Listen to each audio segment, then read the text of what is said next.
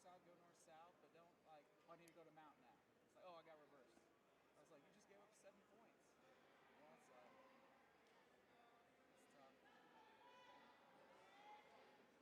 Knowing the rules helps a lot. Because I've seen people throw those sandbags out and then look like idiots. Just like, oh. Yeah, there was we were in, I think Mississippi. Is it running live yet? Mm-hmm.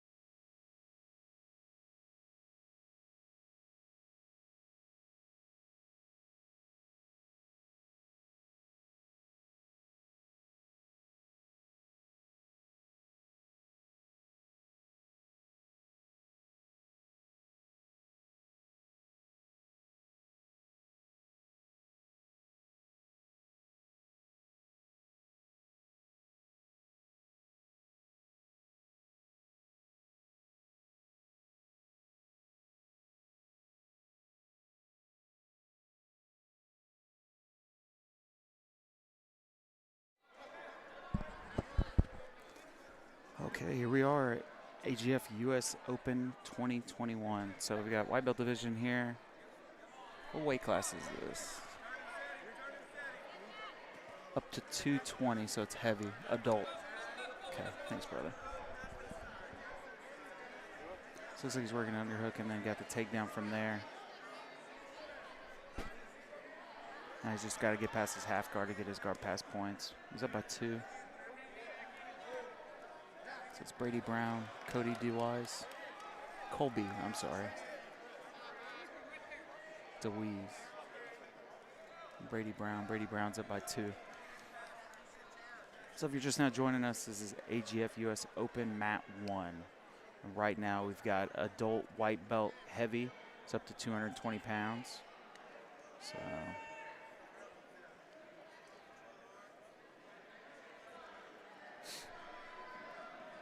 never know what you're going to get in the white belt division. Still new to jiu-jitsu.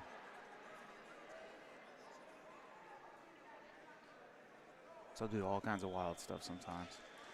So he's reaching for the head. He knows he's like, I don't know if he's trying to can opener or what he's trying to do. Oh, he almost got swept.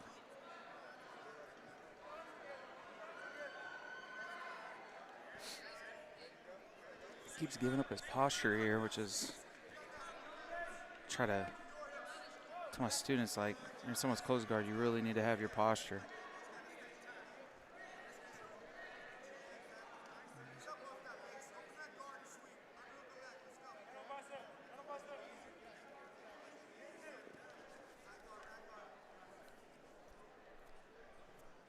A couple times he's postured and the guard's opened. It looks like he's trying to stand up. Oh, he opened the guard. There it is.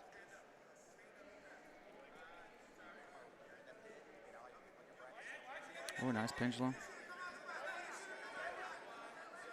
Oh, good attempt. There we go. He's going to be up by 4 if he establishes this.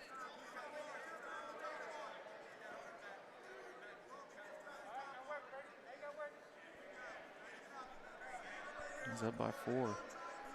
With a minute and a half to go, it's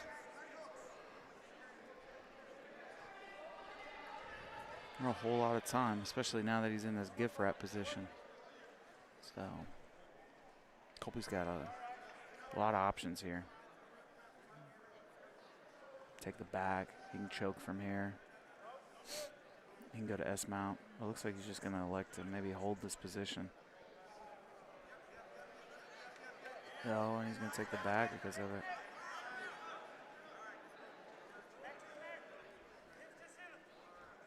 Good job, too, getting his hooks in. Usually forgotten a lot.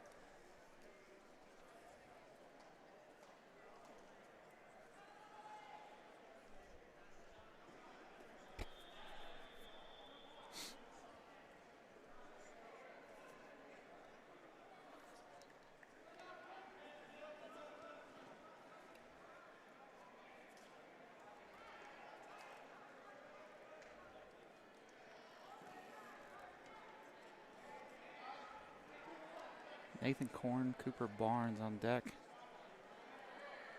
Coming in to 5 minutes of grappling.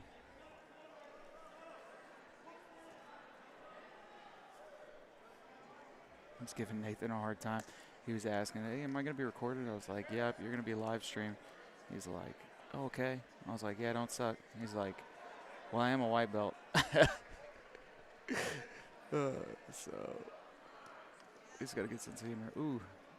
Guard pulling. Oh, nice tripod. Right to close guard, so he gets his 2 points for the sweep.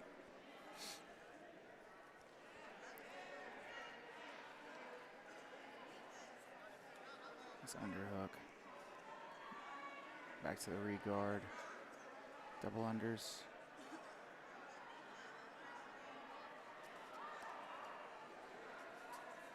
Nice sweep. Right in the half guard. So we got a 2-2. We got it tied up. We need to watch the triangle. Guys, big, tall, and lanky. Got to watch those triangles. I'd say he's lanky. He's not. He's pretty well built. Just tall.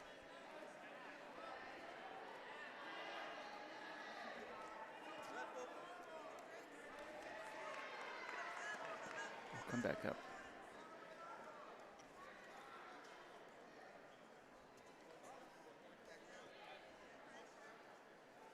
He's got a low single here. He's going to work it. Okay, nice, nice. Get the guard pass too. I'll watch the guillotine.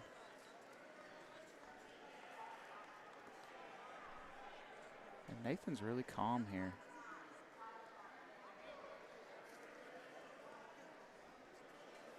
What's he got? Okay, he's just running through. I thought he had a chin strap.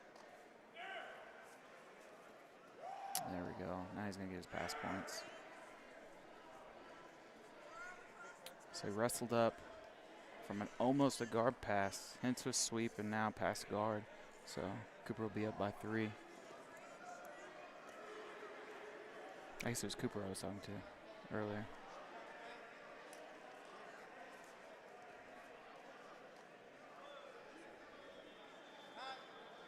Going for some far side arm attacks. He likes to move the mount. He's going to get 4 more points for that.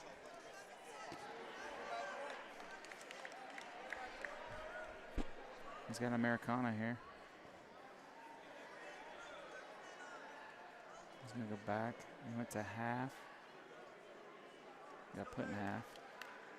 Straight arm lock now. It's one of the first submissions I was taught. Americana, straight arm lock, Kimura. Such a good combination.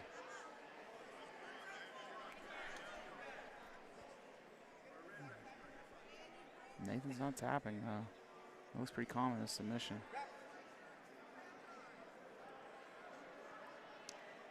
There we go. Gets the submission. Nice job. By 7, gets the submission.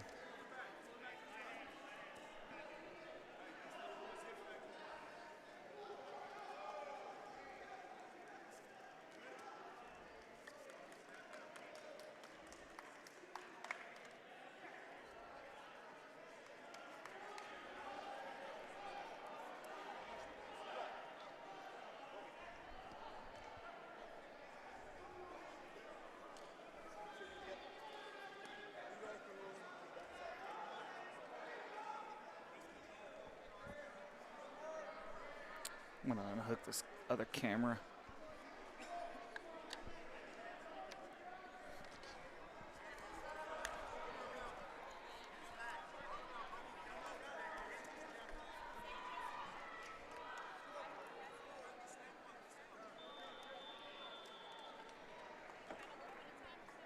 So we got Colby coming back out.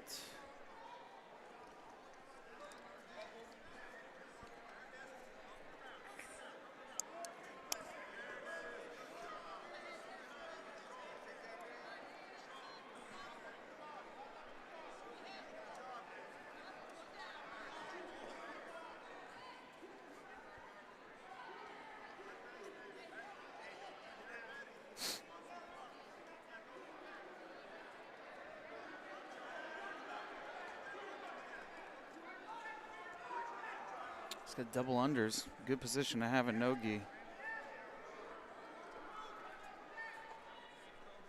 Bad position to be in.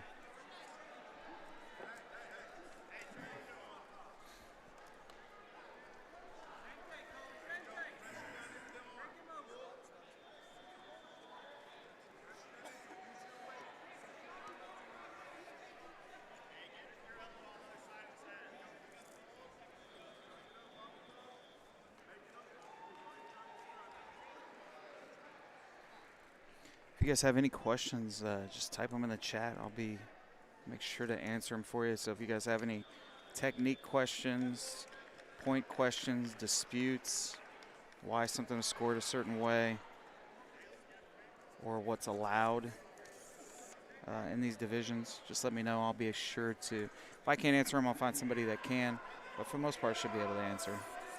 So Levi got the takedown. It's like, he's going for an Americana inside the guard, and he's going to get swept because of that.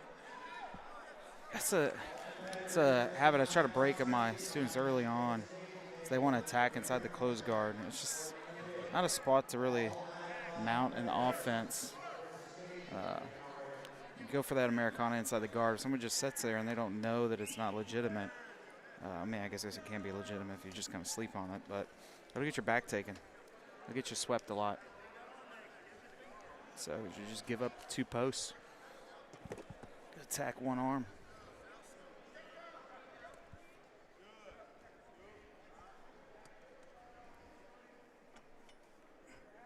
If you're just now joining us, we are on mat 1 of AGF US Open 2021.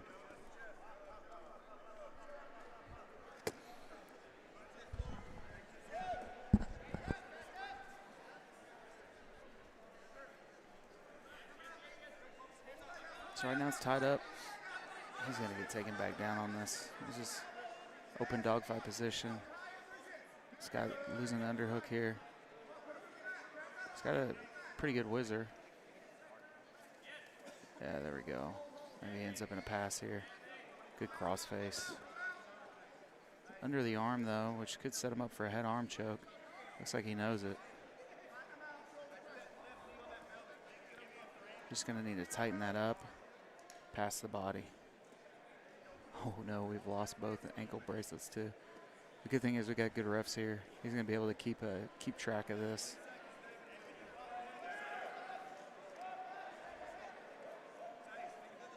He's going to have them reset back to the center and probably put their anklets back on. There we go, yeah.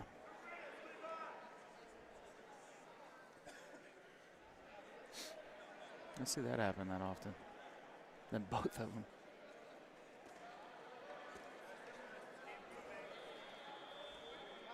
So Levi's on bottom here. Colby's in a north-south position. Good spot to get like a Kimura. If we get to the back.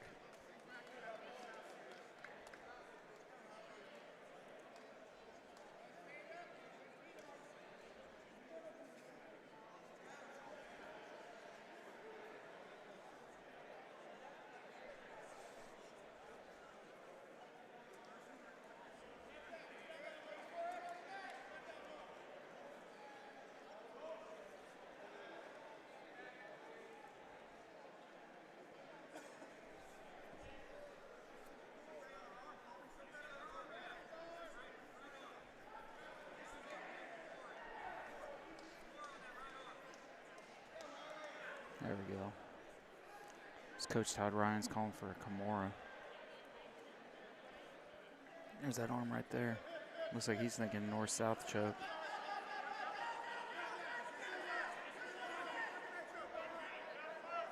He's giving him a stall.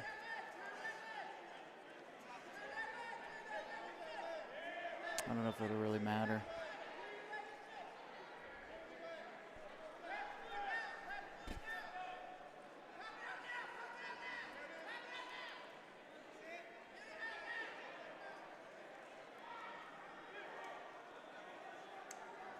He's doing a good job of controlling his top position. Levi needs to use his hips just a little bit more here. Now we move to mount. Now we get a head arm choke. He's got 20 seconds left. Got put back in guard, but looks like he's gonna he can knee cut out of this here. Instead of trying to finish in a mount. Levi's turning red here. Oh, he lets off of it. 8-2. Looks like this is where it's going to end. Colby's going to win by 6. Yeah.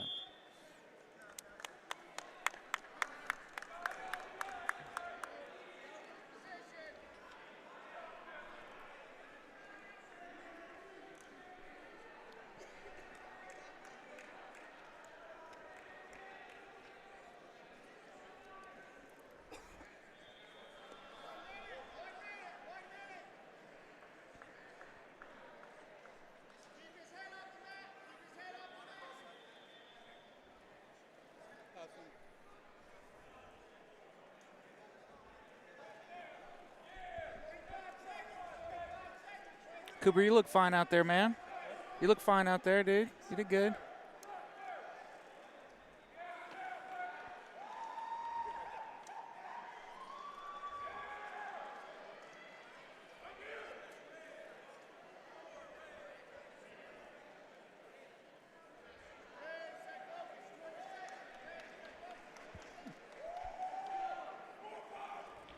So we got Keelan coming in, I think for his first match. I haven't seen him grapple just yet. We got Cooper. I guess Keelan did have a match. Nope, he didn't. He got the bye because of for a DQ. I guess the guy didn't make weight. Oh, good Russian.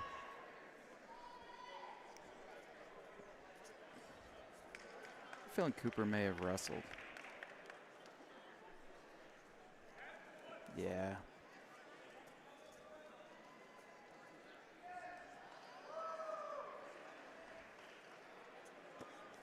Try to dump him.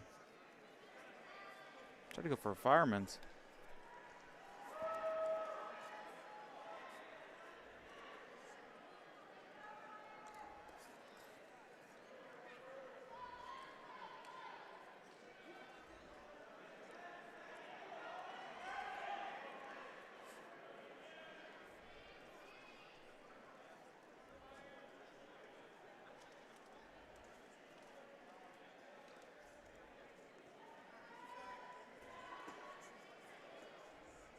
Good hips.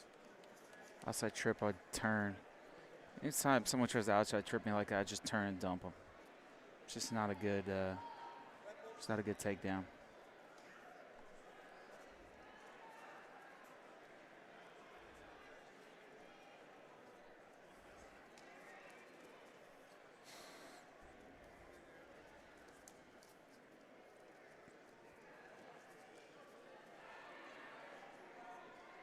Got a lot of head position fighting here.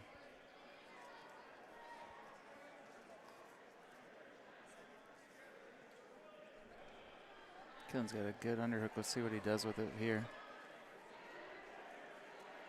Trying to get double unders. Oh, he's going to try to go around to the back. There we go. That's what I was looking for earlier.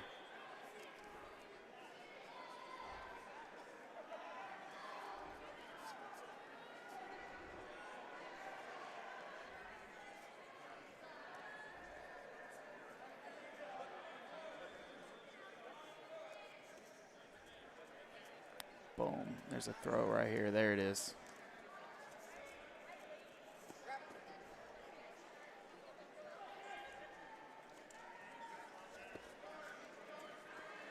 Circle to the outside.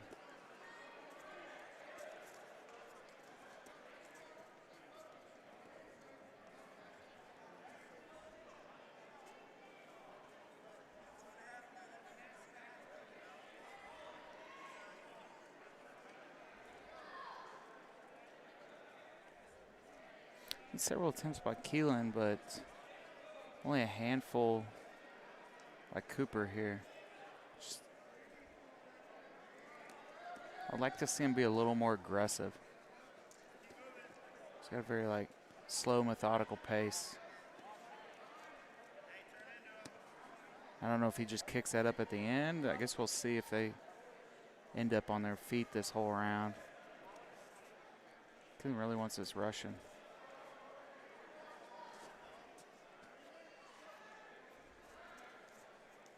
Maybe an inside trip there. He's going to go back to that outside trip again. I almost got him dumped before.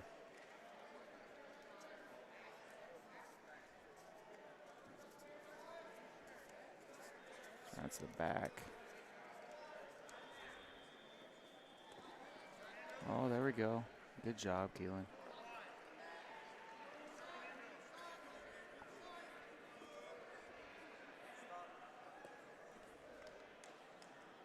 And a lot of times it favors the aggressor.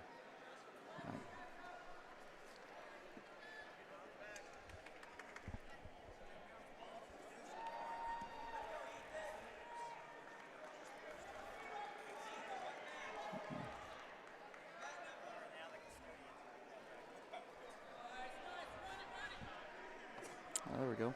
What's up, dude? Oh, you coming in? We got Chris Carlino. Nothing? I can't hear. Can't hear? Which one are you? You're this one. How about now? Can you hear me? Yeah, I can hear you. Okay, I can hear you. Are these volume on or something? Is there an on There's off? not a volume on that. Let's see right there. Technical difficulties. I know. I can hear. I guess that's important. No audio. I can't hear anything. Here, swap me. Hello, hello. Sound like? Oh, this is what it's supposed to sound like. All right.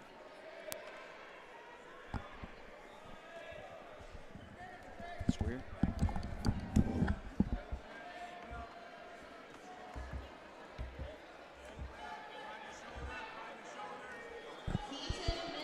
They can hear you.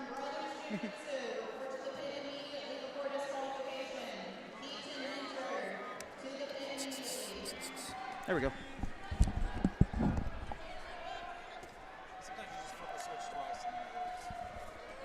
Sometimes you just flip a switch twice and then it works. Yeah. I was going to suggest kicking it. I That mean, always- it's your money. All right. I got a message from Rolly Delgado. Oh, no. Let me see what he said.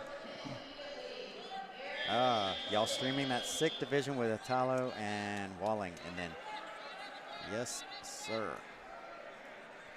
I don't know what time that's supposed to go. I want to say the gi division's like at 4:30 or something for the staging time. And For then- that match? Well, not for that match, but for that division. That's their Okay. staging time. So right now we're ahead by about 15, 20 minutes. Okay. And hopefully by that time we'll be ahead of schedule.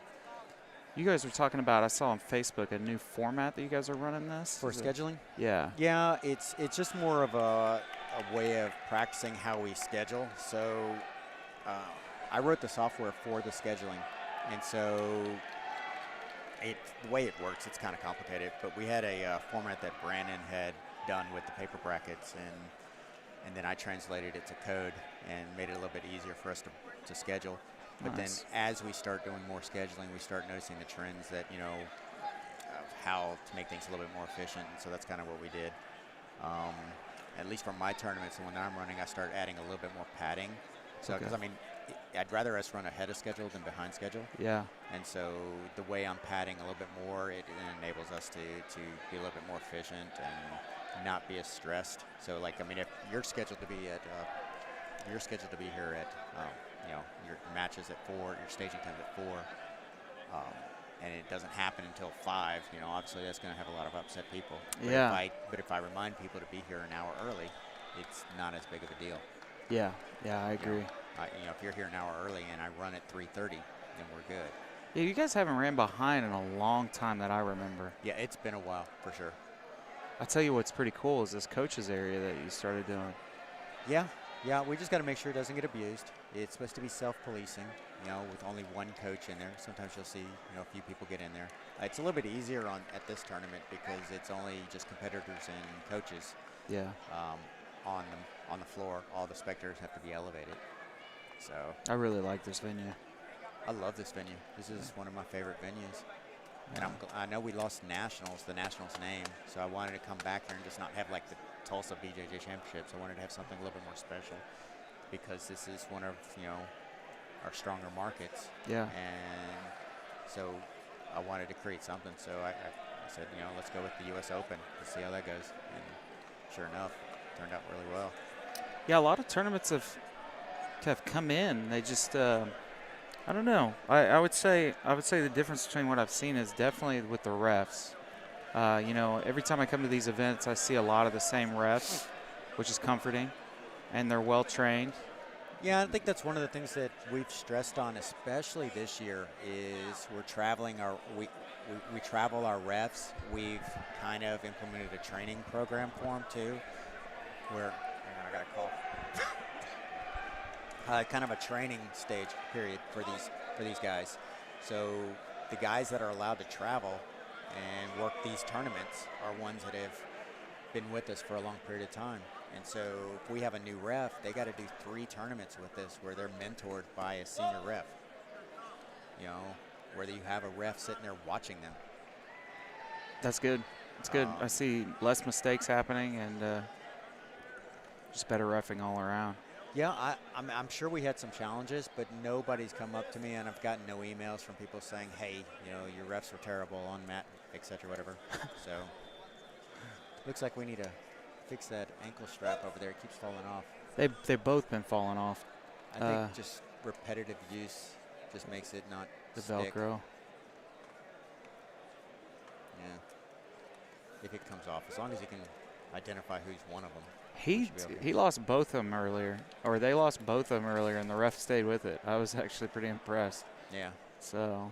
Someone's got to tell Ronaldo that that's probably not going to stay on. Yeah. Oh, it didn't stay on again. Yeah, it came off. He was just standing and just fell off. Oh no. So. I heard someone talking about the new mats. So I heard a competitor talking about it. He's like, hey, are these things new? He's like, man, these are nice. Yeah, they're nice. The Velcro's cool to see. The tape. Yeah, but bye-bye tape. But they fall apart. They get torn up. So at the end of the day, people just want to rip and go home. Yeah. So I've got to go up there and school people on how to properly disconnect my mats so they don't tear them up. I've already had to have them repaired once. Oh, no. And so I got a couple more mats that need some assistance. Okay. So. What do you, so you've been doing this for a while. What do you see as a common mistake for competitors and coaches? What do you see like? Probably one of the bigger things is not knowing the rules. Yeah. Just going in. I mean, I had a parent that emailed me and said, you know, I don't have time to read the rules. Oh gosh. And I was like, you know, that's one of the things I disagree with. You know, that's something that, you know, they were saying that the expectations on them were too high. Yet that they're expected to know the rules. I'm like, that's fine. If you don't know the rules, that's fine. But as long as your coach knows the rules, and he's instructing the students on how to, you know, to use the rules to their success, then we're fine. But if they don't know the rules, then that's a problem. Yeah. So I was in, I don't know where I was last tournament. I can't keep up. But one of the coaches said he doesn't bother with the rules. He only knows IBJJF rules. Why don't we go to IBJJF rules? I'm like, you know, we're not going to follow. We're a bit more progressive with our rule set. And so he said, you know, I'm just not going to learn the rules.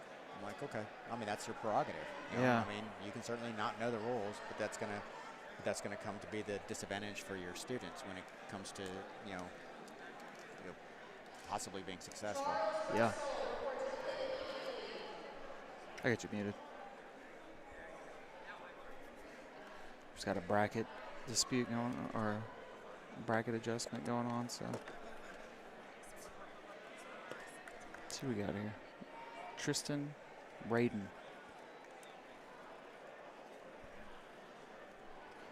Tristan up by 9. So Raiden looks like he's trying to come back here. He's got 2 points now.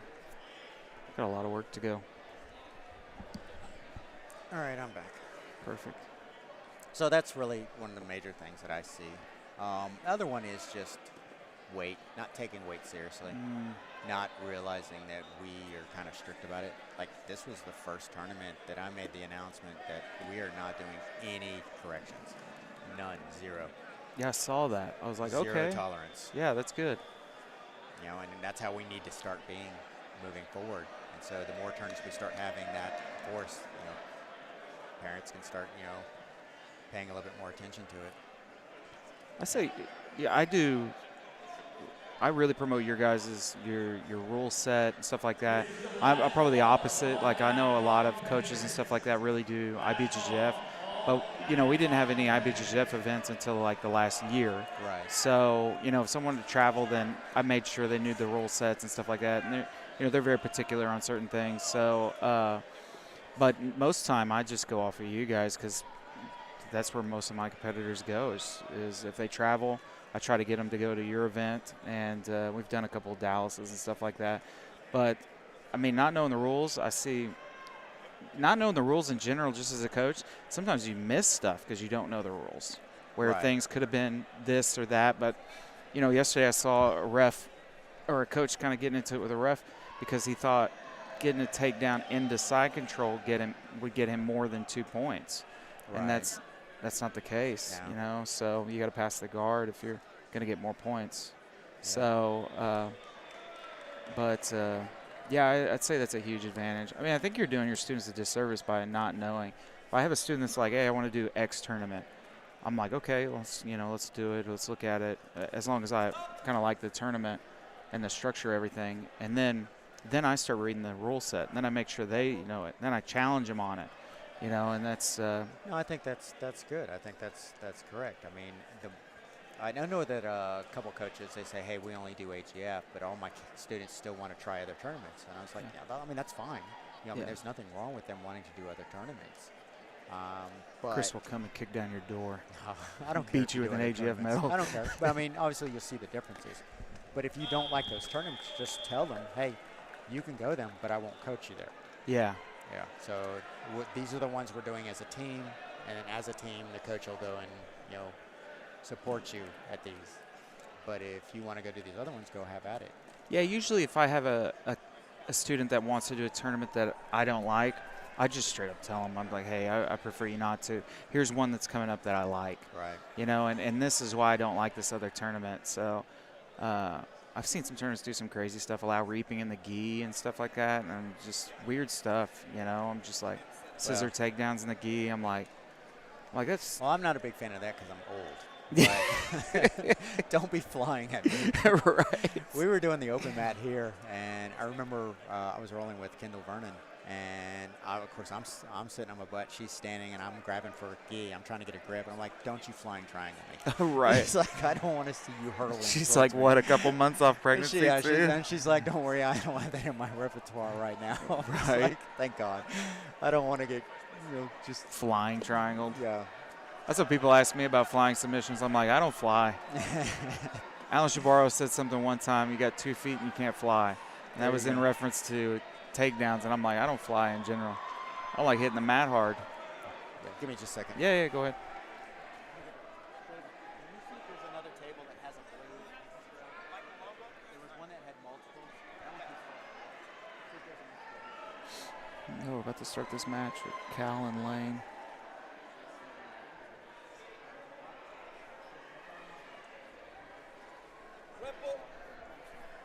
And there we go.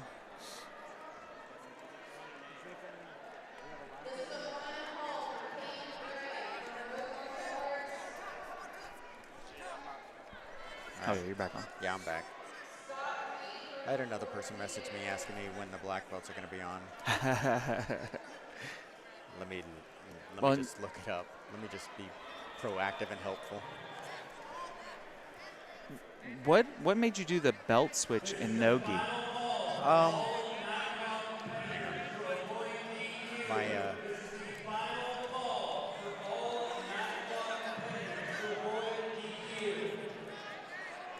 Brandon and I had talked about we want to have a world championship, and it's really hard to have a world championship and saying, hey, I'm a pro world champion or I'm a beginner world champion. Yeah. We figured it would make more sense to have, your belt rank, and it adds that standardization between the two. I mean, I miss our pro division because, like, with us having, so many black belts in those divisions, that may be a product of because it's belt rank now, and so there's less chance of people having to worry about being highlight reels for other people. Yeah. So, I mean, because that's all it takes is, you look at the videos out there, blue belt submits black belt.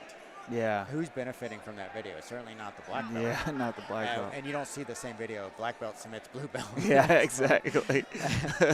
So it's kind of one-sided, and so, there's not supposed to be ego, but who's really going to benefit from that? Yeah. And it's the headline that's the attention grabbing, and the headline is just the fact that somebody did something that shouldn't have happened, or it implies something that you should be embarrassed of.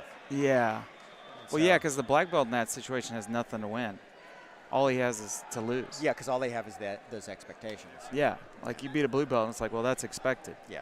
You lose to a blue belt. There's some really good blue belts. Oh, God, there is. That'll just destroy us. It's like. I did a private lesson with Guy Mendez one time. He had Tannen Dalpera as his uke. This was like 5 or 6 years ago. Tannen just won worlds at medium heavy black belt adult, and he literally played with me. I think I rolled 4 or 5 rounds with him. He was a blue belt at the time. I was a pretty new purple belt. We were both the exact same size, so I couldn't say he was bigger or smaller than me. But he You just still can. yeah, exactly. He was like 1 pound heavier than me. It was amazing how much difference that makes. He's so If good. he was my weight. Yeah, right. Yeah, I saw him get out of a bow and arrow yesterday on flow grappling. It was just like that dude's got gills. I don't know how he got out of that. So.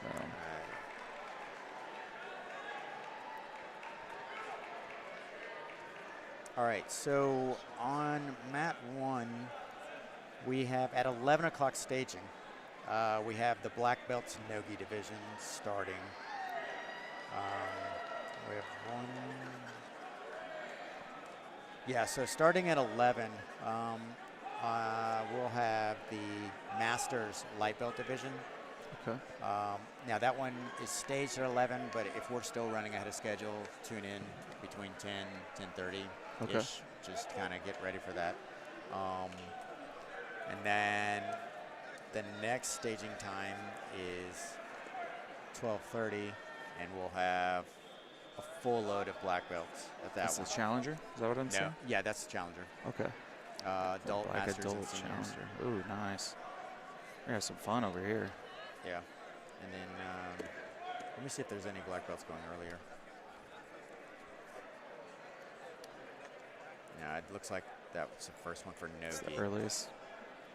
If you care about nogi. I like watching nogi. I do too. I like doing some nogi sometimes, but I like my pajamas. Yeah, pajamas are amazing. All right, so at 3 o'clock, it looks like 3 o'clock staging, which again, if we're running ahead of schedule, then that might be a little bit more challenging to make.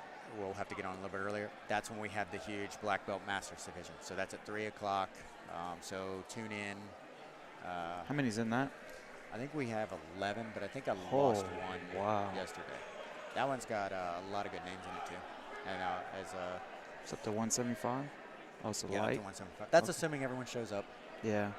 We have a habit of people no showing, so hopefully it's a good division. Who's anyone local in that? Todd Walling's in there. Okay. Omar French. Okay. I think Chris Hutchinson. Okay. In that division, and then we got guys coming in from out of town. Nice. There might be some more. I'm struggling offhand to remember who they are. I can look it up. Those are good names. Let me just look it up. Okay.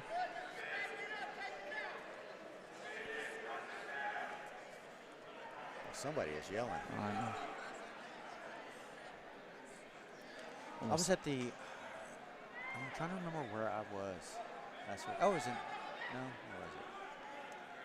It's bugging me. I got to find out where I was last week. Oh, I was in. Was I in Biloxi? Yeah, I think so. I was yeah. in Biloxi last week, and there was this mild-mannered coach talking to me. You know, it's like he was with the kids, and just super nice guy. Really nice guy, actually. Real respectful talking to me. Really, telling the kids, good job, encouraging them when they're down, stuff like that. Then we get to adult nogi, and he is swearing at this guy, calling him a piece of crap, telling him to get the F up, all this stuff. He's like just went pure psycho. And then I'm like, the hell? Yeah. What that switch turned. Yeah. And then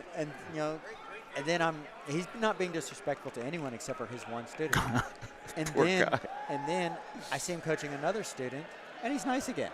I'm like, okay, maybe that guy was like, this is the only way he responds to any type of criticism. Just It's ultimate level of disrespect. I'm like, oh my gosh. I'm like, you yell like that at me, I'm gonna be like, You're gonna have another I'm match. I'm gonna shut down. I was like, I don't respond well to that. Neither do I. All right, what was I doing? You were looking up that bracket. Yeah. See who's in it. That's why I can't ref. That right there is a perfect example why I don't ref. It's like, ooh, a bird.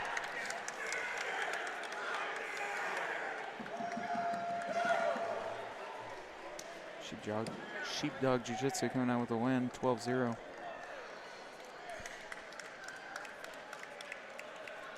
Dude looks jacked. Yeah, he does.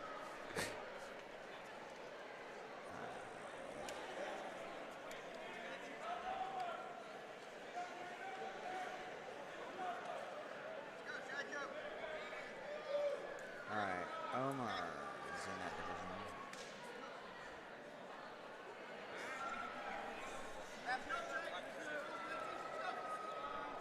Just saw Omar earlier. He came up, talked to me for a minute. Yeah. He's such a nice guy. Yeah, he is. Him and his wife. Oh, yeah.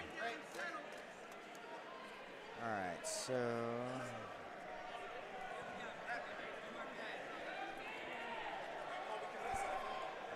All right, so I know we lost one person in that one. All right, so Cody Correa dropped out because he said he got signed for a fight and it's in his contract that he can't do jiu-jitsu matches. Oh, dang. So he's out.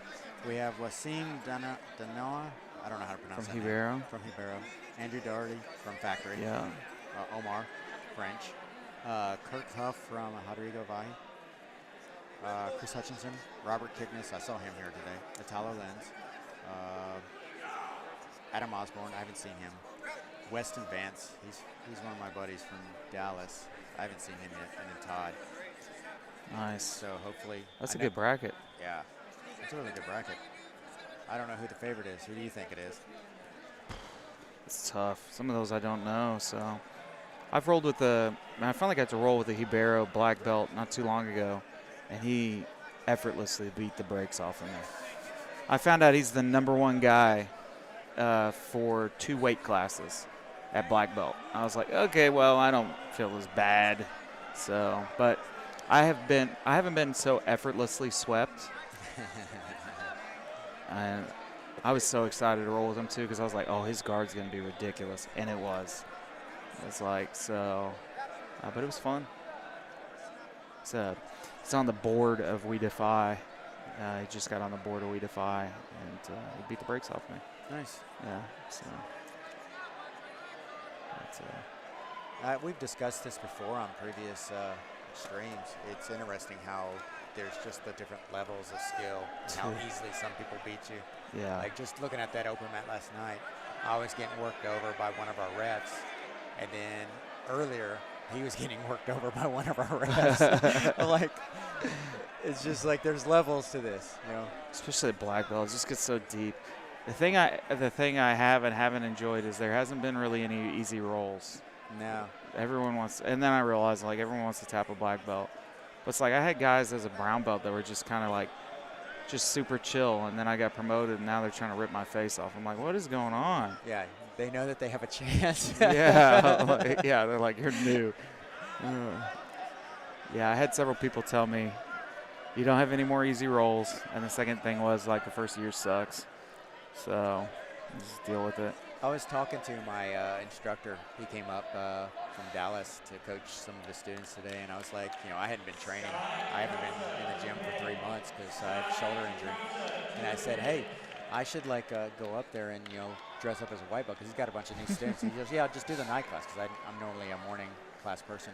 He's like, you should do the night class. And I'm like, okay.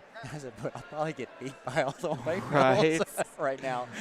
And he's like, so he says, yeah, you just can't show your face again. Show up in a black belt, and they're like, man, that guy sucked. He's a like, terrible white belt, and he's already a black belt. It ain't going to take much for me to get a black belt. Right. You just order that thing on eBay. Yep. Etsy, actually. It's got my name on it. Yeah. Well, yesterday, it was like when we did the open mat, I was surprised. My cardio, I guess because I've learned how to roll and I learned how to conserve my energy. Yeah. I wasn't exhausted. I wasn't out cardio. I was still breathing out my nose. I was still fine. Dang. Just my grips. Oh, my God. Oh, They were shot. Yeah, my fingers hurt and stuff like that. I've taken some time off. I'm like. Yeah. So it's like, I guess, you know, when you're rolling, you're just doing your death grips on the collars and it's just hanging off, you know, for stuff because you don't want to fight to get that back because that's your energy right there. But then after your first roll, you're like, my forearms are dead. Man, being in grappling shape is just completely different. I had to take a couple weeks off, and then I went and trained with the Oklahoma City Police Department. And there were a bunch of savages. Yeah. They're all in phenomenal shape. They all had really good jiu-jitsu. It just was it was fun to just be in a different room and be challenged with every roll, but God, it sucked. I don't know if you know. Do you know who Brian Piccolo is? Yeah, I know the name. So he was there, but he was injured. I was kind of grateful. I've been chunked into oblivion. It wouldn't be anything new, but just wasn't really down for that on that day. But it was also relieving too to know that they had really good jiu-jitsu. No, that's good. So I mean, I look at like just being off for 3 months, what it does to my body and stuff like that. Just imagine guys that haven't trained at all. And so that kind of gives you an idea of the disparity in skill level for someone that's completely untrained, not used to grappling at all. So it's like they're going to get exhausted really quick. Oh, yeah. In a real fight. I've seen it. You know, they don't make it through the warm-up. They're like purple in the warm-up. Yeah. I had a buddy of mine that was a meathead that I tried for years to get into jiu-jitsu. And he came for his first class, and Michael and I literally thought he was going to die in the warm-up. And he was just like, now he's almost a purple belt. I mean, he's been doing it for like 4 or 5 years now, and he's loving it. He lost literally 70 pounds. So. Oh, that's awesome. Yeah, it's been good for him. Well, up until recently, tore his meniscus, but outside of that, it's been great. Been there, done that. I've been actually lucky. I haven't had to have a surgery yet because of jiu-jitsu. I feel like I'm really lucky. 12 years in and not having that. It's like I've had a couple MCL tears, but they were able to repair themselves. Nice. But I think strength and conditioning has been a big help for that. I do no strength and conditioning. Dude, it helps so much. Jiu-jitsu is my. But you're busy, man. Like, when would you do it?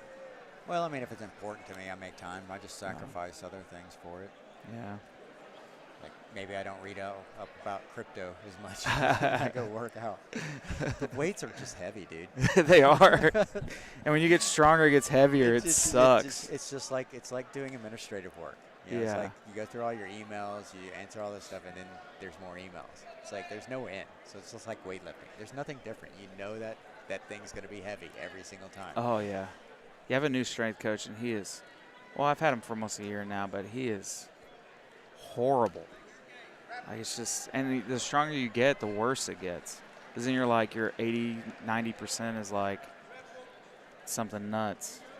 So Cooper here, a guy, blue strap here, earlier, he was like, hey, am I going to be recorded? I was like, yeah, buddy. He's like, oh, okay. And I was like, don't suck. And he's like, well, I am a white belt, so. Ooh, nice little hip toss. He's wrestled before. What gave you that idea? Yeah. Oh, I've been watching him. This is his third match. I've got to see him. He's really calm. He's a nice kind of like slow, methodical game. But he tried to fireman's carry someone earlier and almost got it.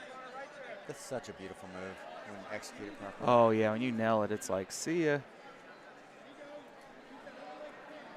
Test and see if that overlay's working. Okay. Oh, it's up right now. Yeah, it's on. Can you refresh? Yeah, here, let me just change this. We just have a few technical difficulties with our overlay. We're working on it. It's probably our programmer. It's probably, yeah. He's just sitting here doing nothing. Doing nothing. Not looking like it. Is it on? Let me do that. Yeah, see if it's on.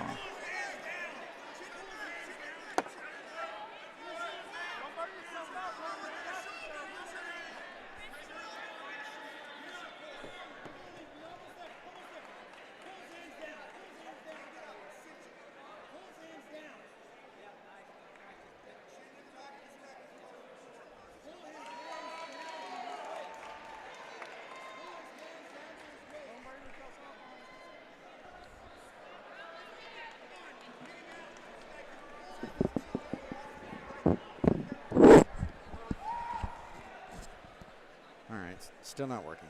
Oh, dang. That thing's nice, too. It's got the names and everything. Yeah. Looks good. What do you think's wrong with it? No telling? No telling. I guess you would know. I got someone helping me look into it right now because it's kind of hard for me to do anything here. I don't have my computer. All I got is my laptop, and it's not set up, so.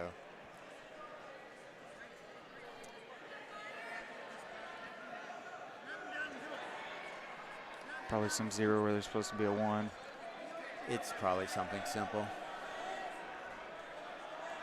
Yeah, I've had to do some light coding since I started all this cybersecurity training, and it's like it's not my favorite thing to do. I don't know how you do it. It depends on the project, really, for me. If it's something that you're passionate about, which obviously AGF is my passion, so it's real exciting to work on things because I'm excited to see how it benefits either, me, my staff, or just the tournament in general. It gets really exciting. And, you wake up early in the morning, the first thing you want to do is go to work on the computer. Yeah. So, but if it's something that you don't care about, it's such a chore. And you just don't have any interest in doing it. Uh-oh, got a guy hurt on that too.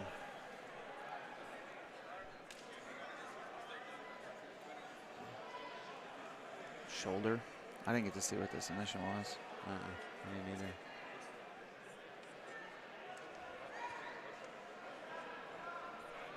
It's such a rarity that it happens too. So I had a student a bit ago that was nervous because the last time she competed she got hurt, and I was like, I've been to so many tournaments and it's rare. Like maybe once, twice a tournament. I don't know. You may see it more than I do, but it's load the link for the overlay on that browser. Let's see. 'Cause that way we can refresh it to see when it pops up.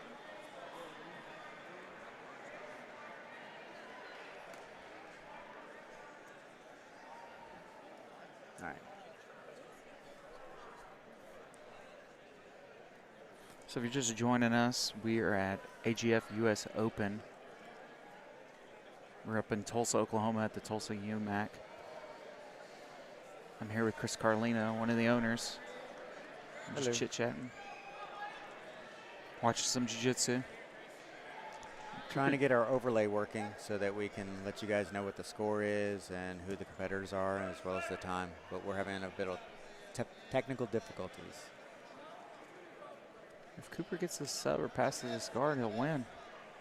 Oh, it's 9-7 Yeah. with red. The guy on the bottom is currently winning. Oh, here we go. Does he? Oh, no. Saved it.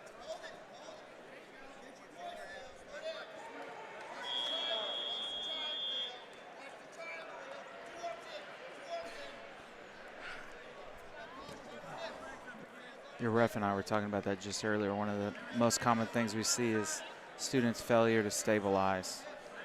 Yeah. They rush something and then lose the position.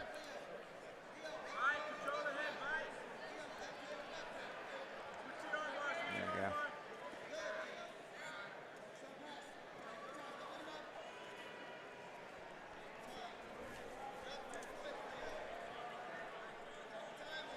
I may need to rethink these Velcro straps because I think when they get washed. Hey, you look good, dude. You fought hard, man. Yeah. Did you wrestle before? Oh, yeah. Where'd you wrestle at? Oh, yeah. What's that? Noble. Noble? Nice. Yeah, I live in Norman. Oh, do you? Yeah, I teach in Norman. Yeah, I wrestled for Bailey, Henning, and Finch. Okay, yeah. Oh, yeah, Finch. I went to school with him. In Lexington? No, he was in, I think he was in Moore at one point in time. So, Good dudes. yeah, I agree. All right, I'm going to take a break, step around, see what's going on with the tournament. Things going. Yeah, go ahead, dude. I'll be back. Okay. Just occasionally refresh. Okay, and just I'll let you know if it pops up.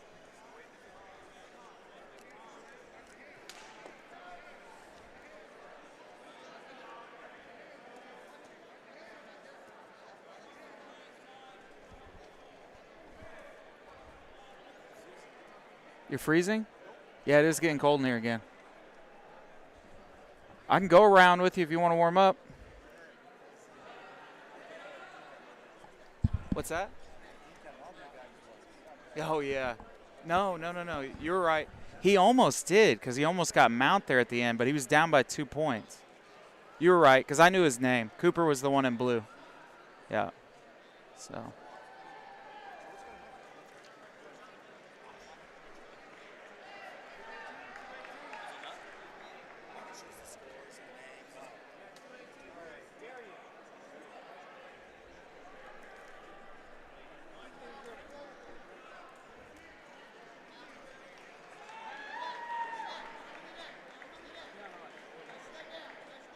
So it looks like we moved down a weight class or two.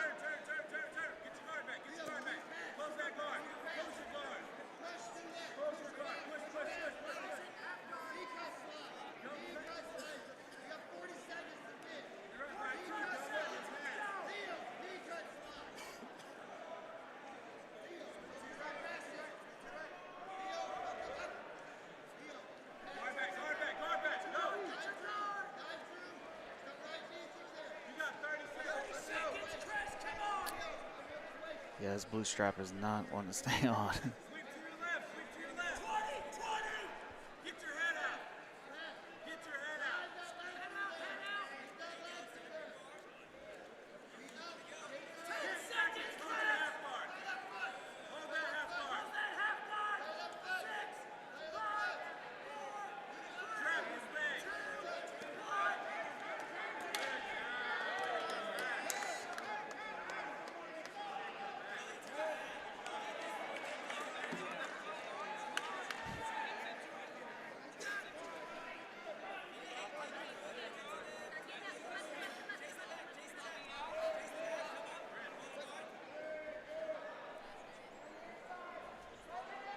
So we got a white adult light up to 175.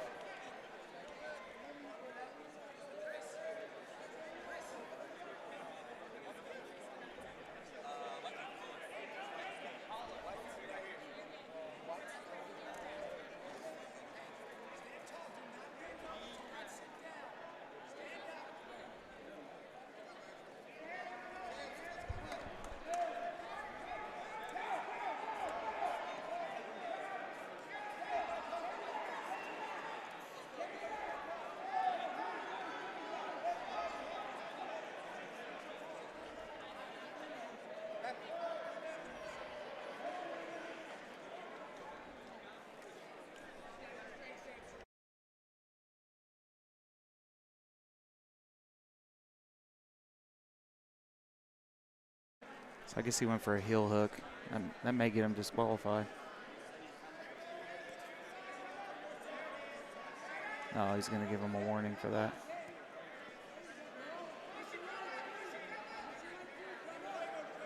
Yeah, I'm pretty sure. Can I see that roll card real quick? Can I see the roll card real quick? I'm pretty sure it's purple belt. And when heel hooks are allowed. Yeah, I'm right. Okay, white and blue belt, no heel hook. Purple belt, brown belt, black belt. You can go for a heel hook.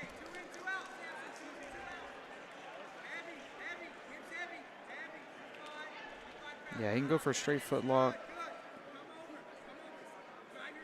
He can go for wrist locks too.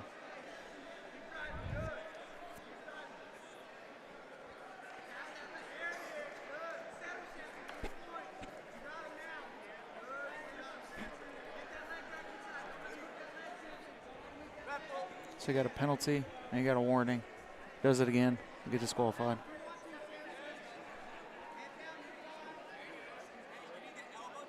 It's good they're giving him an opportunity to continue going. Some tournaments would have disqualified him and just moved on.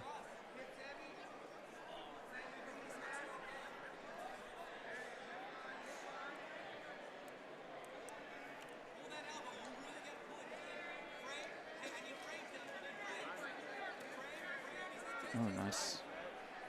He got the knee back in, though.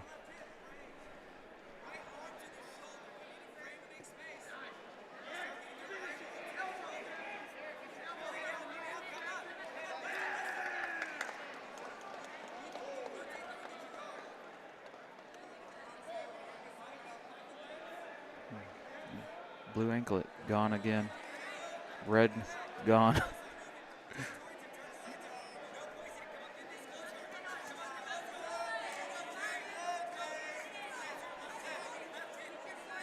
He's got a head arm choke here. He may try to cut the corner here. His head's at, he keeps peeking his head up though. Now he's dropped his head. This choke's gonna get tight pretty quick.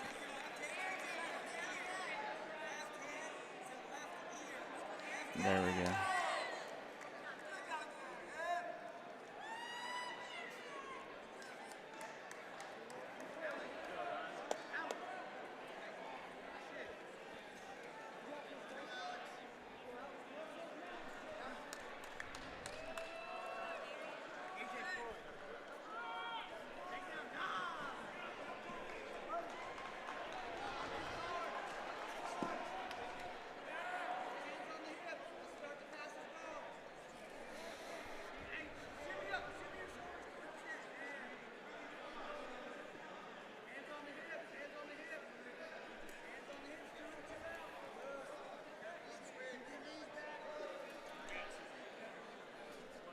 See if this word overlays. So if you're just tuning in now, we've got adult white belt lightweight.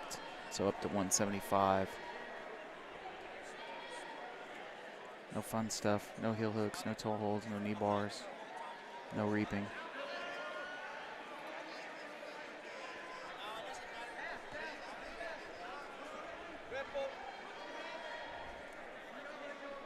Okay, let's see what we got here.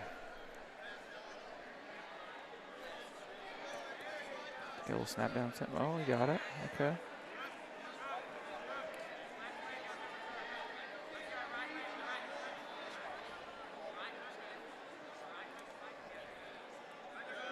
Already harassing the neck. He's going to get his back points here. So he's up by 6 just like that. Get your snap down to back. Just flatten him out. Just kind of pancaked him out, which absolutely sucks.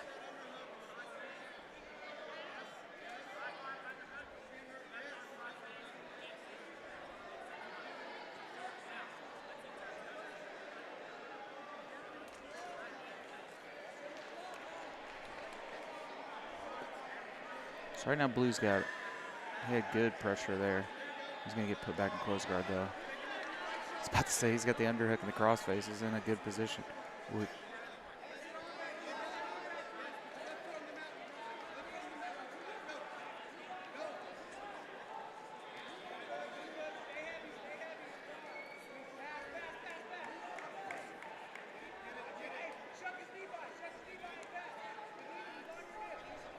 Blue looks good and looks confident on his feet.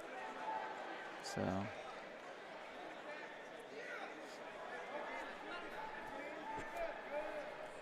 Oh, nice duck under. Oh, but he may. Oh, dang. Good defense.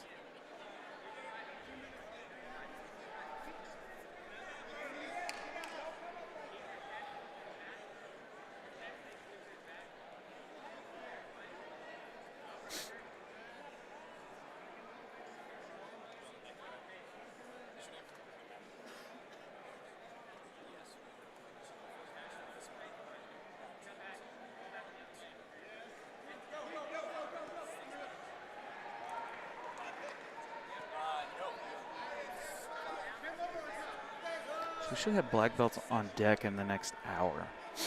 And then we should have them on the mat in the next hour and a half. I mean, we could have them in the next 45 minutes because we are running ahead. Man, he's just flattening them out. That sucks. I feel like that's the worst position in jiu-jitsu. It's getting flattened out.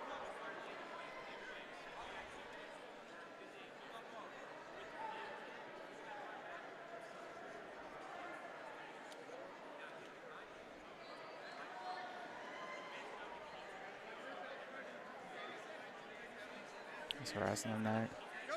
He's got a mandible strangle right now. Just cranking away at the neck. Oof. That sucks.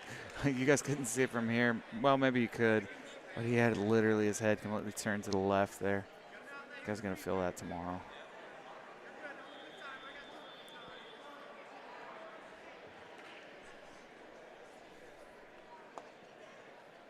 Harassing the neck some more. He's going to throw his hooks in. Flatten him back out. Kind of bar arming him, trying to dig the arm out.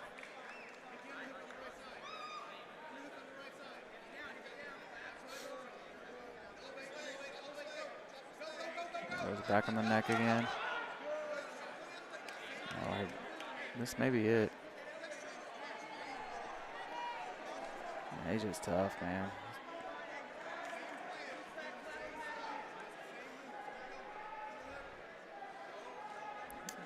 Elijah looking at the clock. He's got a whole minute left here.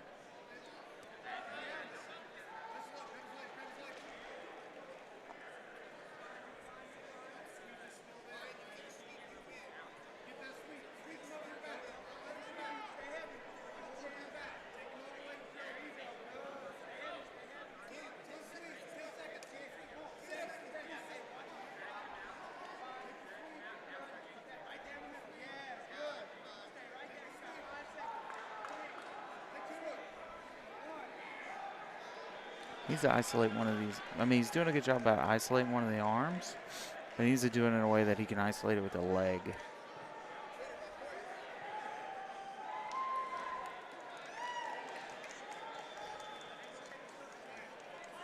He's got the cross face.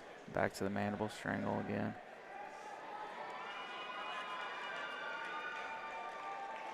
I feel like it's not even really an attempt at a choke. It's just more like a neck crank.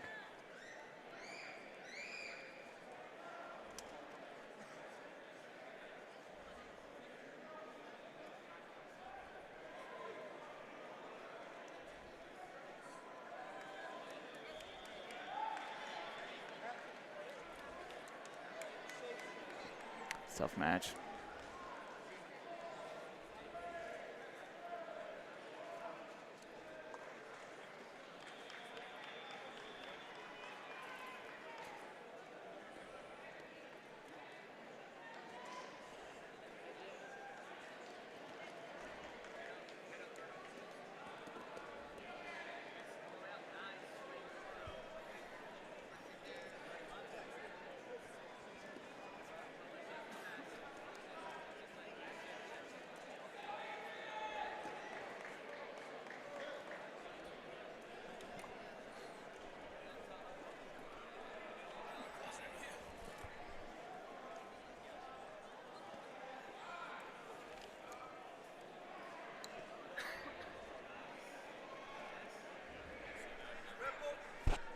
Continue with this bracket here. Lightweight, white, adult.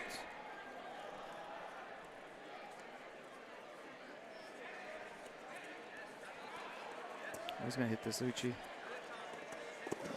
Oh.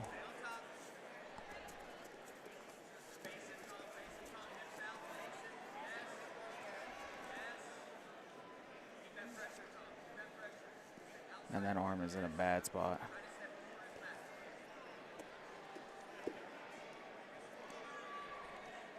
Ref's getting on to him for grabbing the rash card.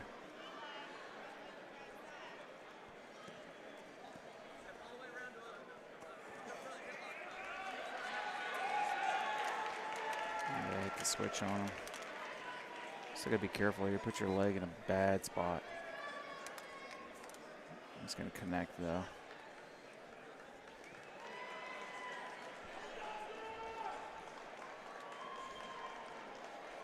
Score 0-0. No one scored yet. Oh, he may score off of this, though. He's got a guillotine, though. Arm and guillotine. He's almost got like a Darce.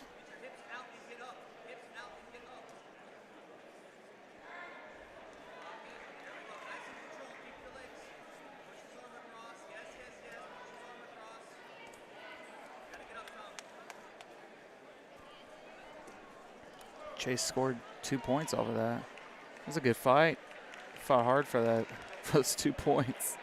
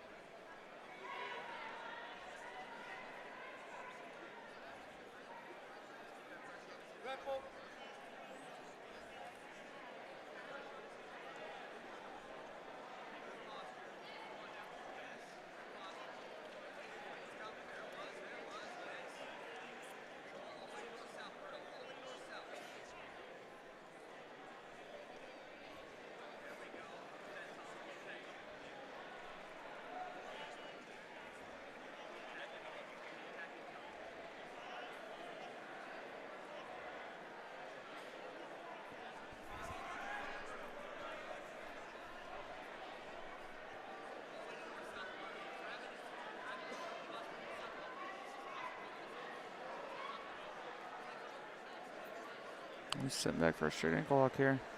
He's going to go belly down with it.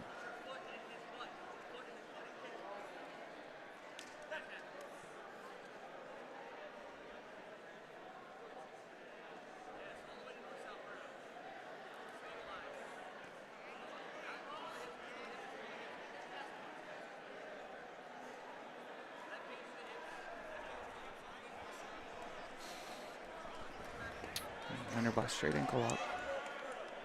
He's up by points too, so that worked out. Just now words are hard. If you're just now tuning in, we're at Tulsa, Oklahoma for the AGF US Open. And you're on mat 1, which is adult lightweight white belt. Yes, we will have black belts on this mat. It'll just be in the next hour or so. Tried to shake his hand, dude. Did a wrist grab.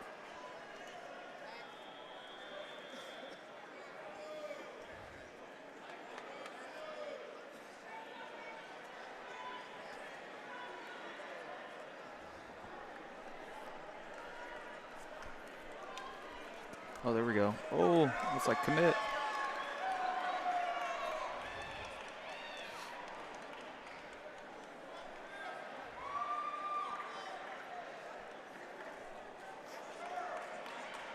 So Ralph scores 2. This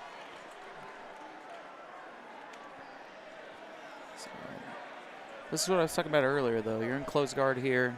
Your opponent needs your posture to sweep you. And then you freely give it up. So you want to make sure that, for the most part, when you're in someone's close guard, you have good posture.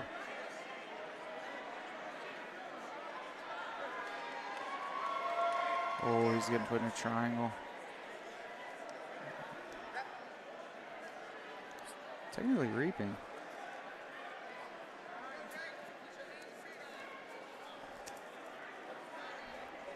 That was a weird position.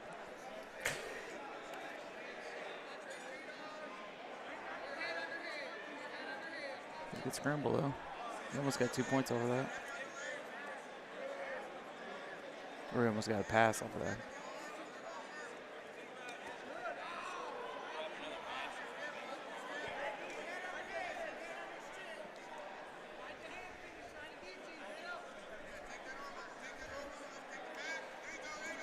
Oh, good pendulum, good pendulum. Will he finish it? Oh. He let that post arm get away from him.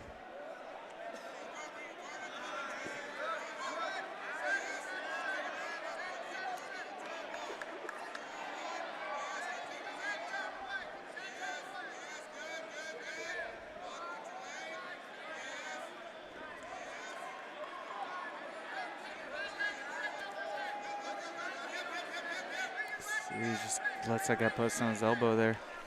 Let's go to the post. That sucks. He's almost hit that sweep twice, that pendulum twice. Now he's looking for the triangle probably.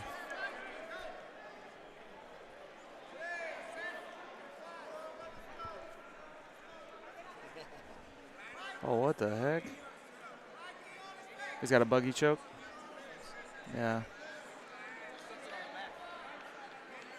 You want to get on the mic, Chris? You want to get on the mic? No? Okay. Are you head reffing today?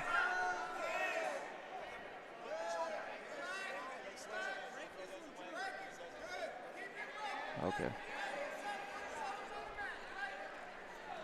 Just that overlay. Yeah.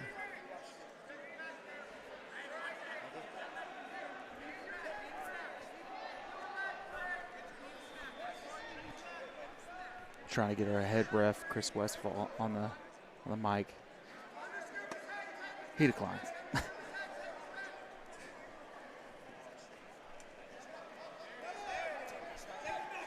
So right now the ref and the head ref are talking about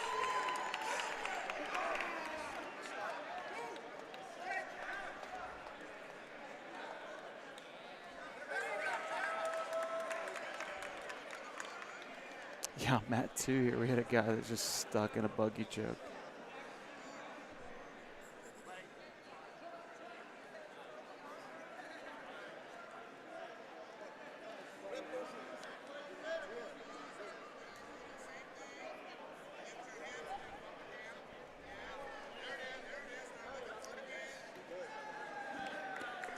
See there, you see, he keeps letting go of the arm. Well, he's like 80, 90% swept.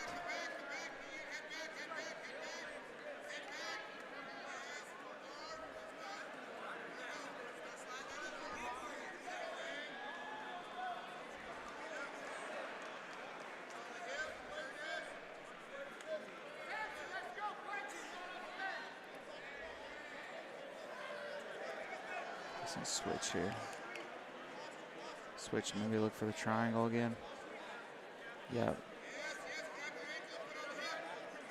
Oh, he's going for a modified Americana.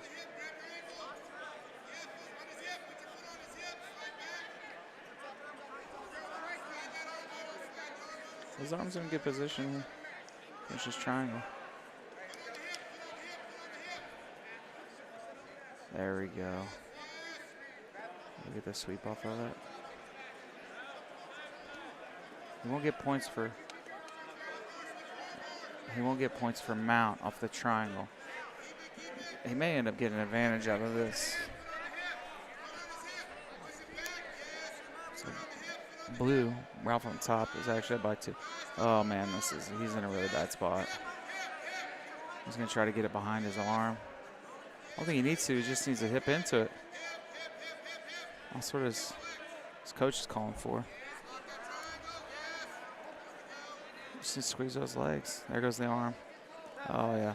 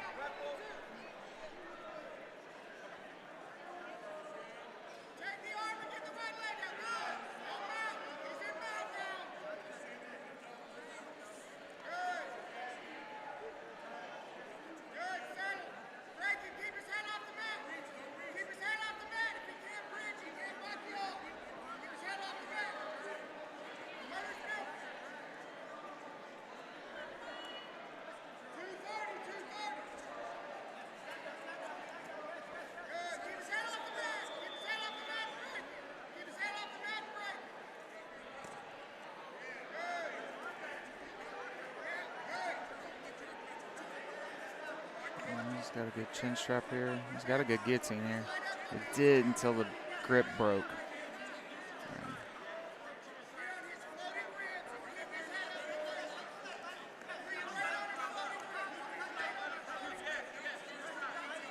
Try to Sotogari off of that guillotine. Man, it's going to be hard to get the power to finish that.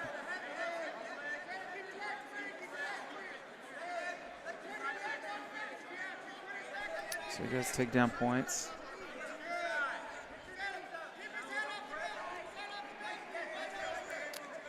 Kennan didn't have a guard established, so Lane didn't get past points. So there's no points for side control.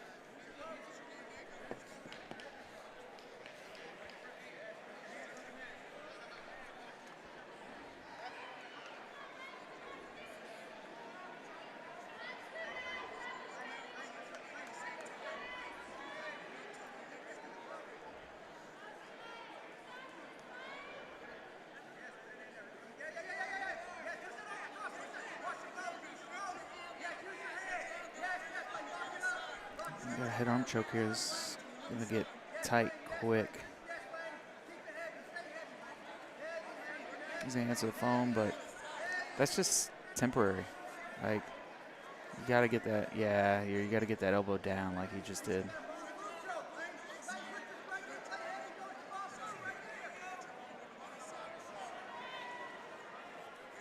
Nice job escaping. Tough position.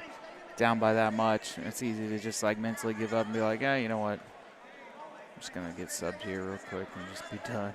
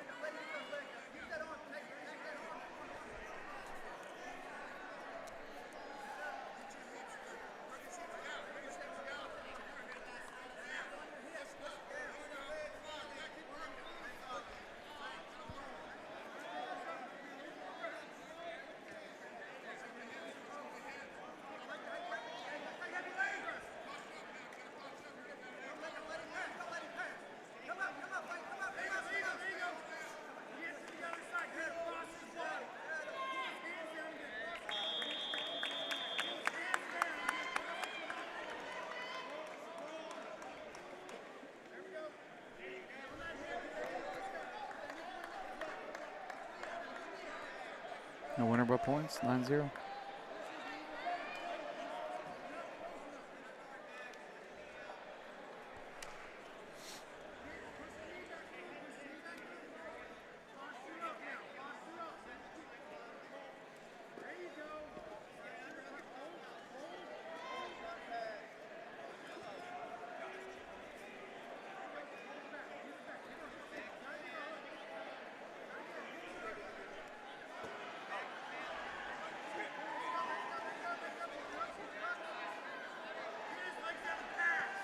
Who's commentating? Come on, Doug. You know who this is. It's me, Marshall. So I did have Chris up here earlier. I know you want to tell me I'm doing a good job. It's all right.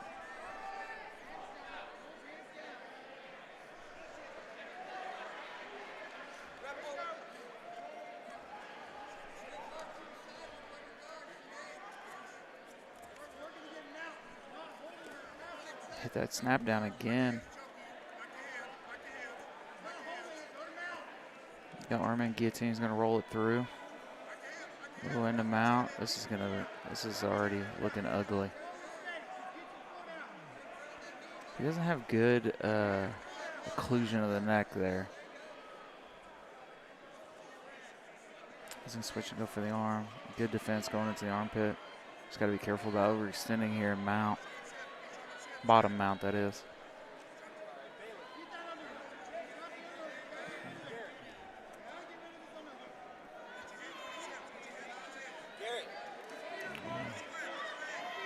Got to go for a sloppy armbar. You got to watch out for that.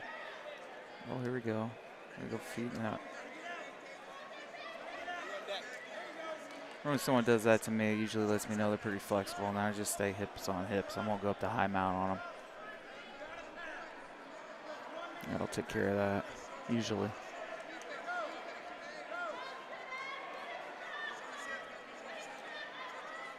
He's working on a head arm choke here. You guys can kind of see it from your perspective.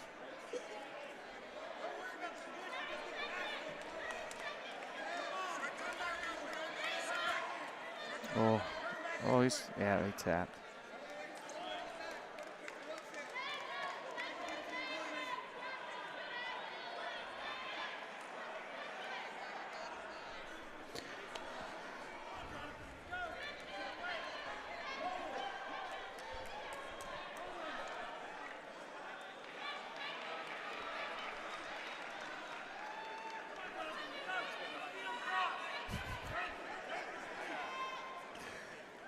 We got Luke Woodard over in the corner giving me baseball call-outs.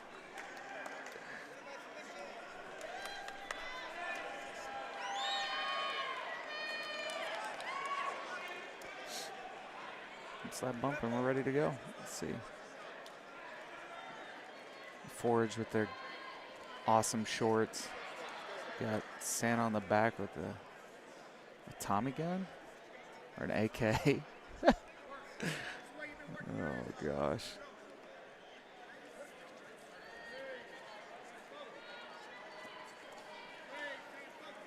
Oh. Popped up for that guillotine. You guys can't really see right now, but there's kind of a scramble going on. He's still holding on to that guillotine. Oh, he went to the buggy.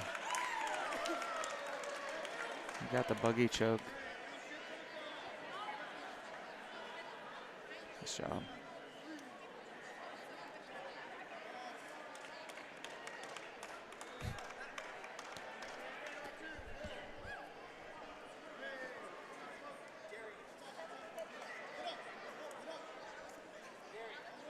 Choke's so sneaky.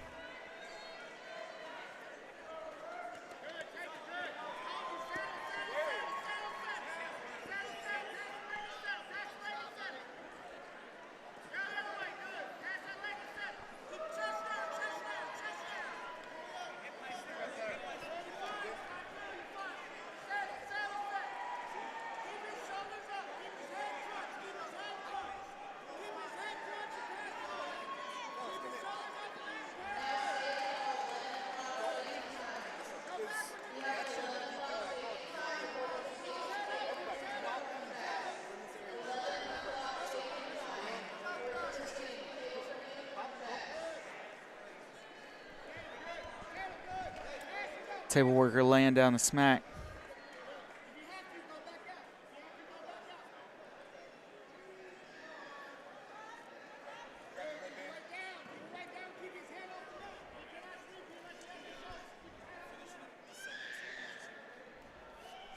So we're getting close to having this division taken care of.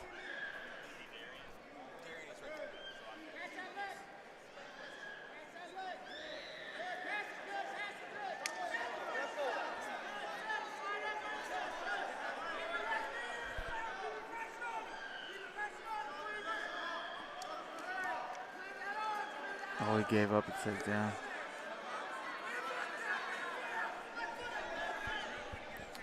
Man, it's crazy how much, like, just unhinging your hips can just finish a takedown.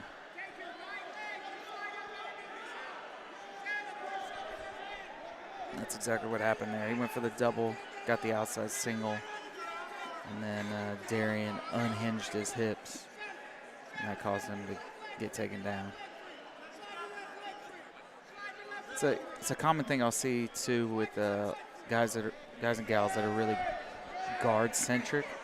Is someone gets a hold of their leg and they think, well, I'll just go to guard. And the problem with that is you just concede the takedown. You're not actually pulling guard. You're actually conceding to the takedown.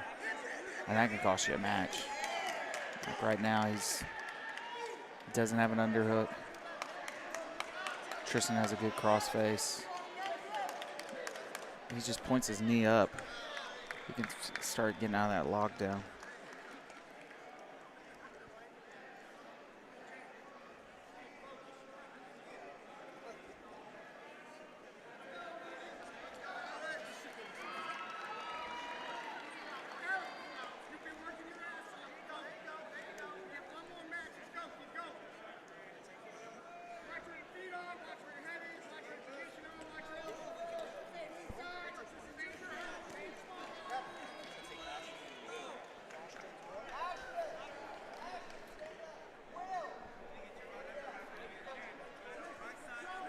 They're splitting up this bracket to try to get through it since it's such a big bracket.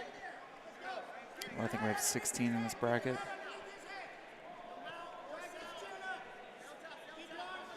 So Tristan got the guard pass. He's up by 5 now.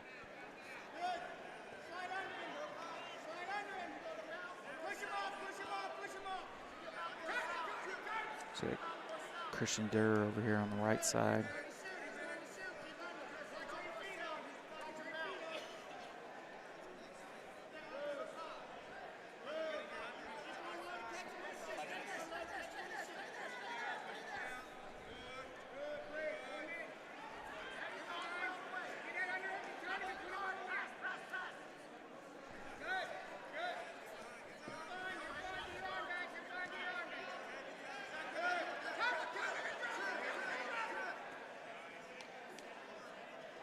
So he lost a contact.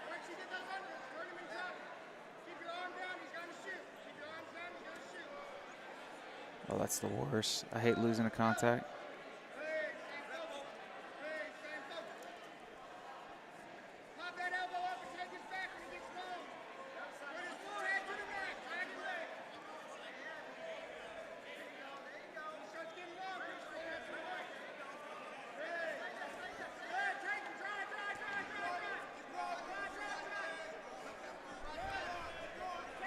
Tristan's going to get another 3 points for another guard pass.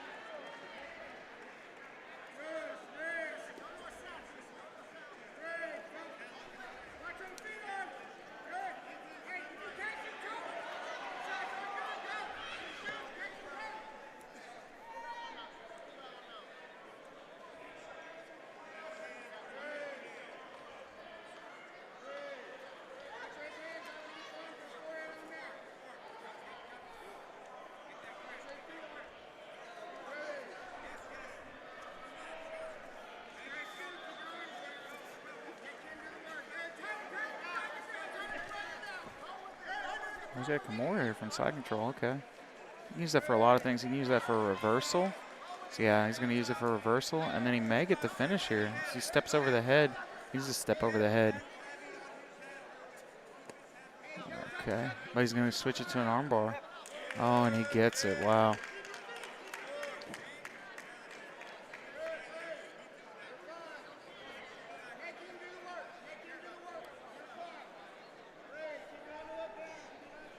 Way to come back. 37 seconds left. Down by 10. Gets the sub.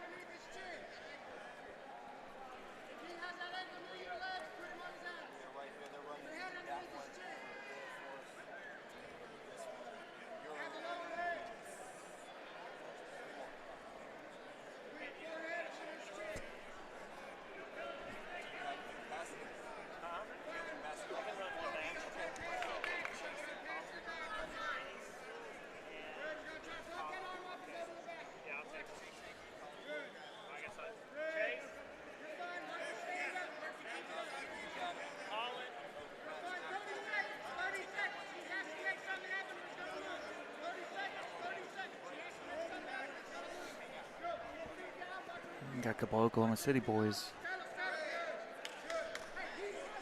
So we got Juan from AMA, Academy of Martial Arts, and Elijah from, like I said, be Killer Bees, either that or Combat Base, OKC. I'm drawing a blank for some reason. Outsiders.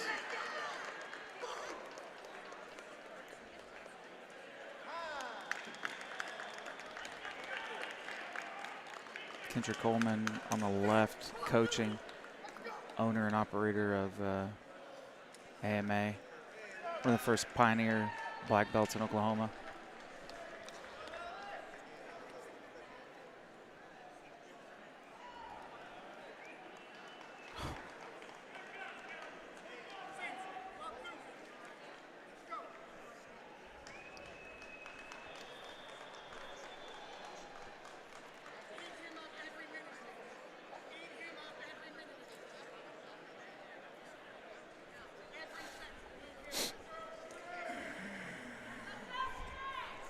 What's up, dude? Welcome back. What'd I miss? A buggy choke. Oh, nice. Yeah.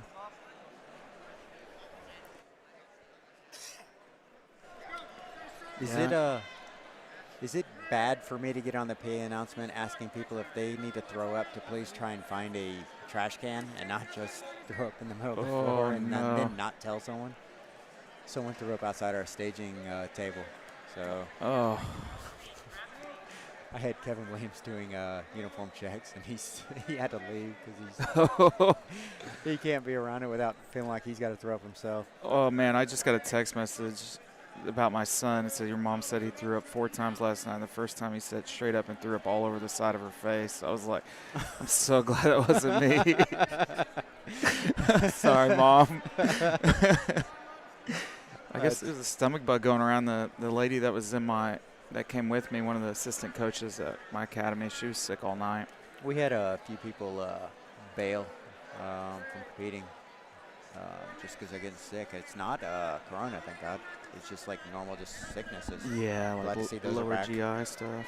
Glad to see people are getting sick from normal stuff. Right.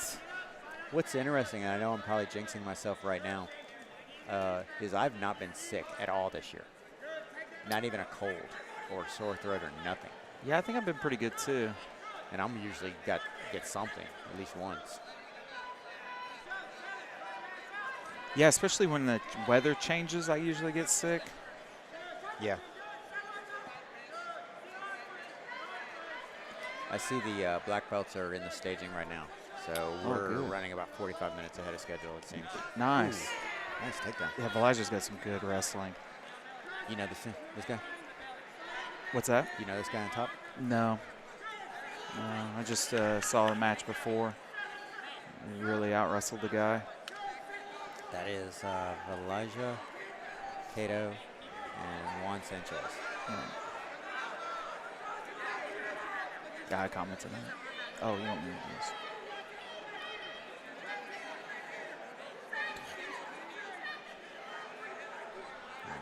Oh, what somebody say on the stream? Asking who was commentating. Oh, did you answer? Mm-hmm. Oh, okay. It's Doug. Oh, hey, Doug and Doug. I've trained clinched together before in the past. It's been a while.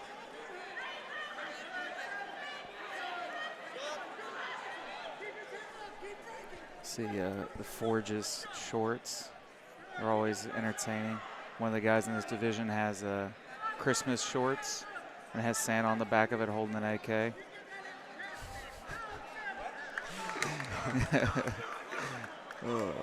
Luke Woodard, the funny thing is the rash guard that they have that they designed for Luke, they did something pretty crazy and they didn't even let Luke know that they were doing it. So they just show up in his rash guard.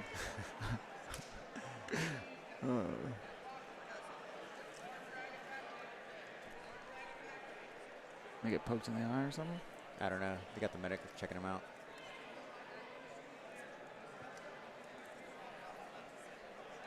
These are two Oklahoma City guys. That's what I was saying earlier.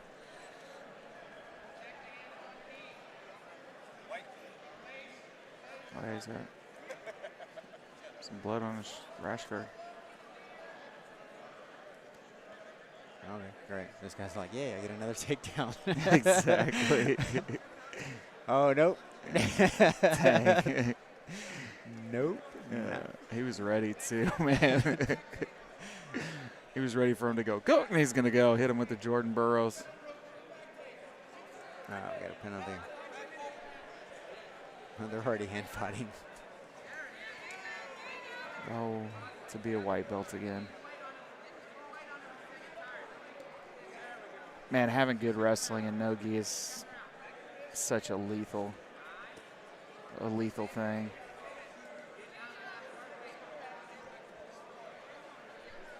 I'm sorry, I was zoning. You're okay. What'd you say? I was saying just having good wrestling in no-gi is just so lethal. Oh, yeah. They didn't offer wrestling in high school when I was growing up. I would have loved that. Wouldn't have loved the singlet, but I couldn't. That's what I couldn't get over is the singlet. I don't think I could have handled that. No, my mom even suggested at one point in time, and I was like, man, I got to wear that thing. I'm already getting picked on enough. She suggested the singlet or suggested No, wrestling? wrestling. Yeah. I think you'd look good in the singlet. You should just walk around in that. God. Yeah, just wear that. You won't get bullied. Not at all. No, maybe if you were in wrestling, you won't get bullied. But if you're just wearing the singlet just for leisure wear, that might be a problem. I was small, too. I was like 130. It's tiny. Just a string bean. That's what I was when I started jiu-jitsu, too. Just tiny. On mat 2, we got some factory boys going against each other. I guess they're just not going to coach each other or have coaches. Nice. They always have some game competitors. They're tough. Yeah, they are tough. I visited that gym a while back and did some training there. It was rough. Yeah. It looks like Elijah won 11-0. That's what he kind of won last time. Dude, he had a nasty RNC attempt on the last guy. Guy's head was all the way cranked over his shoulder. I was like, oh, that guy's going to feel that. And he's pancaked out. Oh, that's rough. Yeah. So table workers have been helping him with this bracket. This bracket's huge. Yeah, we got some big brackets. We got a 32-man white belt bracket on mat 11 today. Nice. I don't know how many's in this one. It's how many's in this bracket? Don't interrupt him while he's working. Yeah, I know. Probably at least 16, 20, something like that. Yeah. I don't know. Something like that.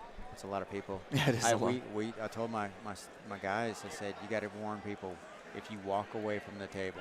When I call your name, if you don't answer like right away, we're gonna DQ you. We can't afford to sit here and get on the PA system and hunt you down. Right. So we got who's on deck? Who's on deck right now? Lane and Tristan. So we got Lane Hines, Tristan Morris. That's in the mat. Who do we have waiting? Lane is with the blue wrist. Who's going next? Ankles. Michael Longo. and Gary Kilpatrick.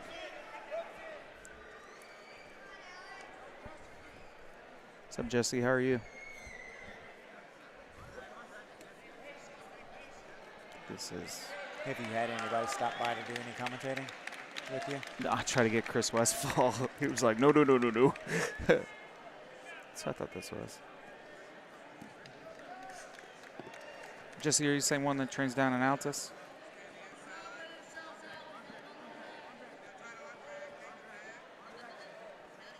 Oh, he's grabbing fingers.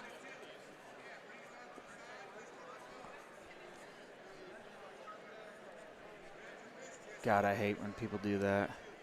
Grab my damn fingers. I'm like, are you serious? I have this like mixed bag of emotions when people do that. It's like, should I just throttle them right now, or do I need to warn them? I'm like, I'm gonna warn them. If they do it again, then I'll throttle them. I'm at that point where everything just hurts. Just gotta warn 'em. How old are you again, Chris? I'm 49. I'll be 50. Are you really? Yeah. Wow, you look great for 49, buddy. Thank you. You move good, too, even though everything hurts. Last time we rolled, I don't know what you're dealing with now. Oh, it's worse. Everything hurts. Yeah, I'm not looking forward to that. I just turned 36, and I'm like, man. Yeah. I started when I was 36. You did, really? Yeah, I think so. In March, I'll be 14 years in. So. Okay. Yeah, I'm not far behind you then. In March, I'll be 13 years in. Started about the same time. It's a lot of wear and tear. It's such a rough sport, man. There's nothing gentle about it. No. There's nothing gentle about it. No. I can't sit there and convince people, hey, do jiu-jitsu because it's healthy, and they see me walking around with all just hobbling. all stiff in the joints. Hey, Chris, why can't you touch your shoulder? Yeah. You stop walking like the Tin Man without oil? Like, no. Kids went smooth yesterday, man. They did. We ended up being about an hour, a little bit over an hour ahead of schedule on that one. I think we're already 45 minutes ahead of schedule here. We just got to be mindful at this point that, you know, we got to give people that came an hour early, you know, we don't want to go too fast. Oh. Yeah, they're calling 12 o'clocks, and, you know, we're doing 11 or 12? 10:23, yeah. I don't know. What time did he say? Wish I was competing, yes. Next OKC event, I'll be there. Awesome, man. Hey, Jesse, this is Marshall Troy. That's why I asked. And we got Chris Carlino here. What's up, Jesse? I didn't know Altus had a 10th planet. Yes, only maybe one I in did. Oklahoma. It's Oh, is that the who's the instructor on that? What's Jason Greer. did he just get his He black belt? just got his brown belt. Brown belt. Okay. He's been- Somebody got their black belt just recently from 10th planet. I can't remember the name. I'm not gonna even. I try. saw it I on. suck at names. I saw it, but I can't remember who it was. I recognize faces, and I'm really good with faces. Dude, Jason had this 10th Planet camp one time where it was like all the top 10th Planet instructors. It was crazy. I got to go down there and train with Eddie Bravo, and that was a hilarious time, to be honest with you. I don't remember exactly what we learned at all, but I just remember laughing a lot. It was worth it. He said one point in time, he said, if anyone ever breaks into your house, pull De La Riva guard because you know they don't train jiu-jitsu.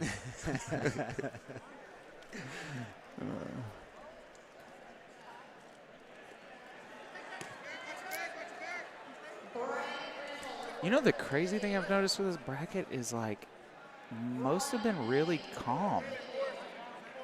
That's good. Yeah, I don't know what it attributes to that, but I haven't seen anyone, like, freaking out. You know, give it some time. Give it some time. Someone will go for a flying armbar and knock still themselves early. unconscious.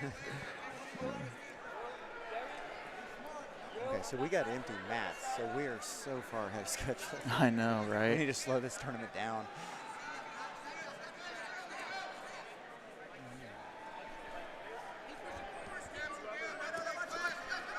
Hey, next time you hit a buggy choke, you got to be in the center, man. I missed it on the. That was a Jesus Oh, is that what it was? Okay, yeah.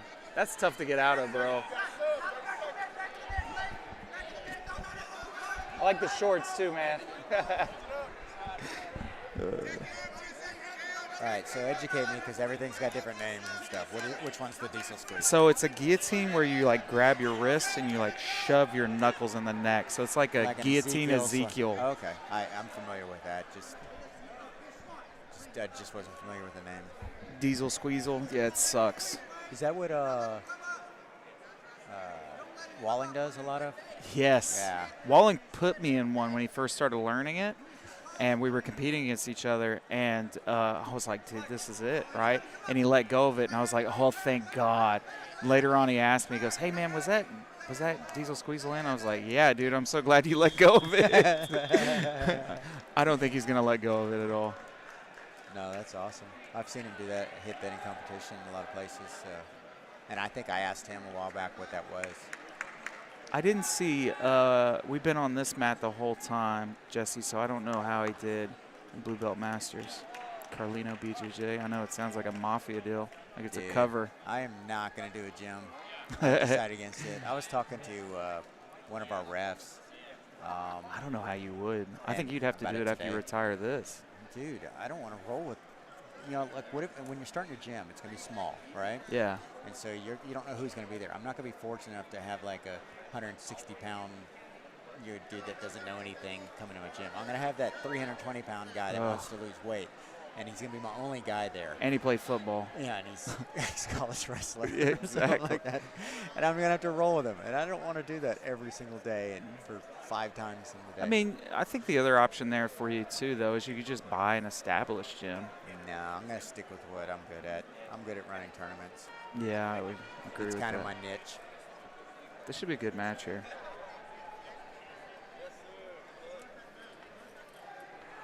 So.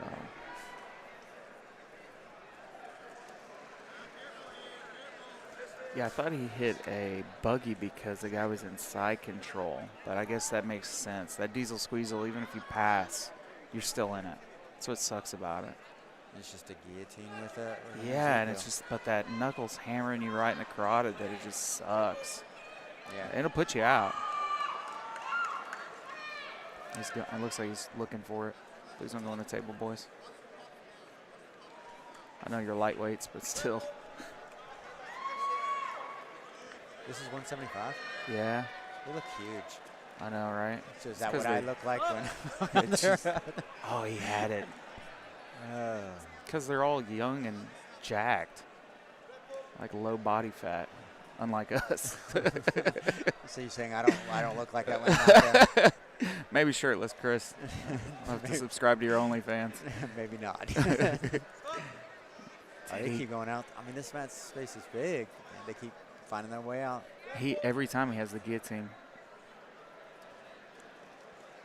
he's looking for it. He's already by that edge. He just needs to turn. That's tough, man. I have to put up cones for my competitors and just be like, hey, look, you guys are going to have to keep it in. You're going to have to learn to keep it inside this. You know, if they would learn to pull guard like me, we wouldn't have this problem. Ooh. I don't discourage it, but I definitely don't promote it heavily. Oh, he got it. Dang, that was sneaky. And the Forge guys have a really tough room. I feel bad. This guy's just a white belt. They've got some tough guys in that academy. There we go. He got the tap. Nice. He had a good run too, man. Was that finals or was that to get into semis? Let me see. I think that's, yeah, getting into semifinals. Nice. Well done. Wonder how many matches he's had. 5? 3. I think that was his third one. That was his second. That's his third. Okay. You just don't know how deep this bracket is. If he had a bye or. I think he had a bye. I'm pretty sure someone got DQ'd.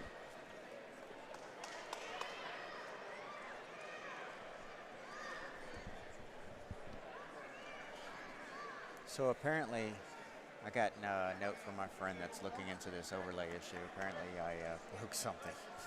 You broke I something? broke something on my last update to the scoreboard. So I'm trying to evolve the scoreboard to give a little bit more information and do match management for me, just so that I can make my ring coordinator jobs a little bit easier. And sometimes when you do stuff like that, you end up breaking other things. Yeah, that's... You can't always test for every scenario. So... Ooh, if he gets reversed here, it could be bad. Uh-oh. Wrong flu? Yeah, I'm thinking maybe, if he knows about it. Logan Cunningham did that in an MMA fight, and that's what taught me it. I was like, oh, you can just do that when people hold on to a guillotine? I don't usually land those. The Von Flus? Yeah. When I went to the Origin camp, there was a black belt there that was really good about doing them. And he taught me some tips on, like, maintaining the guillotine while you're doing the choke that were really nice. And he would actually loop people's arm around his neck and then Von Flu him. So. Oh, we got a triangle attempt here. Yeah, looks like he's going to lock it in. Oh, no. Close. Gets dumped. He still ends up on top, though. Oh, he's going to go right. Oh, he's in a guillotine. That's tight. You can see the pain on his face. Dang. Finish that. It happens, man. I've been guillotined right off the rip in these competitions.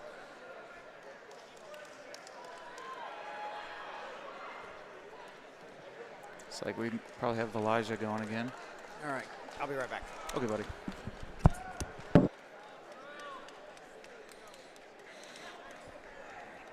So we have Elijah and Colin.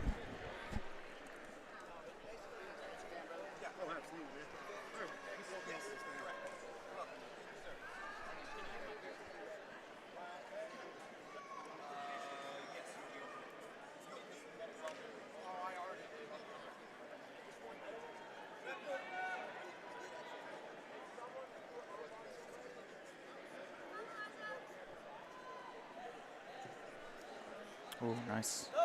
Oh, gotta keep him in the mat. Man, he's getting like warmed up now. He's gonna let him come back into the center so he can hit his takedown.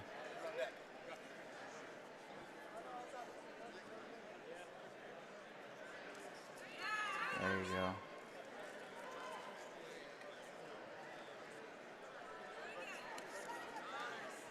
Get the duck under, got the double unders. He should be able to throw him from here. Yeah, I was about to say, but he's taller than him. It's the only thing. I was like, please don't suplex him. Or maybe suplex him.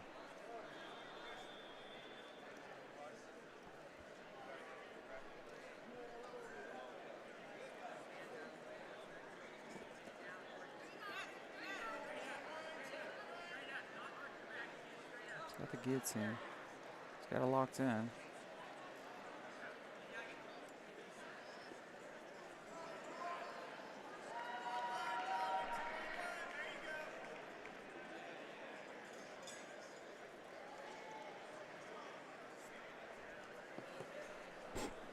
It's got the advantage for the guillotine. Let him stand back up so maybe we can get some points here.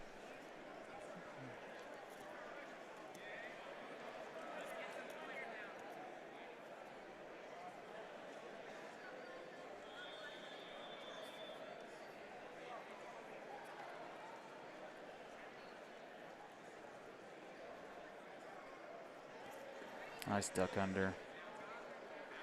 He's going to get 2 points for that.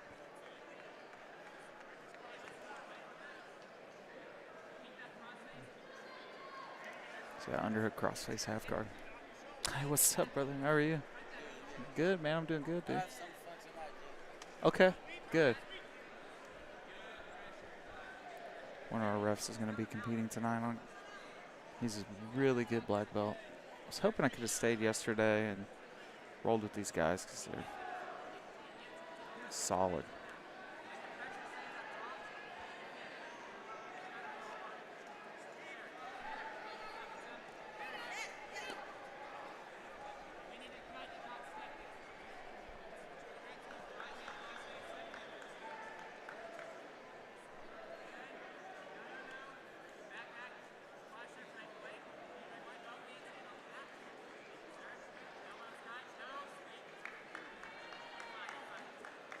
Oh, nice.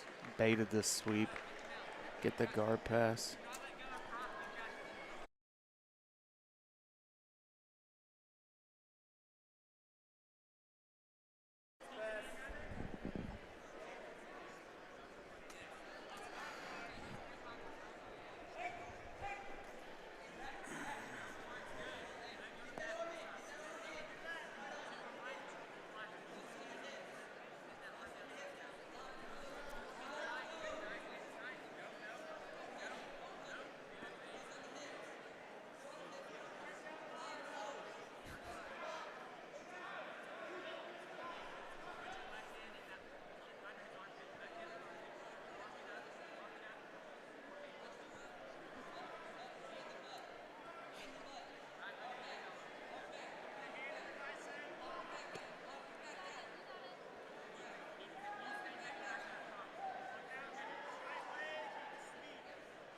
Elijah needs to walk that. Oh, it's free right now. He could literally. Oh, there we go. Steps over to mount.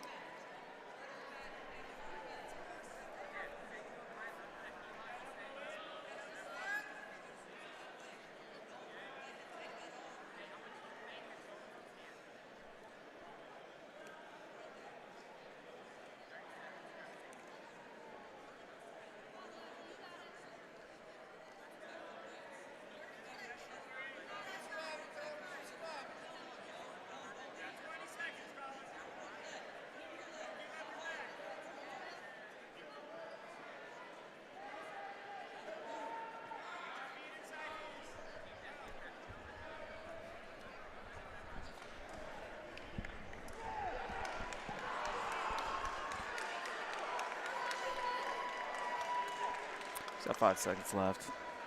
He's got this one in the bag. By 16.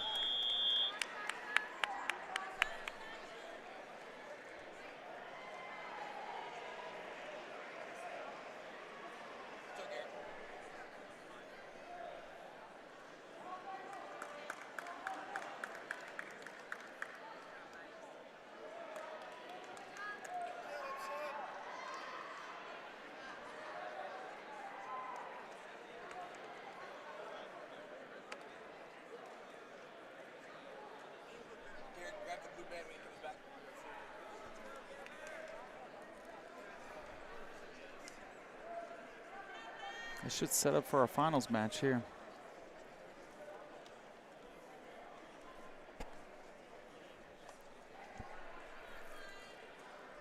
Garrett in blue, Lane in red. So we got Forge and Ryan BJJ. So Oklahoma City, Edmond area versus Tulsa area.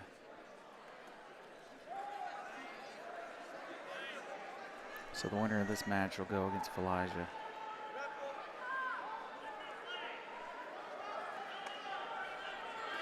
There we go. Nice. That's what his coach was calling for. Just hit a double.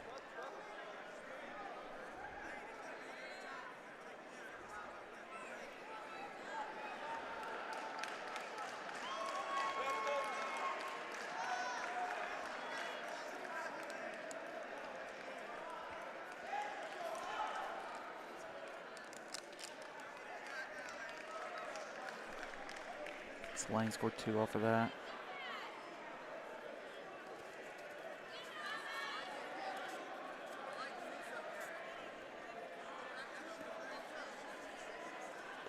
Keep it inside the mats. Keep it inside the mats.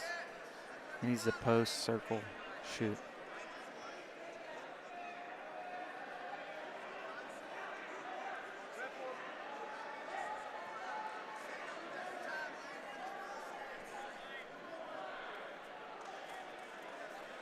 He's not really reacting to these fakes.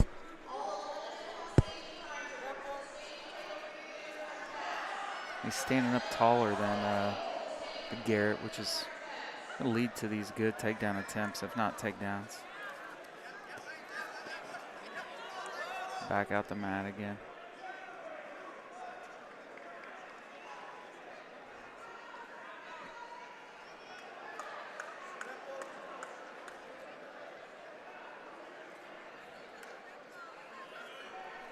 He's posting him outside the map, then he's shooting. So he needs to stop posting because Lane's in position to be shot on. He just needs to go clear hands, shoot. There we go. Double up on that leg, pull it in, peek out. He's setting up to do the peek out. See if he's gonna hit it. Yeah, he's gonna, once he went to his knees, I was like, yeah, he's gonna peek out. There we go, side control. Intermission.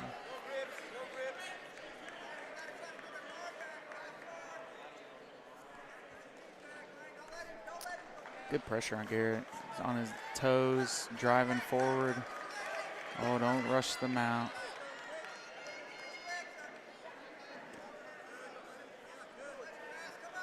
Good back step.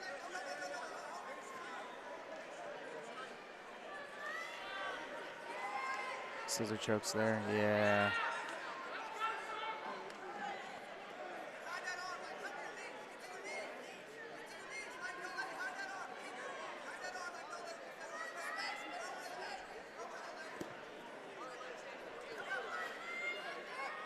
There we go. Nice job. Kimura armbar.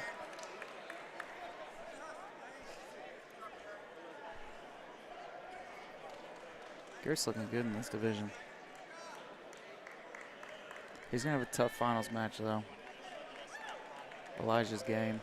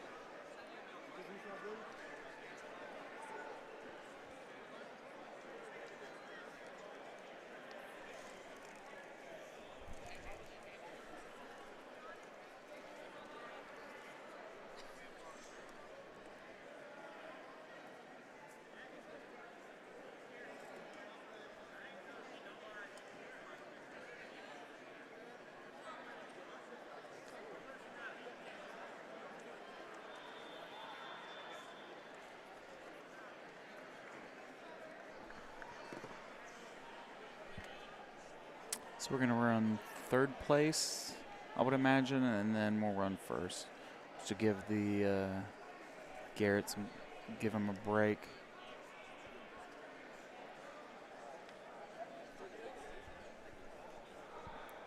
No fourth place here at AGF. They fight for third.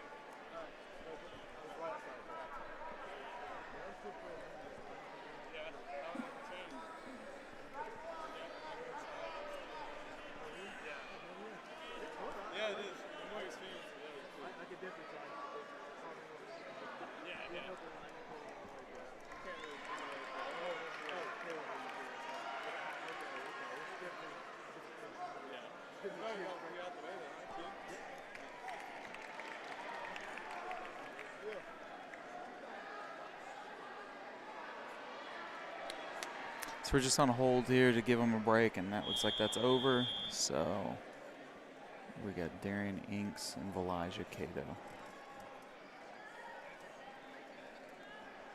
This is the fight. for second, third place.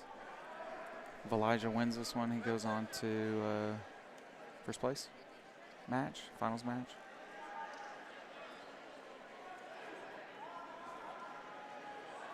Elijah's just filling him out a little bit.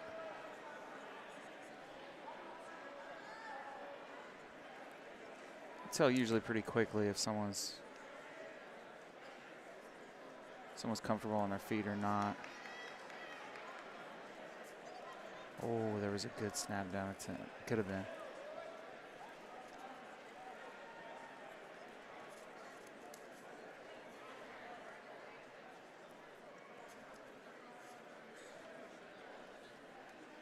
He just needs to do something off of that. Darian needs to shoot off of it.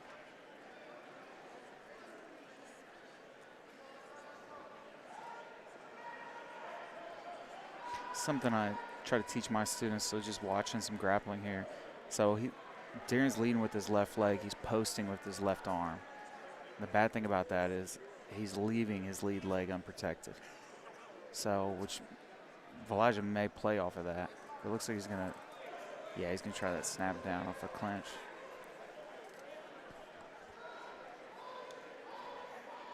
See if he clears the hand. So the post to the left.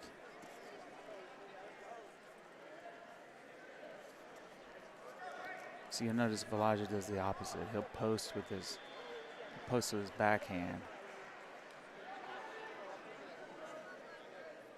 I say that and then he doesn't.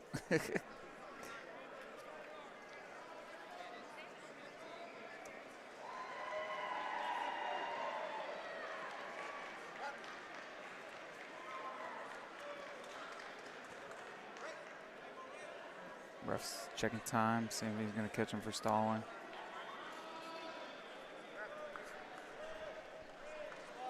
Yep, there it is. There's a stall call.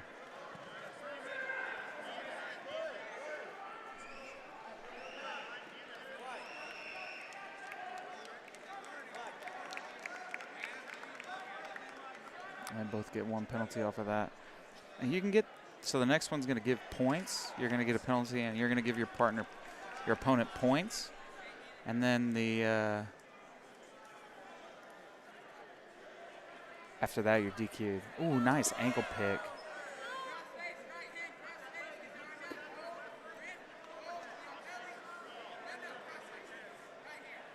Jiu-jitsu crossface. Not wrestling crossface.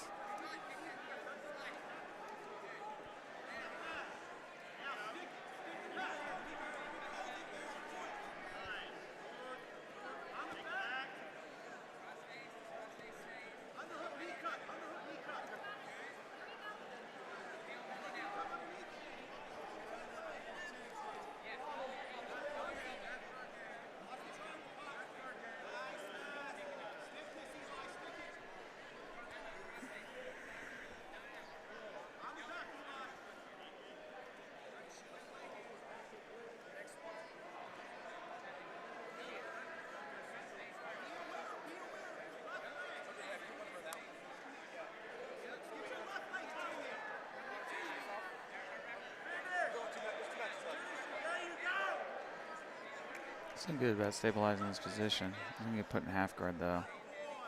Doesn't technically, yeah, he just lost the underhook.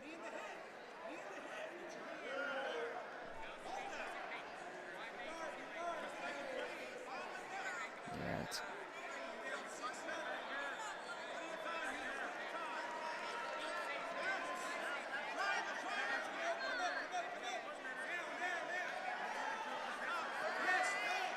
nice regard. Elijah's keeping him at bay, though. He's going to pass. Nice cartwheel. Almost put him in a triangle, though.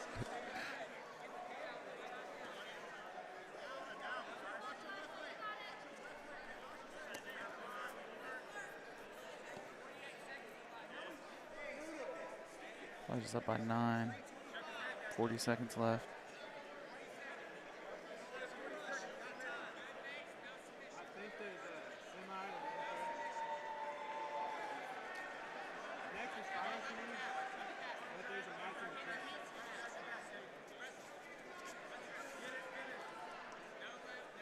try to put him in single leg X. Like a wrestle up to single leg X. He's got to get sub. He just doesn't have enough time to win this by points. But it doesn't look like Elijah's got him really out of position to attack.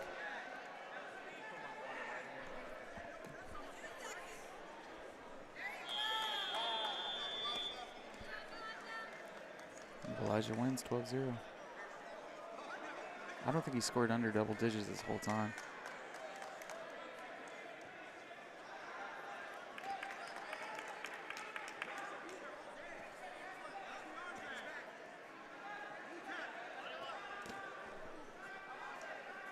Dang, someone just got doubled hard on that too.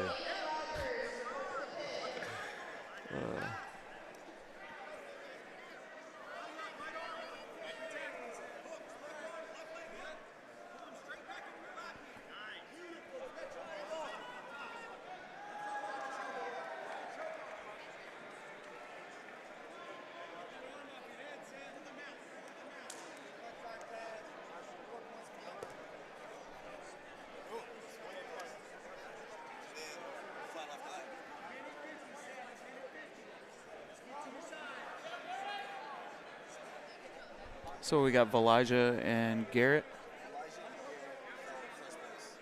Okay. Okay.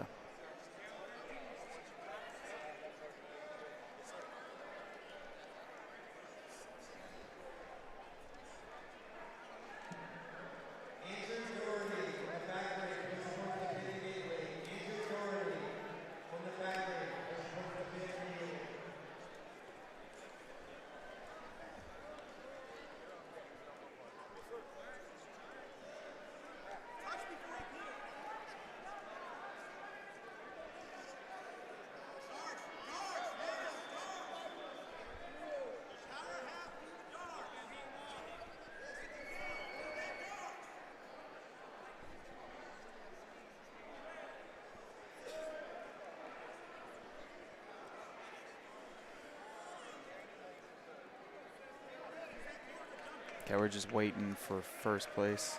Is Kevin in the black belt division today? He was thinking about competing, but we talked yesterday, and I don't know if he is. If I catch him, I'll ask him.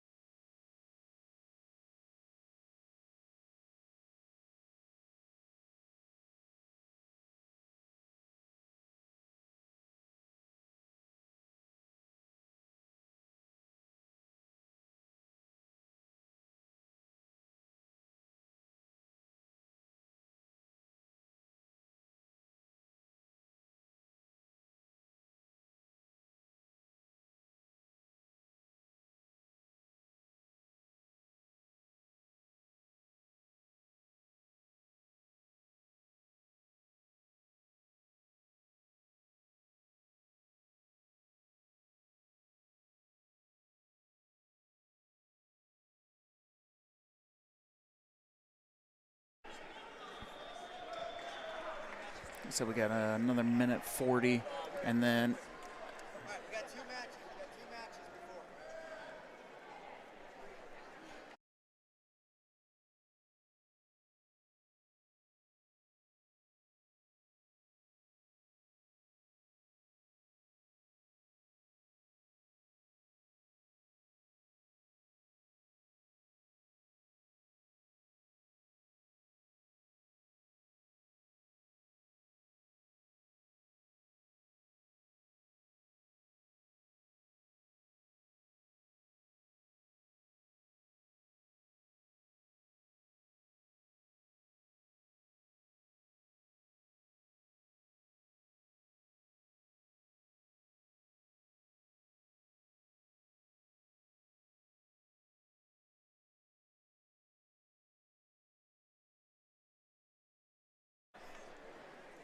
Just seeing if Luke was competing there. Said he's gotten too fat. So I think we have black belts after this. So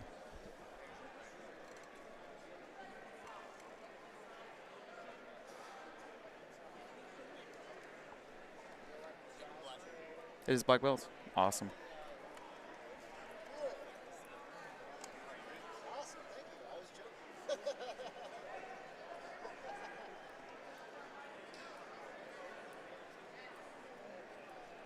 Okay, 10 seconds. We got some action going.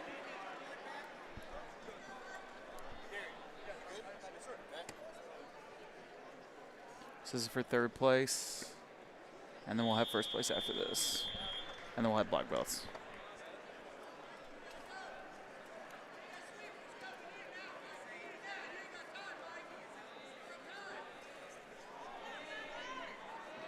I don't know. I doubt it because they don't do like a pro division anymore. So I think he's a purple belt now, purple brown. So I don't see him. He's a big no-gi guy, so I would think I'd see him.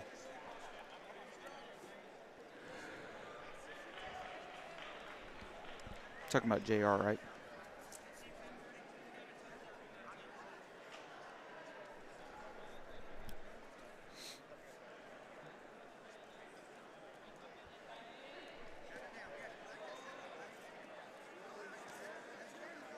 Nice underhook. See if he can take him down off that underhook. There we go, and dumps him.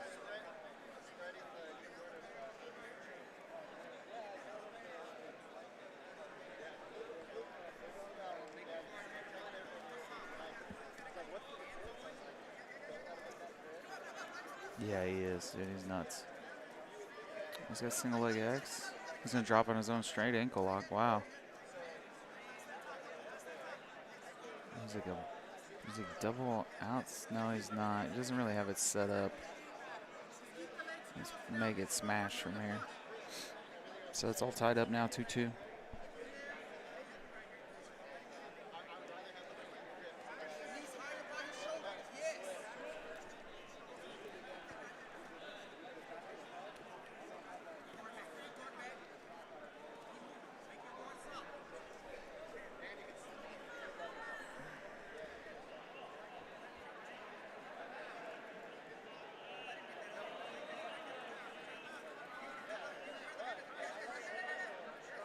Far side arm attack here, maybe Kimura.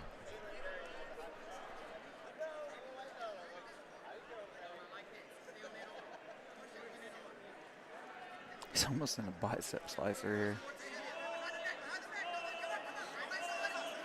He's coming through. Oh, he's getting put in a reverse triangle.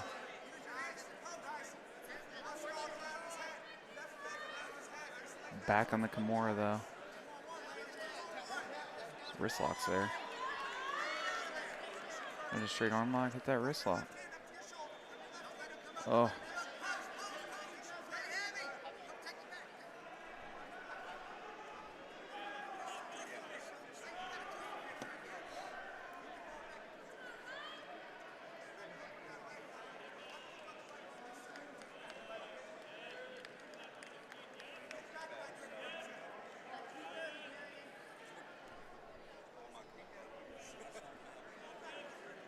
Good bar arm control here. This is be heavy. I don't know if he's got control of the leg. Darian does. I think he does. So it's just, I'd like to see Lane here be heavier with his hip while he's kind of, I guess he's setting down. So, no, don't roll him backwards, dude. Post out on his feet.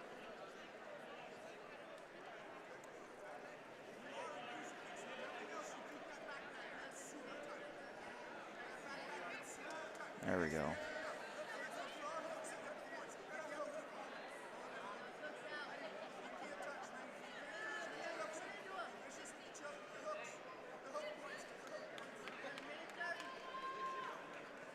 Tyrion doesn't know like deal with the hooks or the RNC.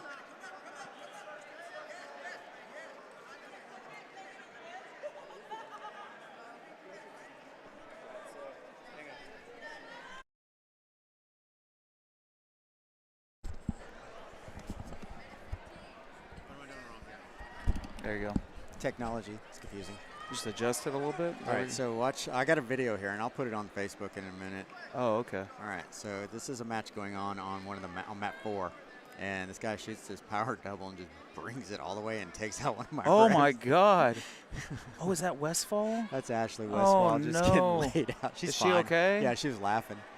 Well, I know she's got a bad neck. Yeah, but I was just. I know him. Yeah, he comes over and cross trains with us. He's a really good wrestler. Yeah. But apparently, Just wiped out one of my refs Oh. from behind. Oh, hang on. Someone's calling me. Yeah, go ahead.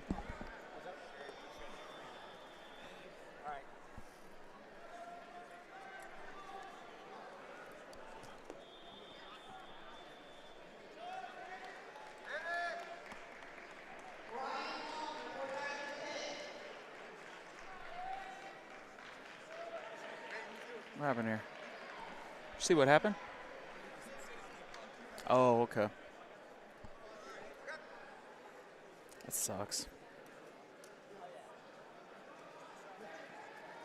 Oh, we can't put weight on it.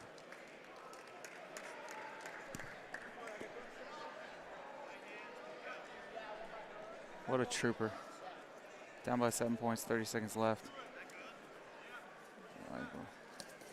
He shoots off of it too. What a wild man.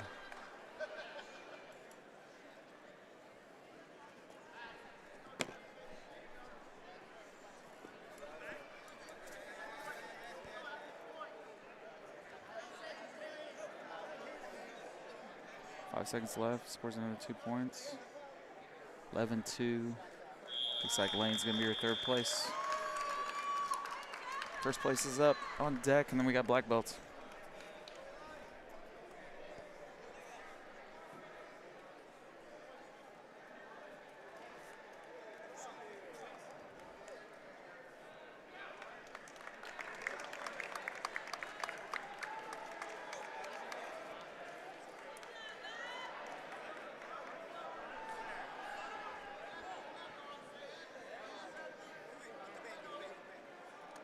He's got your band.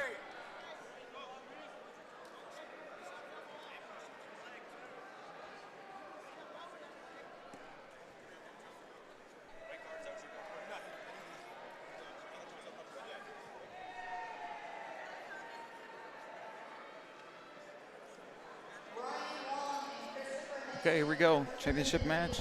This should be a good match. See if Garrett throws something crazy at him. Elijah's got good wrestling, good top position. I feel like Garrett's gonna squeak this one out, just because he's got really good jiu-jitsu. Let's see. I mean,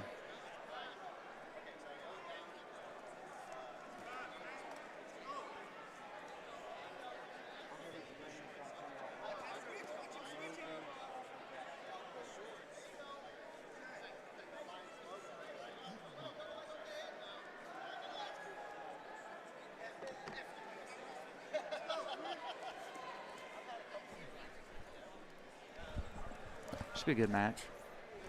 Is this the finals? Yeah. Oh, nice. Elijah's got good wrestling. Garrett's got good jiu-jitsu. So we'll see.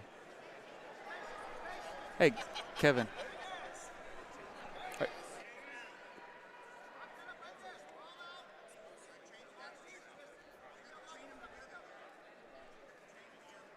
All right, we got the black belts fixing to go after this match. So we got a maybe from Kevin. Are we're gonna ref switch? Okay. Yeah, that's fine.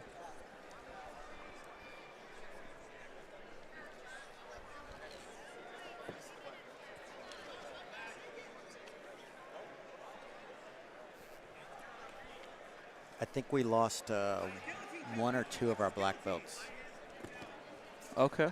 on that next division. On the Can you black. hand me the bracket for the black belts? All right, so in this division, thank you. In this division, we have Todd Walling, Wasim Danao, Italo Lins. Is it? That's Linslock, right? Maybe. Yeah, Is I think it? so. Matt Williams, Robert Kipnis, Adam Osborne, and Omar French. So we lost Kirk Huff I haven't seen him today. And then Andrew Doherty is here, but he backed out. Okay. So. Is that really him? Italo Lens of the Lens lock? I think so. Dang, that's crazy.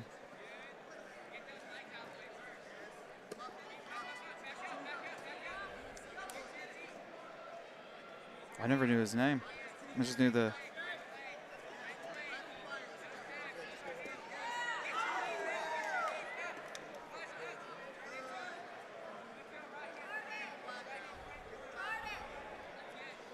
Dang, look at those achievements. Gosh. Okay, so he's got a lot of. Okay, that's just main achievements, and there's main achievements masters. No. Is that under BJJ Heroes? Yeah. Okay, nice. Yeah, he's okay. Yeah. He's won some things. Yeah, he's done a few things.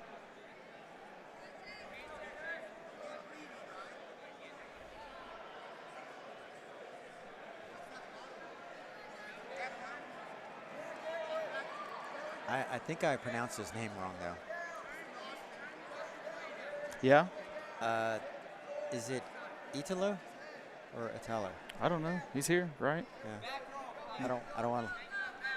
Like, hey, bro. I don't want to be pronouncing it wrong. Yeah. On the air.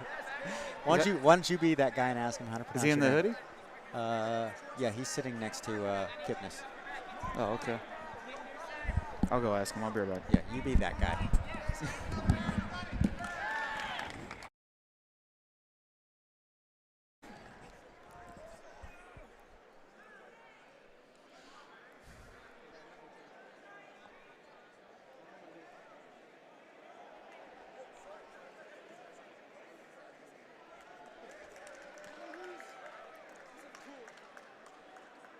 On my Facebook page, I'm going to post the clip of that video where one of our Fs gets taken out, as I edited it a little bit.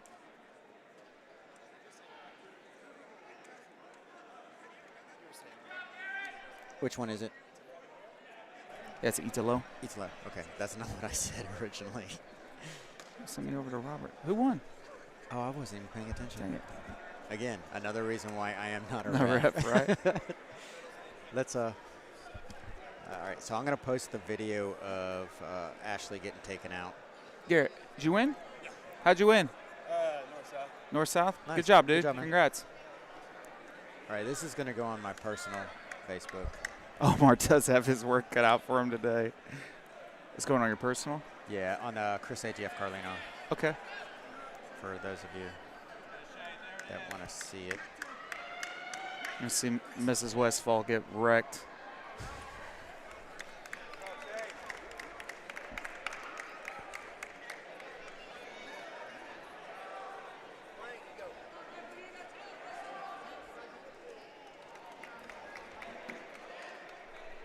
All right, it's posting now. We're waiting on Kevin. Where'd he go? I don't know. Hang on. Yeah, he's going to advance to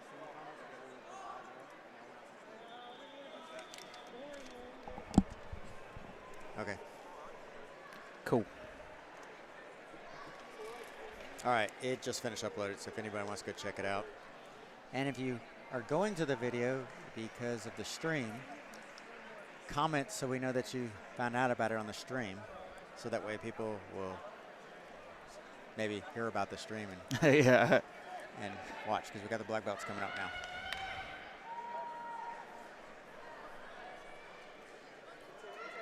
Got Kevin Williams. All right.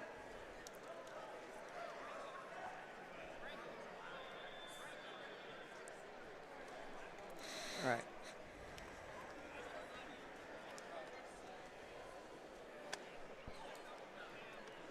Oh, okay. Wasim the Dream versus Italo Lens. Oh, man.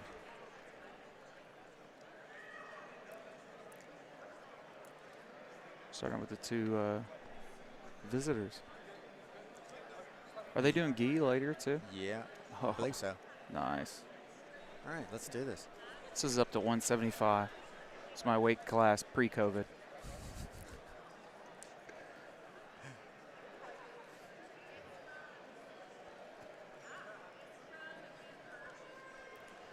I was talking to Wasim just a little while ago. He says it's his goal right now is to compete in all 50 states, and he's at about 20 or 25. Oh, So nice. he's going to kind of follow us around because we go to a bunch of places that he's not been to yet. I think that's a pretty cool dream, That is cool. or goal, rather. Oh, nice. I want to set guard off of it. He's going to make him. He's going to get his points off of that.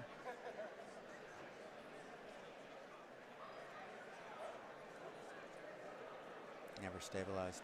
Ah. That sucks. That's a beautiful setup, too. Yeah. That's what I envision my jiu-jitsu looks like. then reality. Oh, nice. Foot sweep. Look at Kevin. Kevin. Kevin with the ref. Kevin liked. He recognized that beauty.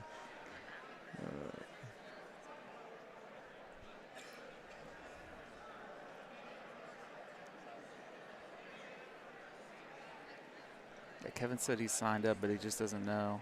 His knee's bothering him. Well, he did the open mat yesterday, so. Well, that's because he's a savage. God, I wanted to roll with you guys so bad. I was in my gi and everything when I told you I had to go. But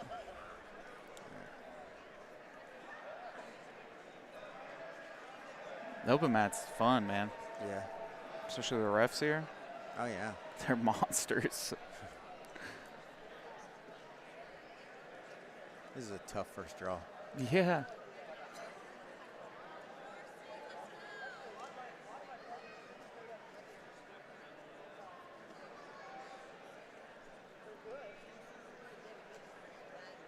It's got that cybernetic sleeve going on too.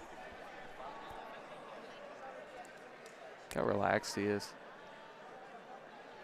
Just a seasoned competitor. Yeah.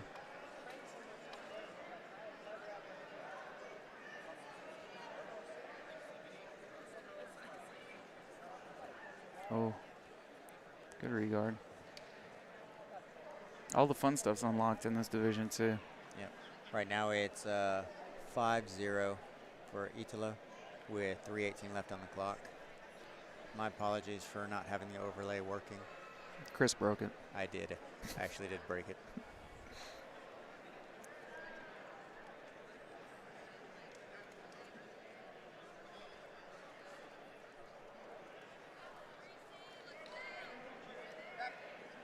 Yep. Get a back take? No. Nice. Oh. Nice escape. He's coming back to his feet though. Italo's shown good stand-up though, so I don't know if this is where Wasim wants to be. He had that first takedown that went out of bounds, and then he had that, was that the Rick James? Yeah. The Rick James foot sweep. The Seth Daniels special.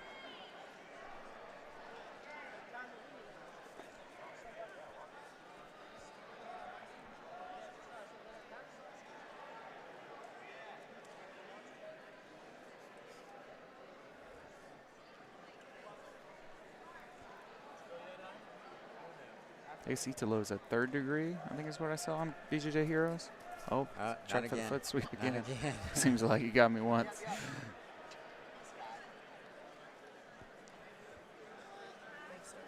I can hit those in no gi. I can never hit them in gi. The grips slow you down or something? Better, I'm more confident in gi and failing. Dude, I hit one of my 110-pound girls with it one time, and she went horizontal with the mat. And you felt proud. I did. I saw the post on Facebook. That's 2 points. 2. She wrestles. She's tough. So I'm like, yeah, whatever. She signed the waiver. Yeah, she did. All right, we're at 1.5 minutes now.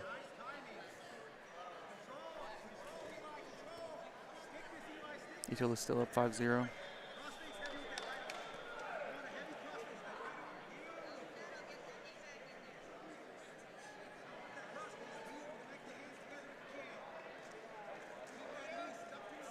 Oh, that would have been pretty. Yeah.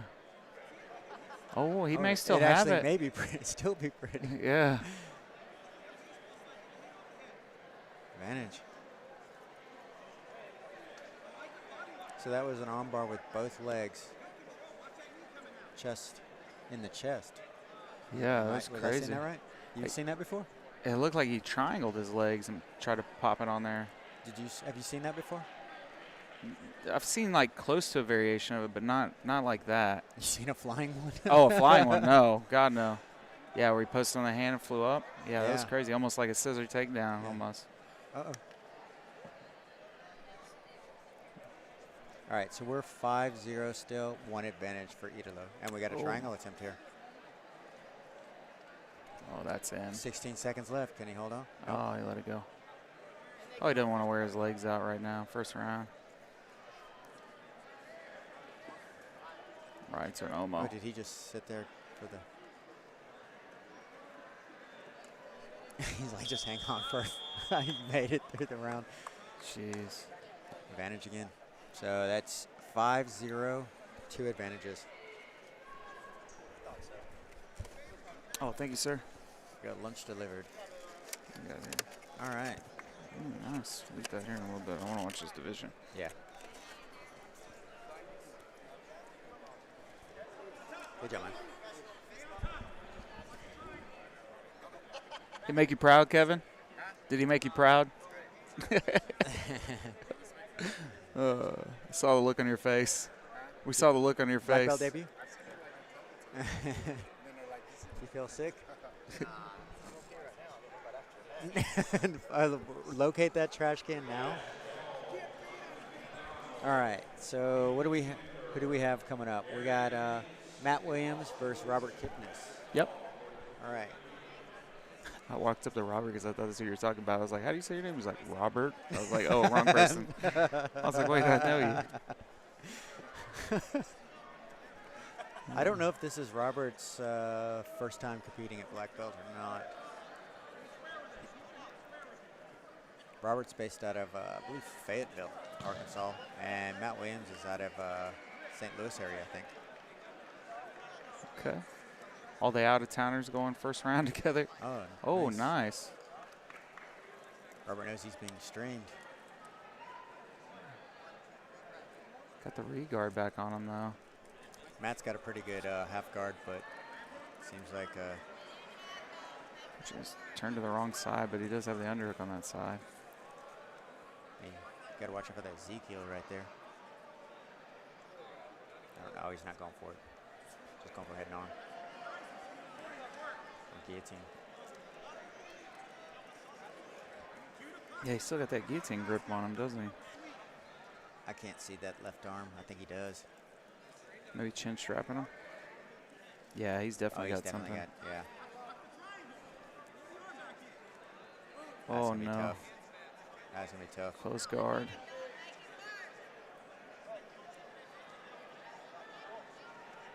Buying himself some time by putting his head on the mat.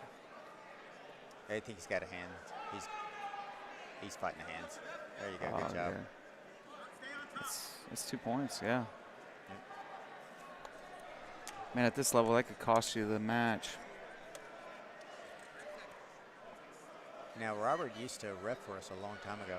Really? I think back when he was a purple belt. We hadn't seen him compete a whole lot.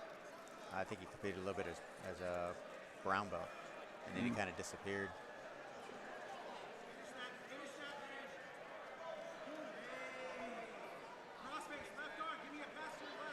Pace has slowed down significantly. Yeah. Especially in comparison to our last match. Ooh, he's got a triangle here, but that hand is in. That right hand's in. Yeah, I don't know if that hand's in enough. He hasn't locked up that triangle yet. Oh. Go more TP style.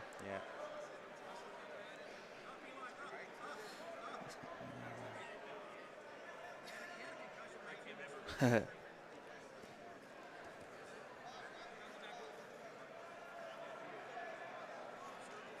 He's got that chin strap again. Oh, nice. Oh, yeah. Nice back take.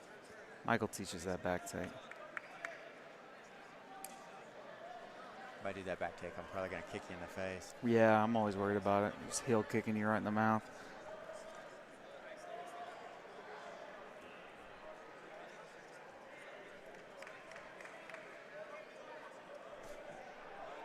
So we got 3:10 left. Matthews up by 2. Robert's got an advantage. So if he can score here, he can win.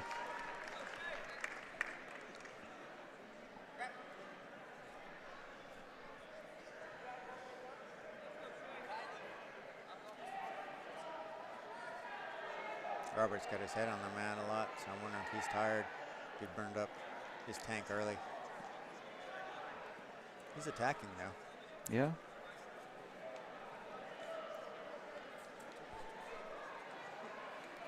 He's talking. I don't know what he's saying.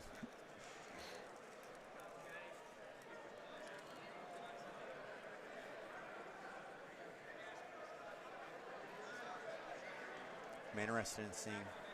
Okay, he goes back to the heel hook. Oh, and he gets the tap off the heel. Did he finish it? Yeah. Oh, nice. Nice job.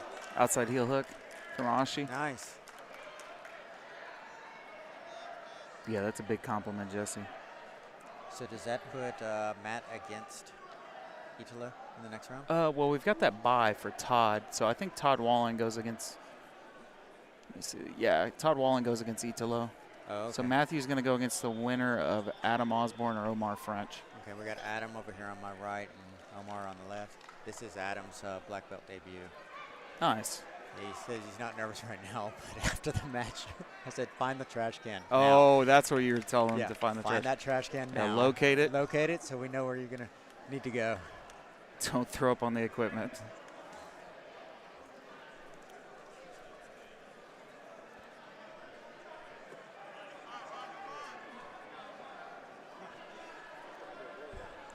Is this your black belt debut? Yeah. Yeah, that's what I was talking about on the stream, that you had competed in a while. Did you gas yourself early? Yeah. I said, like, your head's on the mat. You're tired. Yeah, so I was talking to Robert Kipnis. He got tired. This is his first time he's competed in 2 years, and it's his black belt debut. So I appreciate them coming to AGF to Make your break that belt debut. in, yeah. Yeah.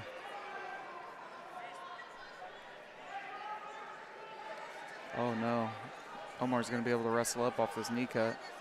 Oh, but he threw him down, but yeah, good. Oh. Nice.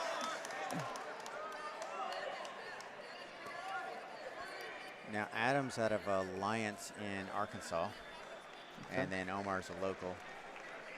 And he's what, Bixby? Yeah. Yeah. Which is near, is that a suburb of Tulsa? Yeah. Yeah. I think it's South Tulsa. Omar's got good pressure here.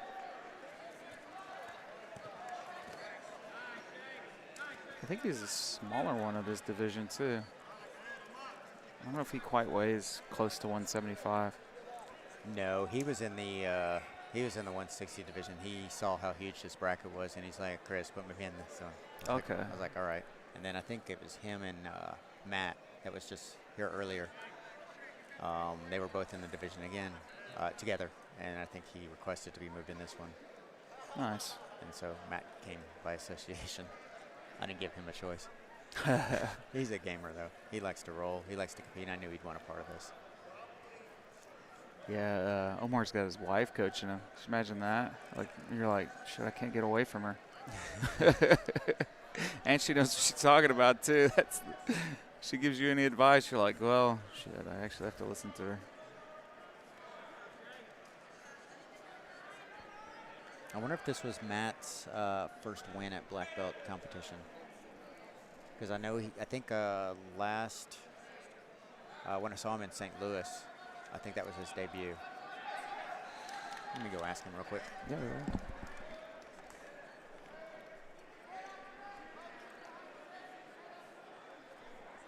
So we got 3:20 left. Omar's up by 2.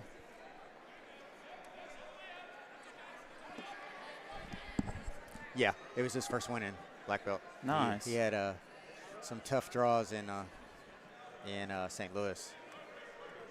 Couldn't get out the win there, but pulled it off on this one. He's an older guy. I think he's in his mid-40s. And then Kipnis I think is in his low 30s. So that's a good win for him.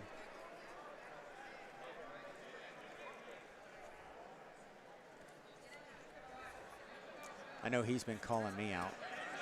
Yeah. Since like when we were both brown belts together. And then I got black belt, and I'm like, no, you're not at my level. That's just me just not wanting to do it. Looks like he just wrestled up. Adam just wrestled up from bottom position. And so it's 2-2 with 2:27 left. yeah.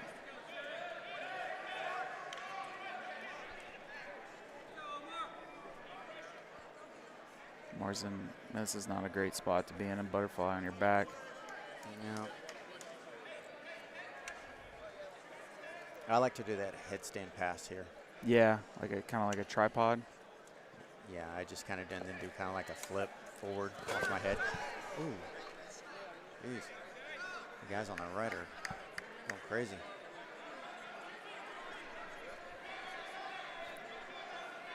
Got dumped into a table. Did he lift him up in the air? I think so. Yeah, it landed on our table. That sucks. It's in WWE. I'll get you muted. You can yell. Brittany.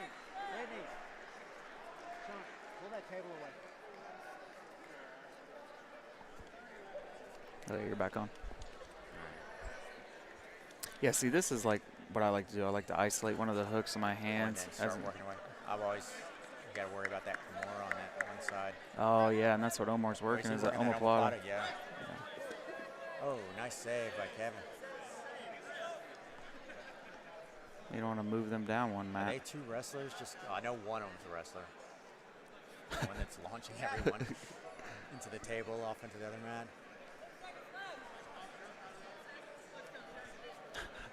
The ref's like, I'm sorry, I'm trying. Omar's almost got this. He's got it locked up now. He's got 50 seconds to work it, so he's got plenty of time. If he doesn't stop the step over, though. This might help him with either an advantage or at least going for that rest decision. Looks like Adam's just setting up to not get submitted. Probably not a bad idea at this point, considering the position he's in. Yeah, Omar can actually hit that wrist lock right there if he twists it. Oh, he's got it between his legs, so. Yeah. Oh, he needs to make sure he doesn't pass here. He's got 18 seconds to do something. Oh, now he's going to be able to kind of stack and shake. Yeah, and then if he swings it, if he backsteps with that right leg, he can get the pass. Just shake, shake, shake, shake, shake, shake, shake, shake, shake. Omar's hanging out for dear life. Yeah. Maybe he can regard. Oh. You can see him just hanging on for dear life.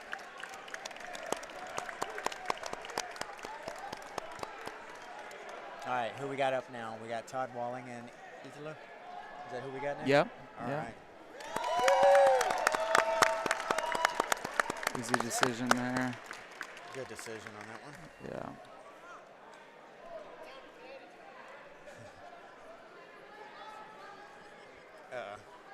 This doesn't look good that he's. Oh, we had wrestlers over here just like coming into your lane. Dude, that save that you did was nuts. Good job, man.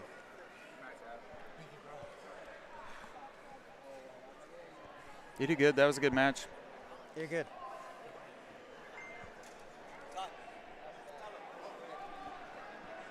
There we go. All right. Should be a good match.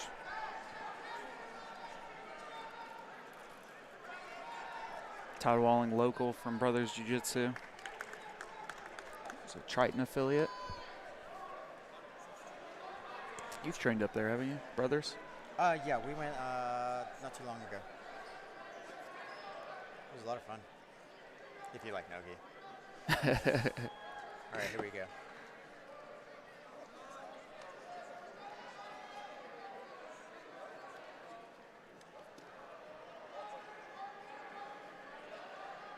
Todd goes right into his butterfly guard. And he disengages. Try to get past that one hook. Oh, he attacks the neck immediately. He's chin strapping him. And then he isolates the far side arm.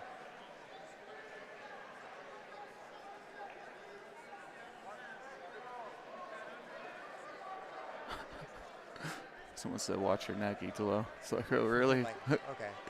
Uh, Been there before. yeah. Like, pass the guard.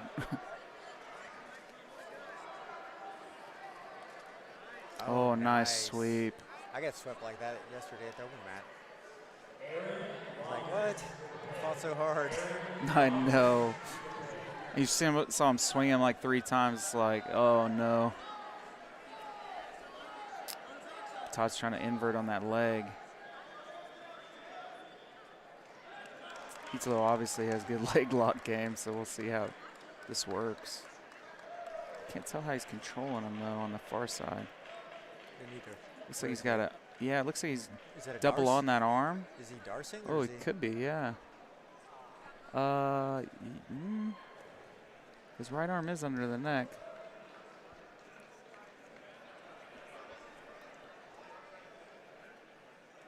There he goes. He breaks that, passes. Yeah, he did have the dars. 5-0 for Italo. Yeah, with 4 minutes left.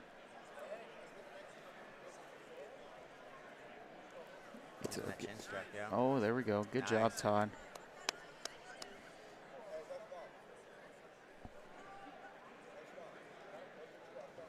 Yeah.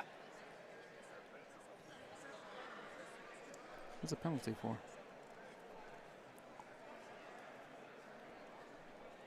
I don't know. Did he grab clothes or? Maybe. I don't know. We'll get clarification after the match with Kevin. Yeah. It was on his side, so I don't think we could see it.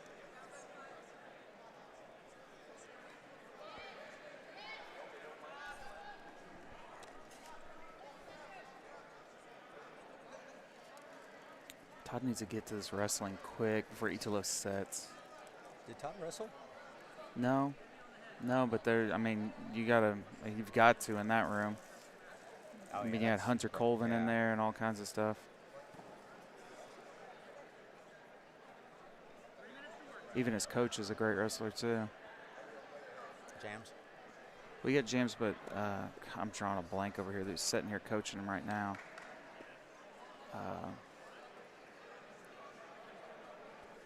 It'll come to me way too later.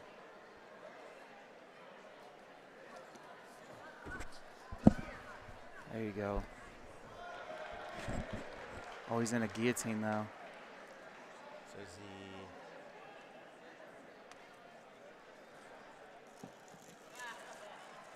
They're gonna start standing. Give him 2 points. No. No, I guess he didn't have it. I don't know. I think he got it as he was stopping it, so that's probably why he got the guillotine. It's because Todd went like, okay, let's see, reverse end here. See if Todd can get something going from bottom. Todd has a really good X guard. A really good reverse tail lever. I get stuck in that.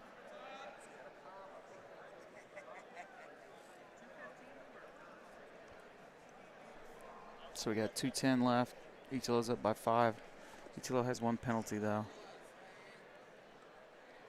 It's a lot of points to make up for on bottom though.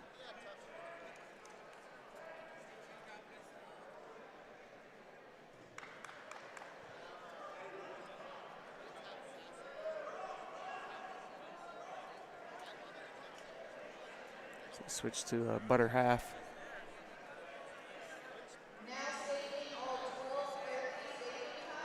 As I say, you go for that actual wrestling crossface, you're going to give up the underhook. Just harass in the face. Oh, nice. Dang. Nice. Italo's got such fast hips. So God. quick. Jeez. All right, he's That got one hip hook switch in. was so fast. Got 1 hook in, second hook in. He's about to get the points for that. So we're at 9-0 for Italo.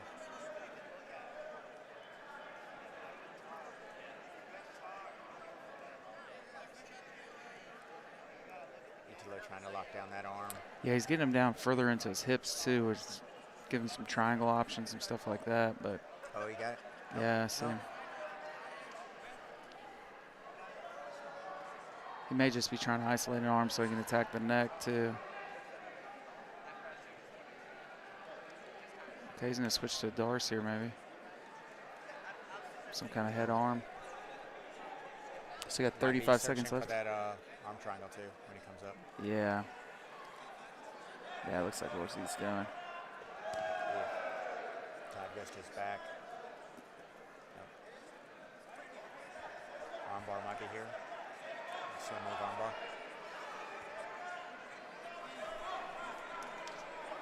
$14 seconds left. Swing move. Isolating the Yep. arm. Oh, no. Yep. Oh, he let go of it. Did he let go? Yeah.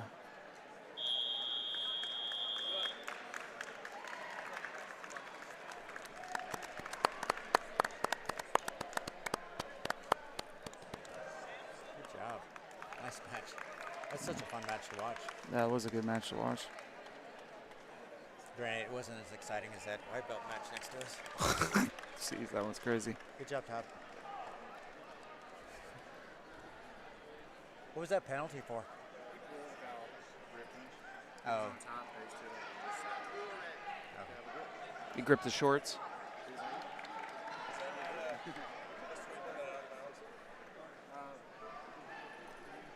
Did you catch that, what he said? I think he said he gripped the pants. Oh, when he pulled guard? Yeah, because these guys did like a bunch of slamming, so it's hit the mat over. We can try and pull it, but probably not right now. Probably fix it in a minute. Okay, we got is that Matt and Omar? Yep.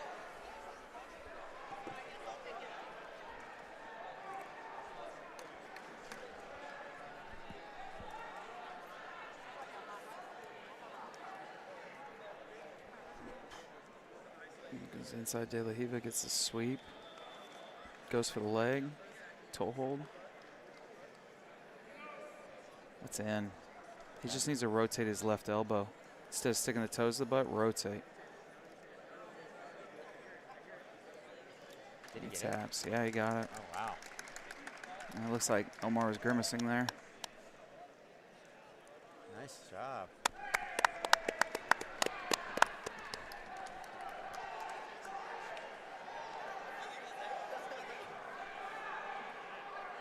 So does this put Matt in the finals? I think so. He was wanting this match. He It's was a little wanting. monkey. You got your dream. You got your wish.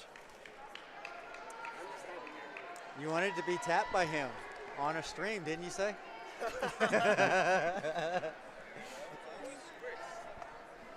Yes, I am. You first? Yes, sir. Thanks for letting me. Yes, sir. Thanks for coming. Appreciate it.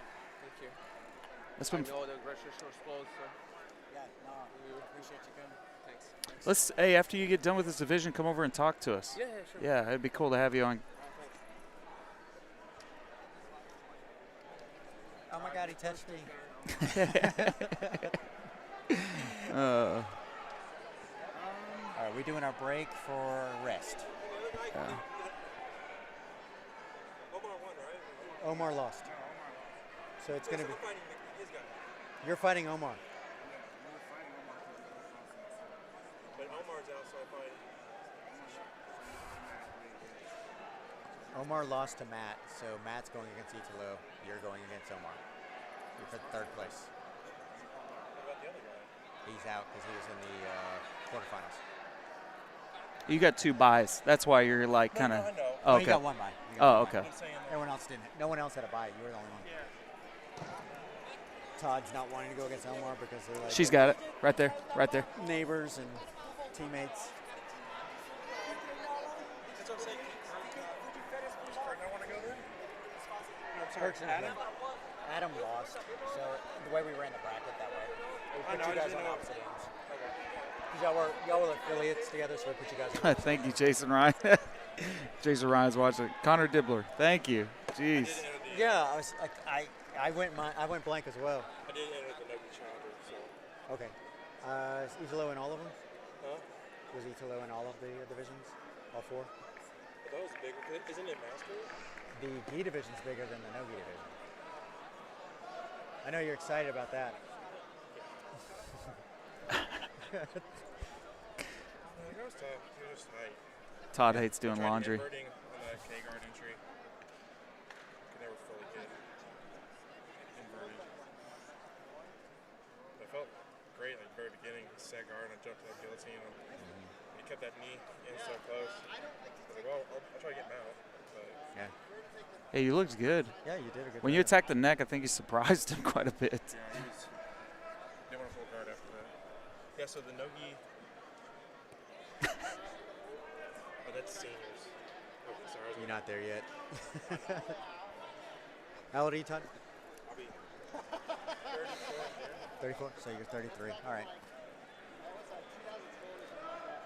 All right, so we got a little bit of dead space right now on the mat because we still have to give our competitors some rest. So we got about 2 minutes and 40 seconds left. Although Omar's match didn't last very long, so we could technically run it now. She's got. Oh, that's the old one. Yeah, right. Been there before. They're like, do you need the 5 minutes? No, bro. I was on the mat for 10 seconds. Let's go to the next one. I know when I did my last match, or my first black belt match, I lasted the entire time. And then it's like, I had so much more sympathy for all my athletes. Oh, Whenever you're yeah. like, okay, now I got another match coming up. And I'm like, I don't want to do it. I only get 6 minutes? What the Yeah. heck? That's not enough? I go like ice bath or cryo or something.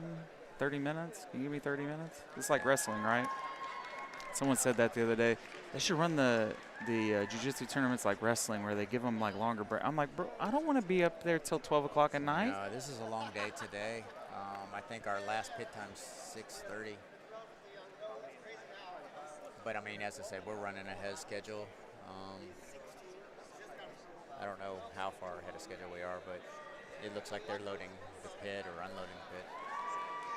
They were running noon at like, they were calling last call noon or something like that at like 10:45. Okay, so we have actual noon brackets out right now, and it's 11:44, so that's good. Yeah, I think this is a noon bracket if I remember right. I'll check here in a bit.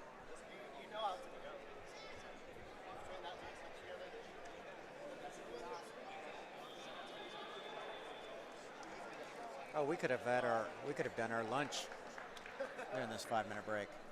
Oh, yeah.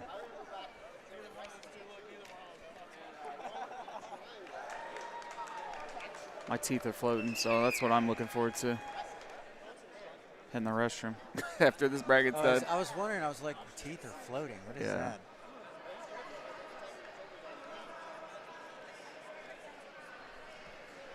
It's all Oklahoma term. DFW guys don't. I didn't know what that meant.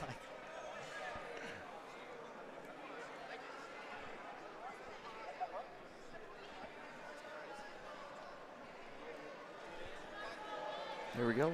Got 10 seconds left. Break. Alrighty.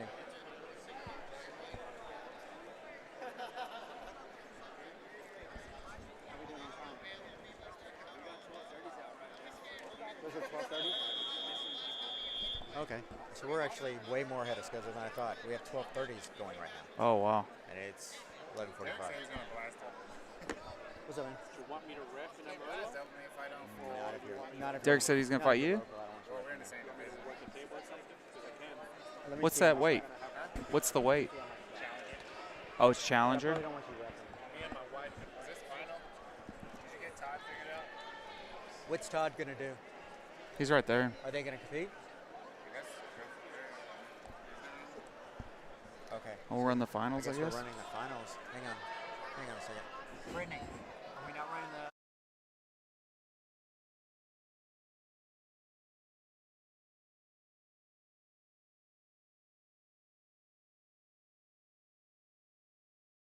So we got some clarification on why Omar's not running right now. It should be Omar and Todd going for third, but Omar's hurt from that toe hold. Oh, man, that sucks. I bet Matt pulls half guard. Called that, didn't you? Oh, right almost into a Darce. He's got that. Or a head arm. I just eat on stream called BJJ ASMR. You gotta talk softer than that, make like clicking noises and stuff.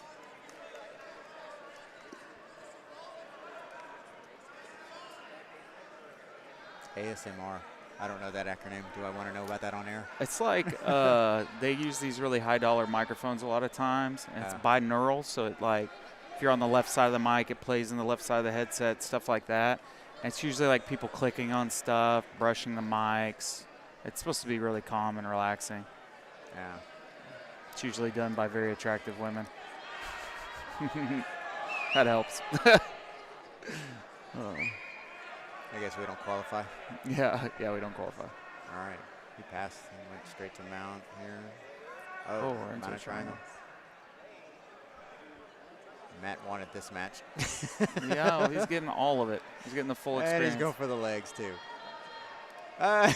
Finish with the toe with the triangle on there. God, and it's his dream match. He made it look easy.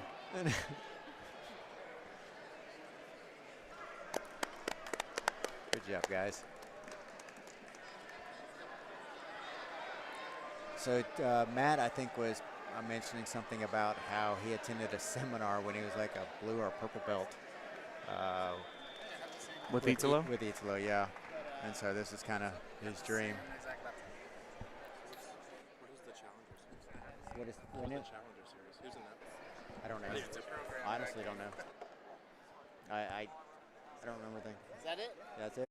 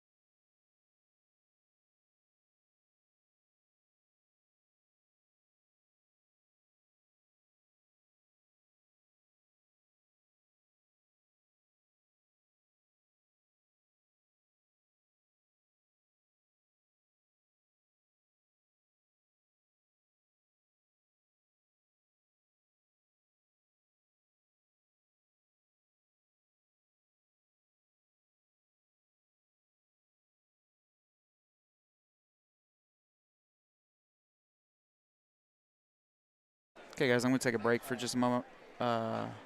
So Todd Walling, was supposed to go against. Go get your medal. Come back here and chit chat with him. All right, thank you. Yeah. Okay, then I'm going to run really quick.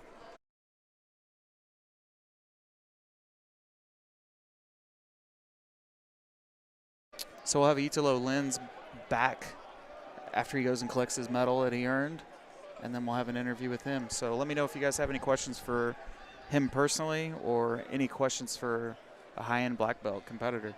So I'll be back in like 5.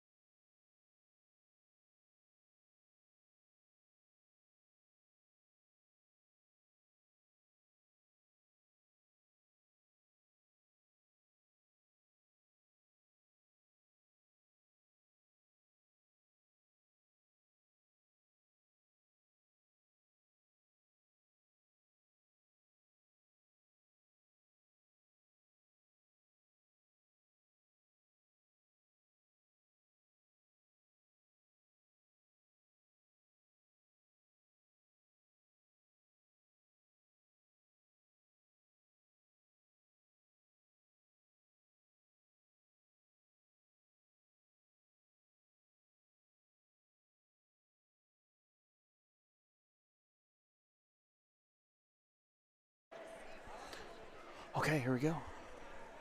So we got Matthew Williams and Omar French. See, Matthew Williams sits guard. Just what he's been doing this whole time. He likes half guard, so he's going butterfly half. He gets the sweep, maybe? Yeah, he's going to get the sweep. Omar probably can't really push off that foot very well. It's probably smart of him to go to close guard.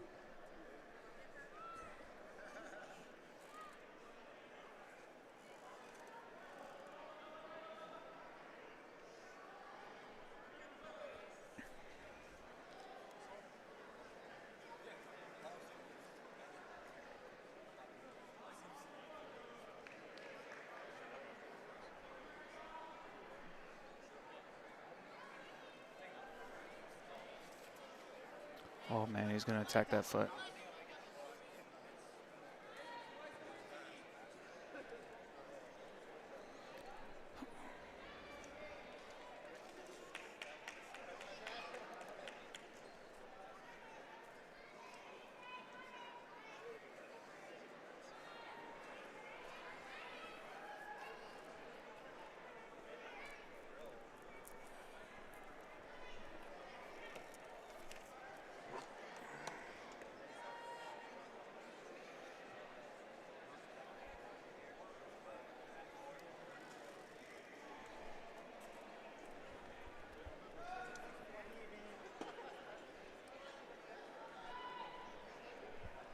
So we got Todd Walling and then Robert Kipnis going.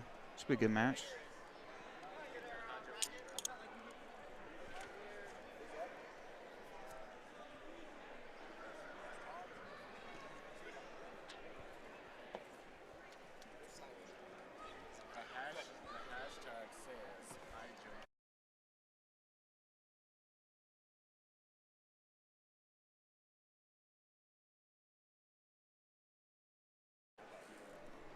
Kevin Williams laying smack down.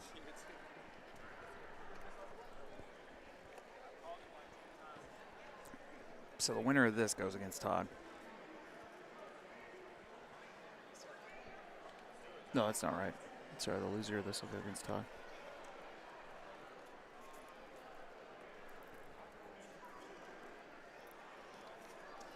It's got to feel good because these guys are both their black belt debut.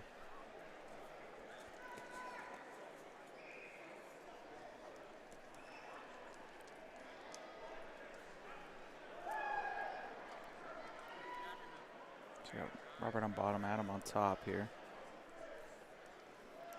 Bottom half guard, but he's flattened out. So that makes it a little tough. Some body lock passing here.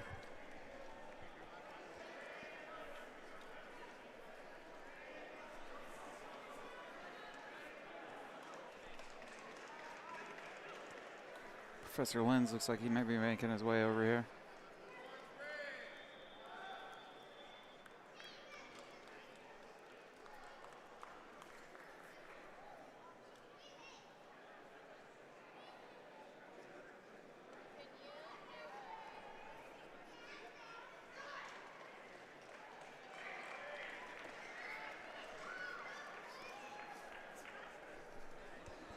Hey, what's up, man? How's it going? Good, how are you? Very good. It's good to meet the legend. So, yeah, it's funny because I teach your footlock, but I've never, I unfortunately am uneducated. I had to look you up after that, so it was really cool to see you compete and Awesome. Yeah, thanks, man. and see your resume, which is quite extensive. Yeah. So Yeah, I've been there for a while now. here, go ahead, put this on. Yeah. Yeah, so we got Professor Lenz here, who just won his division. You looked calm. You looked good. Anything you feel in the match you felt like was like? Man, my goal today was to come and just, show good jiu-jitsu and not try to, hold anybody. Just let people play and try to play with them, I mean, in a good way, Like keeping it playful. Keep the playful, yeah. Yeah, my goal here was just to come and have as many matches as I could, just to keep moving. I don't like to I don't like to hide behind medals, you know. Yeah, yeah. I just like to be here and fight, you know, anybody. Yeah, I saw towards the end you had an arm bar. You went and then like, is it just because there wasn't a whole lot of time left, or? No, it actually he defended pretty good. Okay. I felt like for a second I had it, Yeah. but then his elbow started to slip right, below the elbow Oh, line. yeah, yeah. And I was like, man, if I keep holding it here, I'm gonna end up in a bad position here. Yeah. So I just realized that, and then I go try something else. Wow. But I thought I had it too for a second, but then he did pretty good and pulled that arm out. Yeah, I saw you kind of like, you had it and you kind of let off of it a little bit and then let I him pulled make it him. again. Yes. Yeah. I was like, oh, make him think about something else, and then you popped it back on him. Exactly, because like at that second I was like, oh man, it's only his arm in here. I don't really have a nice angle, so I tried it. But when I felt like I was going to use too much strength, Yeah. and I could get tired, I was like, I'll try something else. But then when I released the pressure, he actually stayed there. I was like, oh, why not? I'll try it again. I'll try that again. But then I worked it for another second and then lost pressure again. I was just like, let it go. You got an advantage off of it, so it was Yeah, obviously a exactly. solid attack. Yeah, no, So, it was fun, man. I saw you got a penalty. I talked to Kevin for a second. Did you grab the shorts or what happened? So I don't want to say, or I don't like to say referees are wrong. Yeah. It's just interpretation, you know. So we were both at the same level. We were not on our feet, and we didn't stand up on our feet, and then I sat back. So I was attacking the back, and then I lost the back position, and then we kind of faced each other and just sat back and stayed. So we were not on our feet. So on my understanding, I mean, of course, not want to talk anything bad about Raf, but I didn't pull guard because I was already on bottom. Okay. So it was kind of a neutral position. Yeah. And then I just decided to stay, and he stood up. So at that point, I was playing guard, and he was on top trying to pass. And I think the ref interpreted it like if I had pull guard without grips. Exactly. That was the thing. But that's fine too. I saw your face, and I saw you didn't. I could tell by your expression you didn't agree with it. So that's why I wanted to pick your brain on it. Yeah, he had like an interpretation. I had a different one, but I'm not saying I'm right. He's wrong. So it was just a different interpretation there. Yeah, and the good thing is it didn't cause Didn't the outcome. change. Yeah, it didn't change anything. I think you were up by 5 points at that point in time. Yeah, I think so. So. Yeah, man, it was fun. And, I like to do, even though I compete the biggest tournaments, I still like to do the local tournaments because I feel like not just bringing more people from their area into the tournament, growing our sport, but also to keep moving. You know, I like to keep it. I always learn here by watching, of course, by competing too. I mean, of course, I'm always here to win. Yeah. But I don't really care if I lose or if I get tapped here, whatever. I'm always training, so I always want to keep testing. Yeah, exactly. So that's the only point here. Your jiu-jitsu. So you said you wanted to look playful and stuff. Your jiu-jitsu looked really smooth. It's like they call this a martial art, but a lot of times it's pretty brutal, right? Yeah, you know what I mean? But today I think you did go ahead. I think today you did a really good job of actually showcasing the art. So you made it look beautiful. Oh, thanks, so man. yeah, it's awesome. It's awesome to see that level. So I just got promoted to black belt a month congrats. ago. Thank you. Cool. And but the thing is, it's like seeing the levels of it, seeing you out there, and I was like, man, if I was rolling with him, what would I be doing and stuff like that? And I was like, man, I definitely wouldn't be making it look that smooth. So it's cool to see that because they always say like you're kind of like going down the ocean where you're going down the belt ranks, and then black belt happens. You're like, wham, the skill level just jumps. So how long have you been doing jiu-jitsu now? Man, 20 years now. 20 years, Yeah, wow. I got my black belt 2010. Wow. Yeah. Being a little bit now. Man, before I become a coach and instructor, I would always compete. So I don't think I will ever stop doing that, Yeah. I honestly, at this competition here, I came because my students came, Okay. and I was like, man, I competed actually at AGF in 2019. Okay. When Rowley, some of the guys Oh, competed yeah. there too, Yeah, Bruno, all the guys from Little Rock. So I was like, yeah, why not? Let's have fun. And we even compete against each other from the same team. Just, that same mindset, let's have fun. Yeah. Let's just compete. And I really enjoyed it. And I heard about this competition here. I knew some friends were coming from other teams. And my students kind of asked to come here. And it was like on a Sunday. I was like, man, why not? I'll be there. They AGF do, for me, that's great that they don't charge black belts to compete. Yeah, it's nice. So I was like, man, I'll be there coaching, free registration. Why not? Might as well. Let's Test just have yourself a fun. little bit and just Right. chill. Exactly. Yeah, I think I saw you started, your kind of martial arts career started with capoeira, right? Yep, capoeira. I did that. I was like probably around 10, 11. Okay. And then around 13, I started training jiu-jitsu because one of my uncles, he actually owned a gym in Brazil. Okay. So he had all types of martial arts and, weights and everything. And my very first professor, Carlos Santana, he's a coral belt nowadays. Yeah. He started teaching jiu-jitsu there. But before that, I was doing capoeira at the same gym. Okay. So I was just that kid that loved to be in that gym environment. Yeah. I didn't really know that I was going to be a, I don't know, capoeira master or jiu-jitsu athlete, anything. I just like it to be there in the gym. Yeah. Weights and people training, all that environment. And then again, capoeira first, and then my first professor started training. And I was like, I think I'll just try this, Yeah. I just need to get a gi with somebody. At that time, I had no idea where to get one, and so I just, found some friends and lent me a gi, and I started training like that, like around 13. That's crazy. Yeah. How old are you now? 33. 33. Wow. Yeah. Oh, yeah, the 20 years. 20 so, years yeah. now. Okay. That's incredible. So you like the gym environment and everything like that, and then just kind of just progressed into it. Like, hey, other people are doing jiu-jitsu, I'll just do jiu-jitsu. Yeah, exactly. Like, like that, I think was 2000, I don't know, 2000, 2001, something like that. And, man, we would train all together. I mean, I was a kid, 13, training with all the big guys. And, oh, man. And, that time, everyone would train together. There was no separation. Kids, old people, and, athletes, competitors, coach, everyone was kind of trained together. Kind of dangerous environment, too. Yeah. But that old school mentality. Yeah, because, like, I come from a Carlson Gracie lineage, so they split. They had, like, a competition team and then a regular team, if I remember right.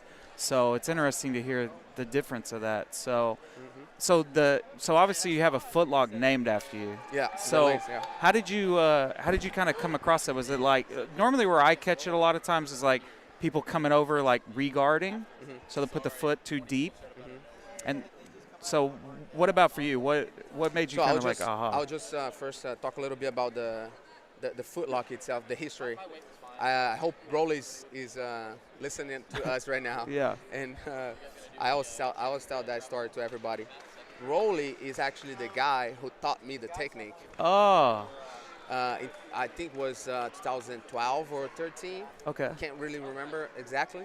But he was the guy that got me. And I was like, man, what is that you done to me? And then he started kind of showing me different grips. He does actually a 10 fingers grip. I do a little bit different. Okay. Kind of I kind of come yeah, here. kind of a gable kind of grip. A little bit different, but the concept, the first technique, he's the guy that taught me. Yeah. And it was kind of funny. He was recording a DVD, and he asked me to go and help him on the DVD. And at some point, he was like, okay, now I'm going to show you guys the lens lock here.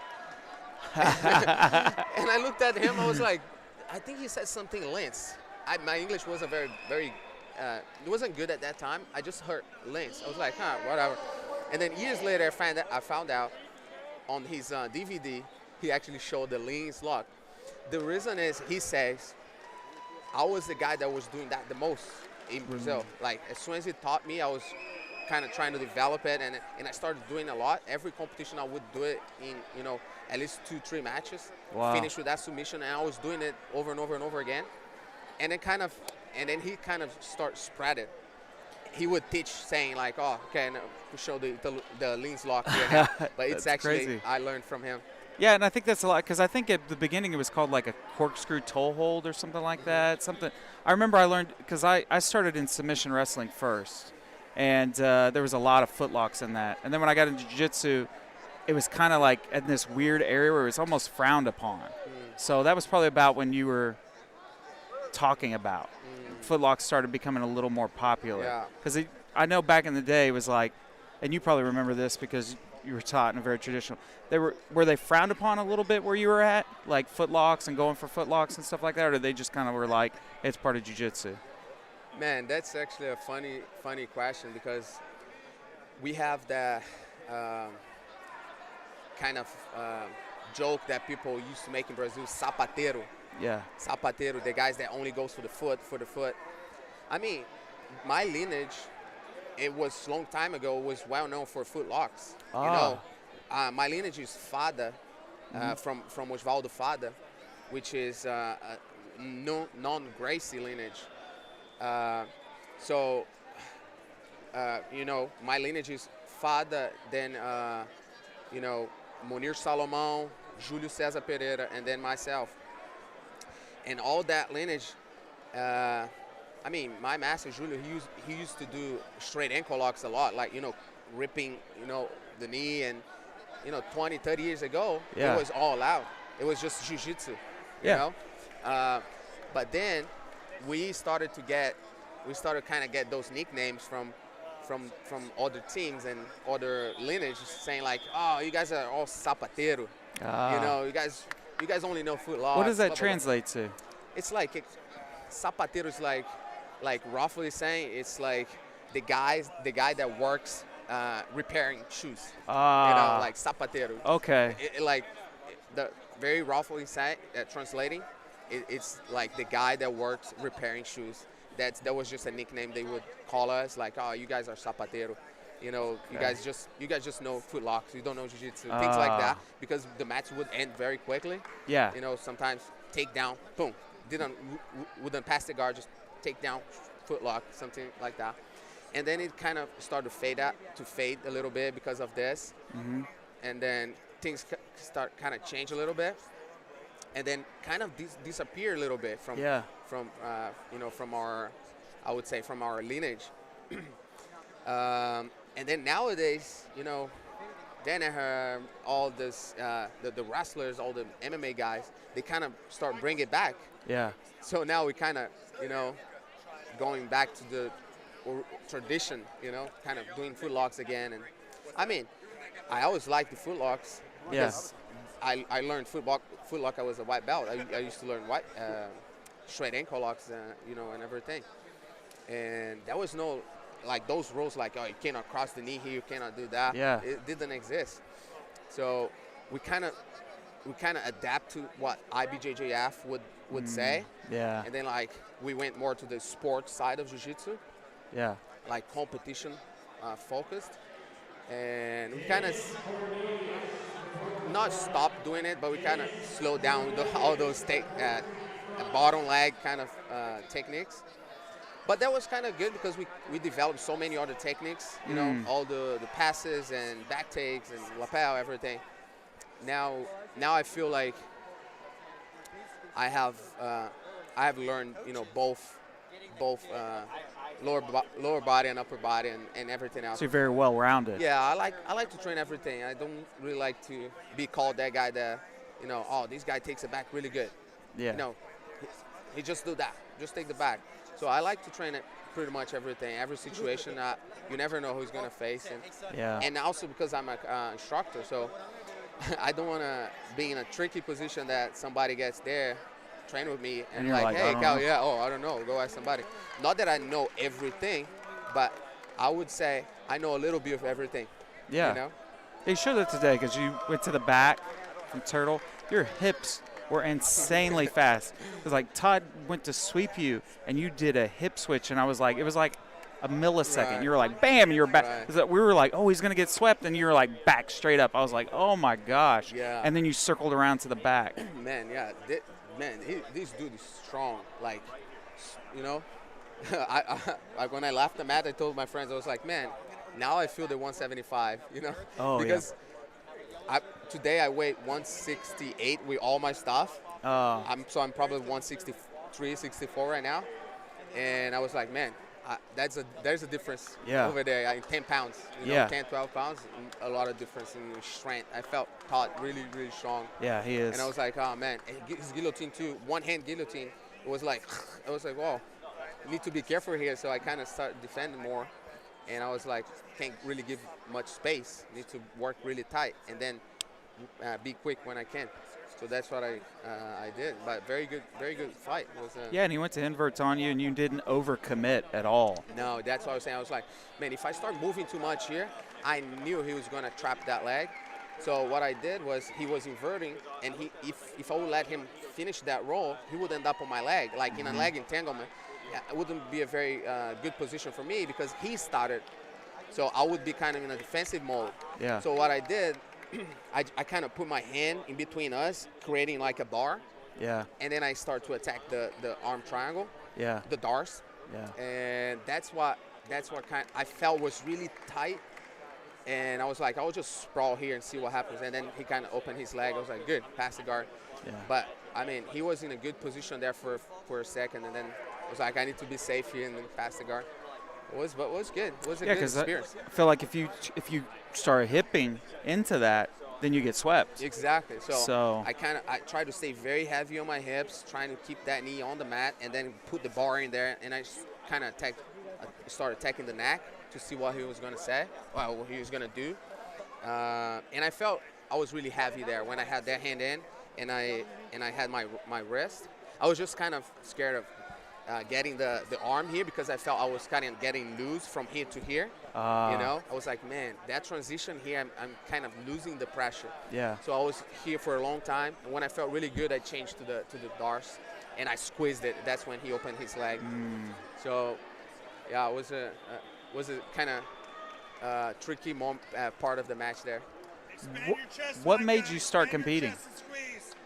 Man, I was a white belt training for 2 months, and then my very first professor was like, man, I don't know, I think you should compete. We're going to that tournament, next week. You want to compete? I was like, compete? I don't know what it is, but let's go. It's just go there and fight. Yeah. So I got there. There was no white belt, so I had to compete as yellow belt. So I was a white belt, and I competed at yellow belt, and I got smashed. Yeah. I got smashed. That's quite a bit of jump. Yeah, exactly. So at that, if somebody was at that time, jiu-jitsu wasn't that developed. Yeah. Technique was kind of like basic stuff. If you're white belt training for 2 months and in a yellow belt training for 2, big difference, Yeah. So, my first match got smashed, and then went back to the gym. I didn't really care. It didn't really affect me. Like, oh, I lost. I didn't really know. I was like, oh, I lost. Okay, why did I lose? I was just kind of playing. Like, for me, it was just going there and training. Because all my teammates were there. I thought we were like, man, everyone's here. Everyone's is gonna train together. Yeah. Or something. And that was my first competition. I was 13. Wow.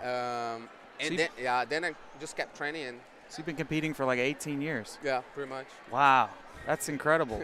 So no wonder why you're so calm, because you've pretty much, I wouldn't say you've seen it all, but you've seen a lot of it. Yeah, I've experienced a lot of different situations, but nowadays, I mean, of course, everyone get those, cold on their stomach, and I still do get it, but nowadays I feel I can control it.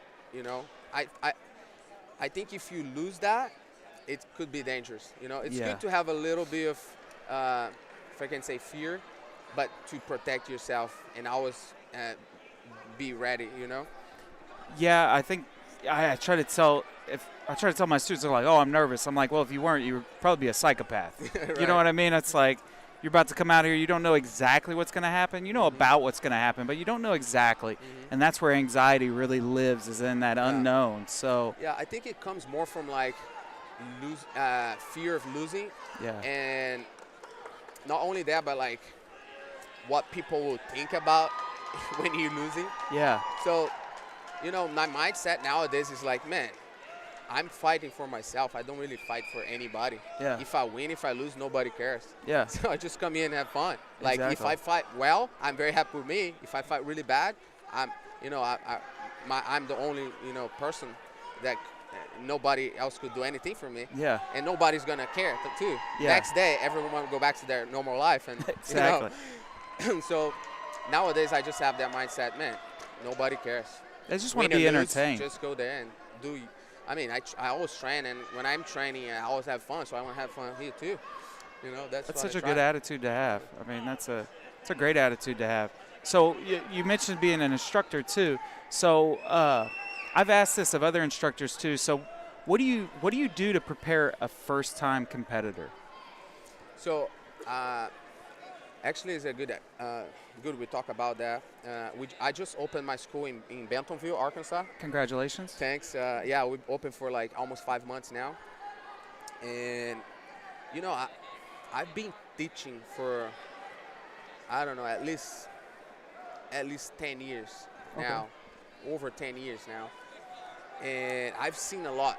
You Yeah. know, different methodologies and different ways of teaching and everything.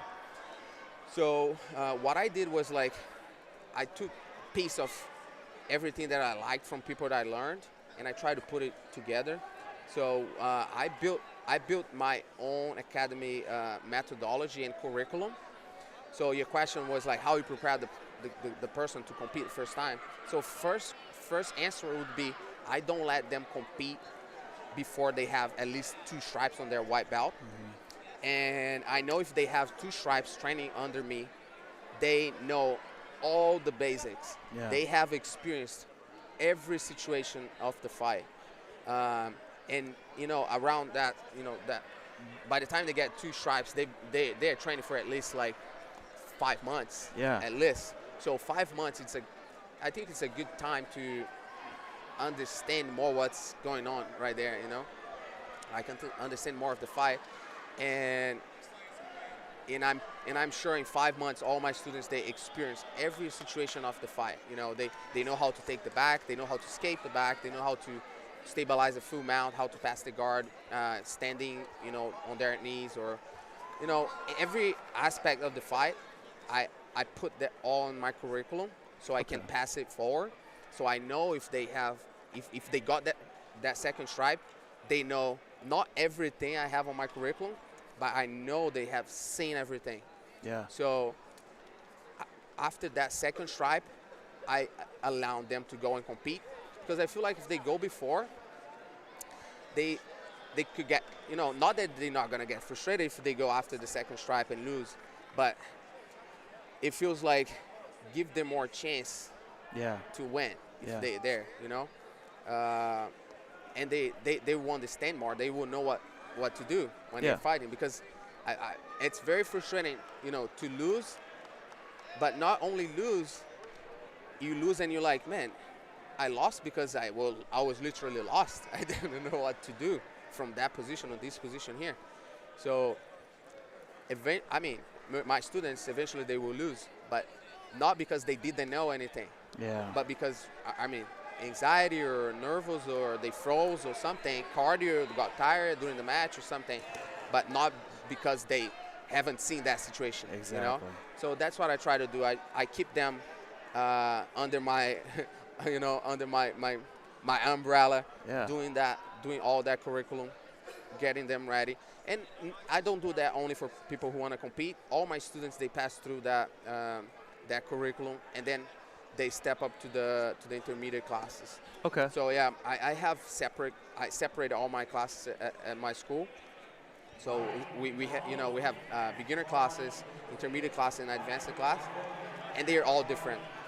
So we kind of like introduce you to the beginner class. You stay there for a few months, and then when you get your second stripe, you go to your next level, which is the intermediate class. And then you start doing live rolls and starting from your feet and working different That was my drills. next question. Do you allow your beginners to roll? Yeah, I do, but not live roll. I mean, we do, I would say, specific role. Okay, like get out of side control or stuff. Exactly. Positional rolling. Positional rolling. Yeah. Yeah. That's what I do with my beginners. So I started from a specific situation like close guard. So I feel that's more safe because I've seen people are, getting injury a lot, and it's all. I mean, 99% is on the beginner level. Yeah. They get injured, then disappear. Yeah. You not just lost a client, you lost a student, but that person might never come back and train again. Exactly. So that's why I decided to like hold them in that bubble, trying to be as safe as possible. Yeah. But at the same time, giving them that experience of fighting, but more controlled. Exactly. So like let's say, starting close guard, person on top needs to get full mount. It's kind of a live roll. Yeah. You need to fight hard to get out, pass the guard, and then full mount. Yeah. So I do things like that, like, you need to take the back. You can only submit from the back now, things like that. So it kind of gives that, like, get them moving a lot. They are fighting pretty hard, but they don't have that, like, danger of starting on their feet, going head to head, throwing each other on the wall, hurting their neck, hurting their knee, maybe a weird position. So I of course, on my curriculum, we have lots of takedowns and sequence like that. But I was drilling, and then we always do specific, rolls starting on the ground from a specific position. Would be back or full mount, side control, close guard, like you said. So I try to. I take good care. I would say I take very good care of my white belts. Yeah. Below 2 stripes. Then when they get that second stripe, push them to intermediate class. Let them start doing live rolls for 60 minutes and start on their feet and things like that. Yeah, it's after post-COVID, I started a beginner's class because I had it before at the academy I was teaching at. And I noticed several things. Some people are really intimidated by not knowing anything when you throw them into rolling. So I know you've probably experienced that. They're like, I don't know what to do. And you're like, well, just roll. And they're like, yeah, but what is that? Or like, just pass the guard. They're like, how? Exactly. So I've noticed those people really flourish in a beginner's class. And then when they move to that intermediate class or advanced or anything like that, or the next class, they feel comfortable. They're like, okay, I know what to do. Yeah. So it's good. And, I have one other instructor, too, that I highly respect. And he said the same thing with the stripes. He said 2 or 3 stripes, then I let him compete. And he had some of the same reasons you have. Yeah. And I mean, you're doing them justice, too, because you said you're teaching them a particular curriculum. So if they're ready to compete or not, they're ready. If they come up at 3 or 4 stripes or blue belt and they say, hey, I want to compete for the first time, you're like, oh, well, you already know all this stuff. Exactly. So. Yeah, I like that because I can really see the difference when they are rolling and when they go to the intermediate class. I don't usually get that question. Oh, what should I do now? Yeah. Because they know what to do. Sometimes the situation doesn't allow, or maybe their partner been training for longer, but they always know what they're trying to do at least, And the chance to get injuries way less, like you're not sloppy, spazzy, Yeah, because I think that comes from not knowing. Exactly. So you're I'll just panic. You're fighting everything, Yeah, if they know how to escape a couple escapes from side control, they're not going to be like, I'm just going to shove this person off of me. Like you touch them, they go, fighting back everything. That's really smart. So that's cool. That's some good stuff that I can take back with me too. So I appreciate that. Oh, thank you. One last question. What has jiu-jitsu done for you? If you were to say maybe 1 or 2 things, what has it done for you? Because we probably have people that maybe just started training or maybe been training for a couple of years. Someone with 20 years experience, you may know something that's just been. Man, jiu-jitsu just changed my entire life. If I can say, one thing is just life-changing because, I always liked the sports and everything, but jiu-jitsu got me connected to so many good people, and nowadays, I have my family, I would say, because of jiu-jitsu. Yeah. I'm where I am at today because of jiu-jitsu only. I've traveled the entire world only because of jiu-jitsu. Never like, I want to go that country or that somewhere because I want to have fun. No, it was always because of jiu-jitsu. I've met so many great people and so many nice places only because of jiu-jitsu. So, man, jiu-jitsu for me nowadays is everything. Like, it's just, I can't see my life without jiu-jitsu. Yeah. I think it's just one thing now. That's how I bring food to my table. That's how I raise my daughter. That's how where my gym is my second home. My daughter is running around there all day. How old's your daughter? 18 months. 18. Oh, wow. Yeah. What a fun age. I have a 4-year-old. Really? Yeah, it just gets a little more difficult, as you probably heard, in certain ways. But, what's your plan? I said that was my last question, but now I want to know this. What's your plan to get her started in jiu-jitsu? Man, that's very funny. She's haven't been training yet. Yeah. But every day in kids class, when we line up, we usually bow and shake everyone's hand, line up. She's been doing that already. Oh, really? She always follows the last person, even though she's like, doesn't really know what's happening, but she sees everybody shaking hands, bowing, shake hands, and going line. She does exactly the same. So funny. And she's been doing lately, she started like 2 weeks ago doing front rolls. Oh, Man, wow. She barely walked. And she's been doing front rolls, and she understands. I say, hey, front roll. She goes, dum, dum, and she starts That's rolling. awesome. So I think we'll be natural. She has her gi. And, I'm not going to push her. I'm not going to force her. Of course, I'm going to, she will be there. She see all the girls. By the way, man, my school, I would say 80% of my kids' program are girls. 80%. Oh, wow. I think we have maybe right now 40 kids in total. Man, I would say like 25, 30, they're all girls. Wow. So I think she will like that environment because they play a lot and she's always running around with them. I think it will be kind of natural for her to just one day like, oh, I want to wear this. I want to wear this. I want this belt maybe, and then start playing and then kind of get introduced to it. That's I good. think will be kind of natural. But she's been going to swimming classes. I want her to try everything. Her mom is a black belt too. Oh, wow. So, but her mom, when she was young, did gymnastic too. Okay. Which is great. Yeah. So I want in the near future, I want her to try that too, see if she likes. I want her to try, a bunch of stuff, see what she likes. Because I don't want her to do jiu-jitsu because I want or her mom wants Exactly. it. So I'll just let her kind of free to decide. I think that's a good start. I've seen instructors that have forced their kids to do jiu-jitsu, and they usually hate it. Exactly. And the problem is, as a parent, we love it, right? So we're going to there's going to be times where we're having to go teach, and that takes away from our family time. So the last thing I wanted was my kid to hate jiu-jitsu, and then I have to take away family time to go teach jiu-jitsu, and then they just hate all of it. Oh, yeah. That's my ultimate goal to not happen. If he doesn't want to do jiu-jitsu, it's fine. I had people that told me, and you probably heard this too, they were like, well, don't you want him to be a boy? I was like, well, why? And they're like, well, then he can do jiu-jitsu. I'm like, the only difference is if it's a boy, he'll kind of have a choice. If it's a girl, I'm going to be like, hey, you need to do jiu-jitsu. You have to do jiu-jitsu. Right. So, because it could be a scary world for a young girl, Yeah. So it's important that she knows how to defend herself. That's funny. I was talking to my student last. We were on the way here, and we were talking exactly about that. Like, man, when they get to school, I know like lots of homeschooling nowadays because of all that.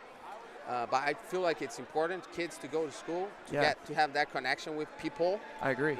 See different people and kids and socialize exactly. But at the same time, it's scary, Yeah. And we were talking about that, man. I don't know about the other kids, but my daughter will learn how to defend herself pretty good. Yeah. Because it's exciting but very scary at the same time for the parents. So definitely. And the good thing is your wife understands. If Yeah. some guy grabs a hold of your wife, they're gonna be like, "Oh God, I made a mistake." It'll be a trouble. Yeah. So, okay, cool, man. It's been amazing to talk to you. You've been Oh, great to thanks, talk man. to. You know, it's awesome to meet somebody that had a move named after him that I teach. So that's really cool yeah. too. So, man, I Oh. guess you're doing gi today too. I'm doing good. I think the goal is at 3. Okay. Uh, They're a running bunch of people there too, I think. It's 12:45 now, so you got time. Yeah. So Get something to eat. Yeah. Really hungry now. yeah, go get something to eat, Yeah. man. Man, it was fun. It was fun to talk to you guys. I mean, I think you'll see me more often on the AGF tournament. That'd be awesome. Because I was fun. I was good people. The nice environment. You know, not like people trying to kill each other here, mean Yeah. face, and it's always fun to be here. So you'll probably see me more around with my Good. students. Where can people find you at, like social media wise? So Instagram, Italo Lins BJJ. Okay.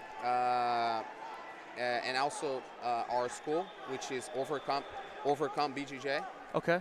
Our website is overcomejujitsu.com. Okay. So And you're in Bentonville, right? I'm in Bentonville, Arkansas. Yeah. So if they're inside there, they just hit you up. Man, yeah, please come, stop by, say hi. You know, Awesome. it'll be cool. Yeah. Right? Yeah, I'll have to hit you up if I end up over in that area. I've got guys and gals that are military, so it's nice to kind of make those connections because sometimes they're looking to train in those areas. Mm-hmm. So it'd be cool. I'll have to send them. I get someone in Bentonville now. I can be like, hey, you need to go train Yeah, here. come by, So, yeah, for sure. okay, man. You have any All right. questions for me or anything? No, just thank you, man, Yeah. for having me. You know, I don't really. That's the first time I'm being interviewed here at AGF, so I don't know how's that work, and who is listening or what. So It could be anybody. just want to say, yeah, thanks for having me. Yeah. You did great, Yeah, dude. thanks. So thanks, man. All right, thanks so Appreciate much, you, brother. dude. Have Nice a- to meet you. Good luck with your gi. Thanks, brother. Yeah. Yes, sir. Thank you. Are you in Arkansas? You have one of the team schools there? Yeah, I mean, I just opened my school like 4 months and a half ago. It's called Overcome. Okay. But we were the same stuff too. Awesome. Awesome. Taking over.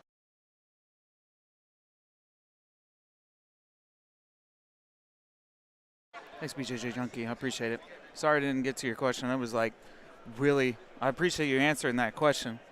Oh, 'Cause I was like, geeking really? out over here. Yeah, a little bit, but he was so easy to interview. Like he was just an open book, you know. that's So any awesome. question you asked him or anything like that, and he had great information too. So we'll have to go back and edit that, and like maybe have that as a thing.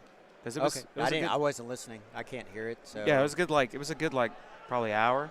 I think people it would. seemed like a while. Yeah. Yeah, so we could probably cut that out and then just maybe post that somewhere, and then if someone wants to see it, I think it would be good traction for us. Yeah, that'd be cool.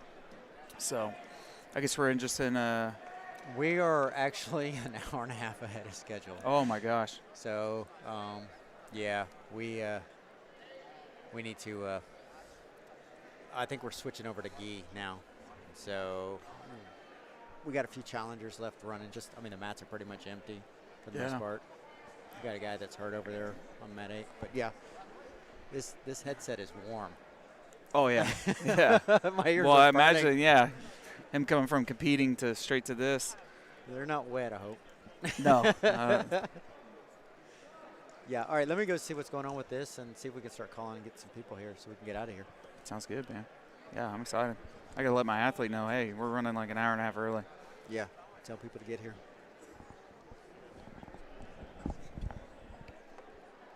Yeah.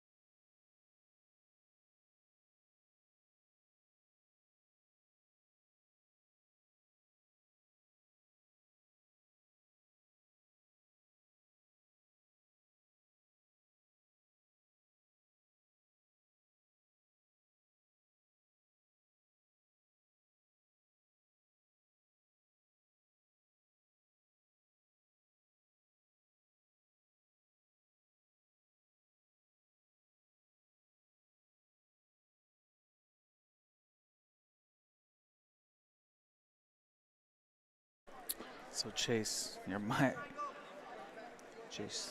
Schenkel here, my ankle lock. My opponent was tough.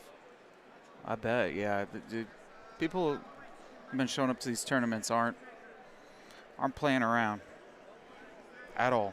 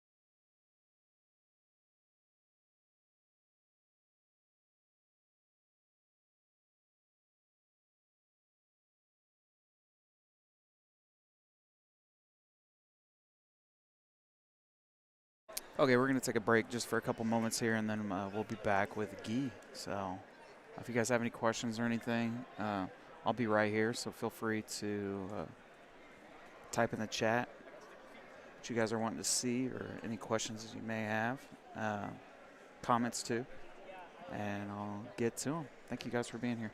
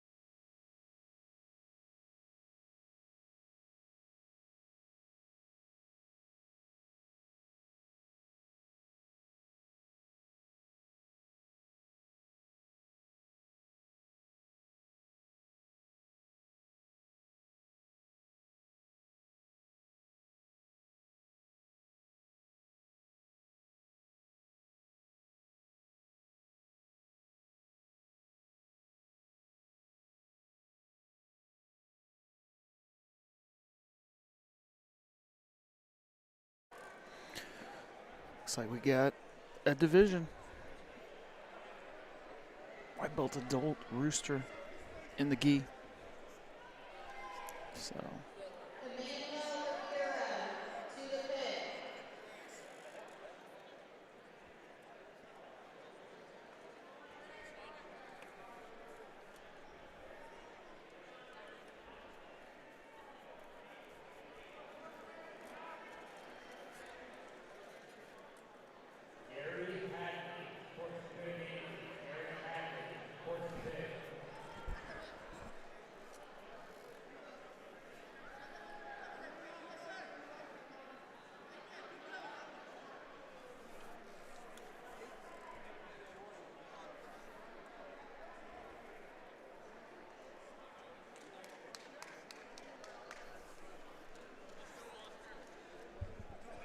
Some jiu-jitsu to watch.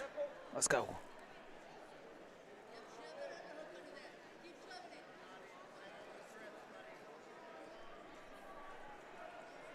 He goes for, almost looked like he was going for the back.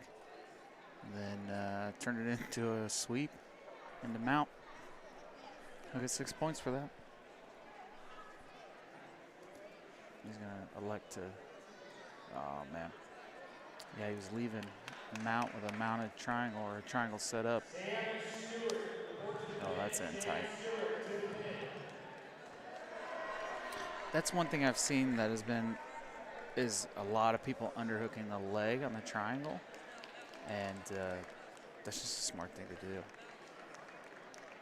God, he's got double underhook.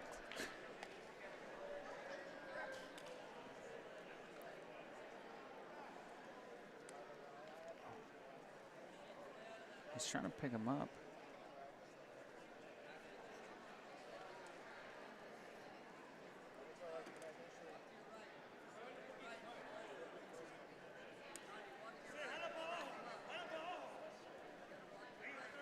Problem is like he's not doing himself. Oh man. Jeez.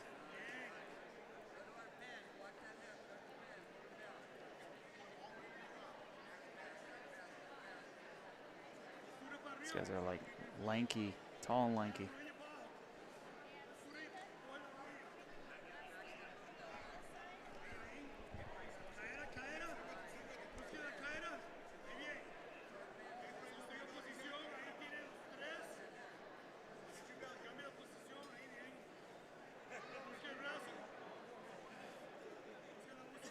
So he'll get his guard pass points here. So it'll be 3-6 with 3 minutes left.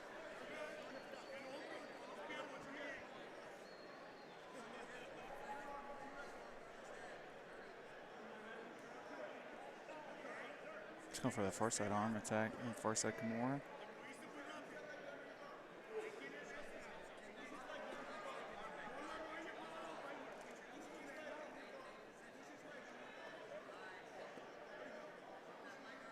Nakamura is gone.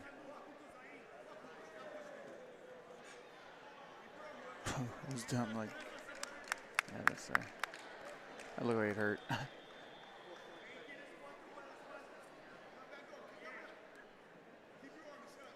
Good comeback. Down by 3 points, gets the Kimura.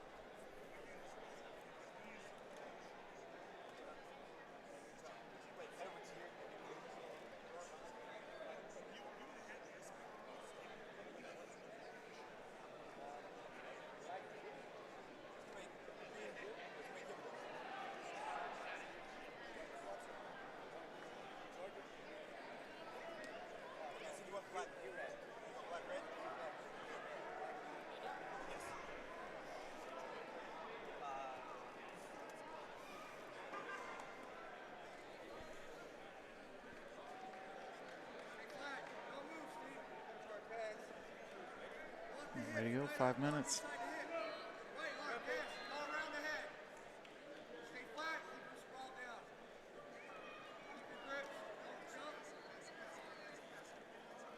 Pulls an open guard, maybe like a butterfly or half here. So he's looking for a scissor sweep, but she's gonna get put in close guard. Almost into an arm bar.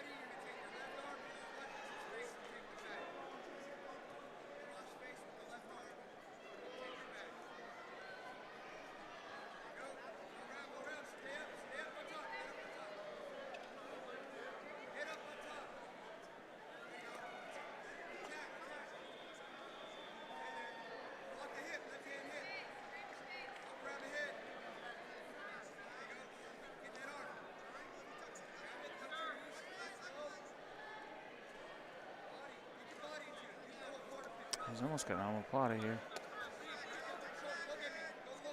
Oh, he's got a rear naked.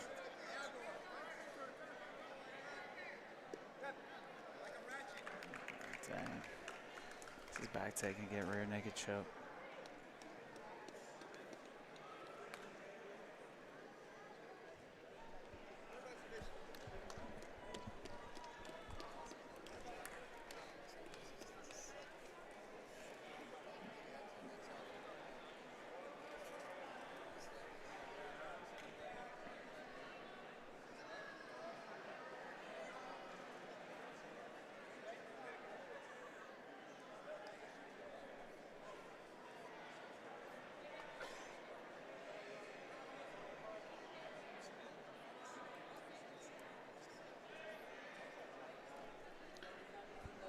More of this division coming up, so I guess we're looking for somebody. Yeah, we're looking for an athlete.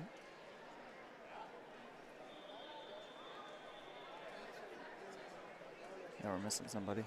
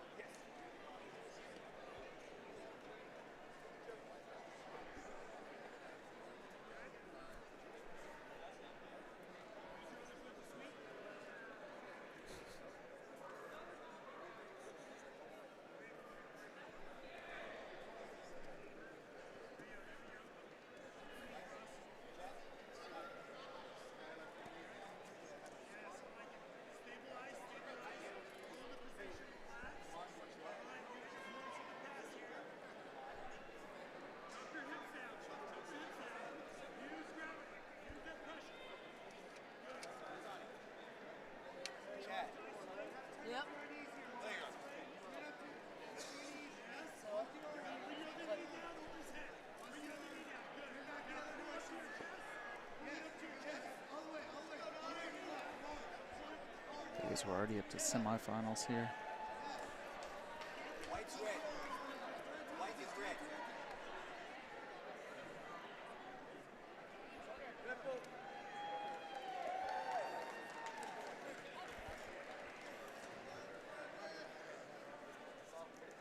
Maybe try to go for a collar drag, I guess.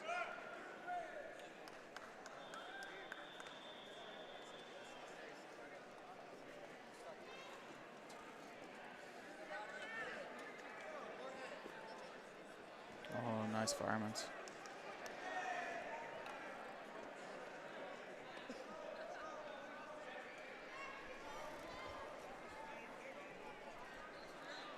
He's gonna watch his triangle here.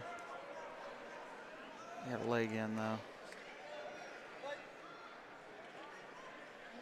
Half guard, he's got a good crossface here.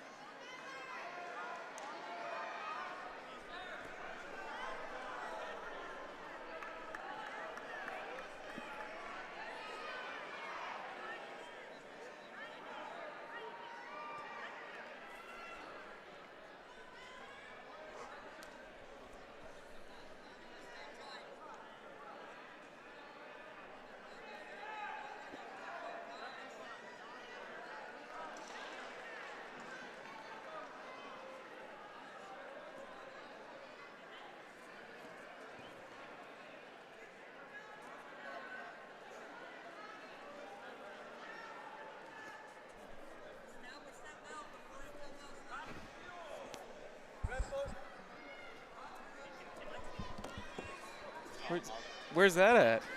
What's that? Where's that at? This is at the concessions. They put Skittles at the bottom of a Sprite, and you choose your flavor of Skittles, and it tastes like Sprite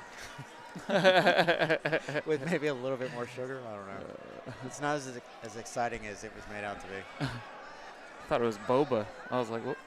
No, it's got it looks like it, with like a really watery boba. Yeah, exactly. It's just undissolved Skittles on the bottom. I'm just getting all the harmful dyes. Just couldn't help yourself, could you? Well, my wife was telling me how amazing it was. She's had 2. Oh, man. I'm like, you are really desperate for sugar. Poor Sherry. He's going to get this Americana here. God, I've seen some. Oh, did you get it? Oh, yeah. I think so. That's It's the the second rash- shoulder lock he's got. It's that rash guard. Oh, yeah. Gives him superpowers. Yeah, look at that rash guard. Looks good. Screaming Eagle. The golden Screaming Eagle.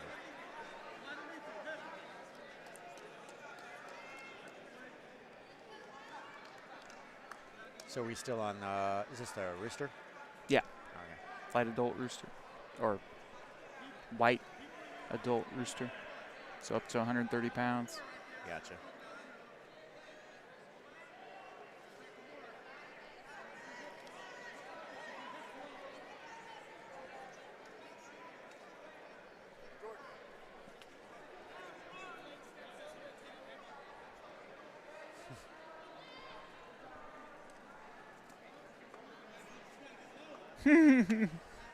Shut up, Jason. Oh, that was from earlier at 11:30. Jason Ryan said, which one of y'all said mid-40s is older?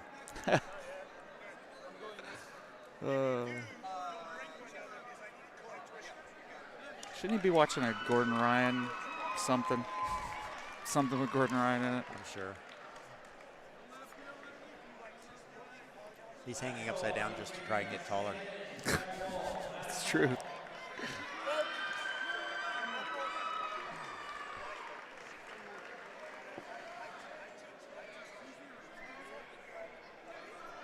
Jordan got a back take and a rear naked choke earlier. Looked like he was gonna fight the sweep there or the takedown.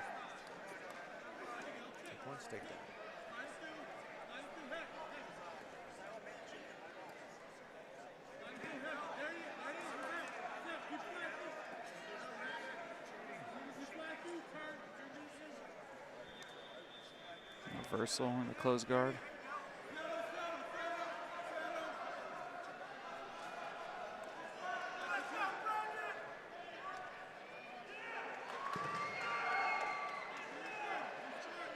Oh, he may get Kimura here. Yeah, he's going to get Kimura. Dang, lots of Kimuras. Shoulder locks, like this crazy. This is why we're running ahead of schedule. Right. I went into the pit and I told people, hey guys, I'm sorry, we may be here for a little while. We got to wait for people to show up. I tell them to get here an hour early. We're an hour and a half early, so we at least need to wait a little while. But most people were here. As you can see, the pit's practically empty. Yeah. So, I mean, so this is our 130. No, is it 130s or 2s? What time is that thing say? 2. Yeah, so we're running the 2s and we're almost done with it. And it's 148. And the pit's empty of all my 2s. So we'll get on the PA and start announcing our next time slot pretty soon. Right. Yeah, that's what I called my 3 o'clock. I was like, hey, are you here? She's like, yeah. And I was like, okay, good, because they're running like an hour and a half early. She's like, okay, I'm ready to go.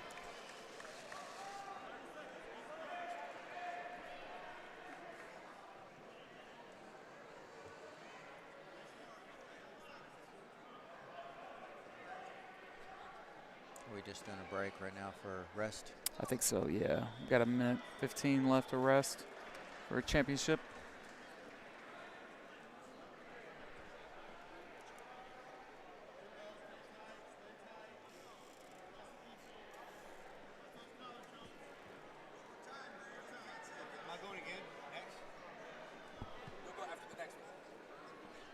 Did Derek Atkins ever go?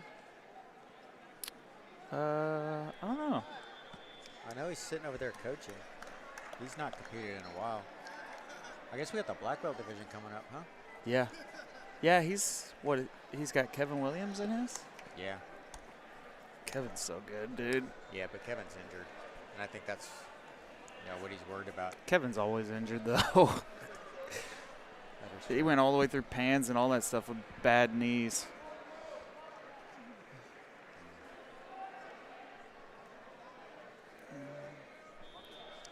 It's one of my favorites to roll with. It's Kevin.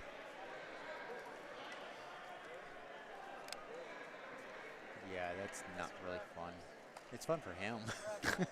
Just kind of dances all over you. Yeah. It's a highlight reel for him.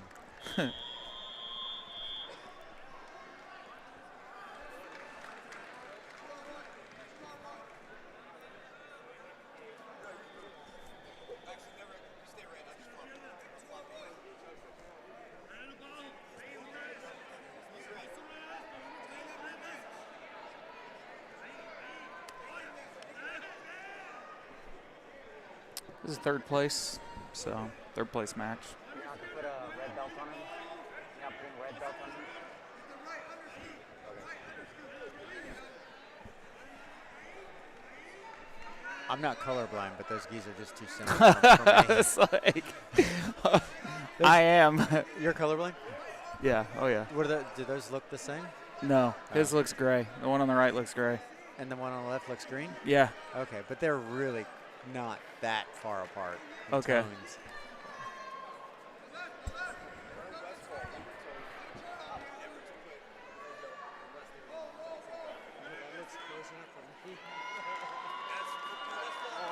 Oh, that's fine. I'm just saying. We just got to figure it out. As long as he knows, that's all that matters. Yeah, as long as the ref knows which one's red and which one's blue. Yeah. That's what we call the white belt shuffle.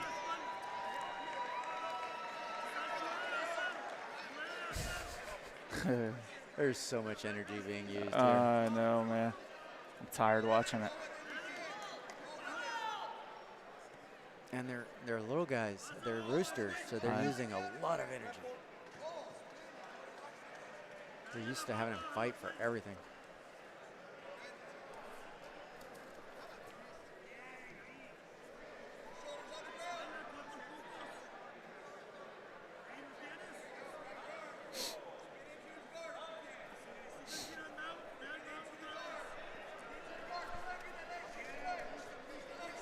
So we got 350 left, 0-0. All right, do you remember which one's red? Guy on top, if I remember right.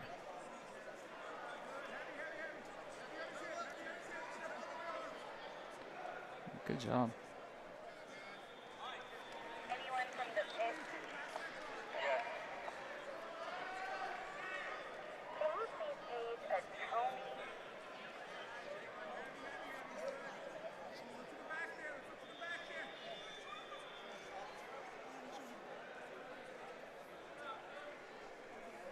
I think I'm gonna go wander around and meet and greet, Yeah, have fun. talk to some coaches. Yeah, I'll be back when the black belts get on. sounds good. See you then.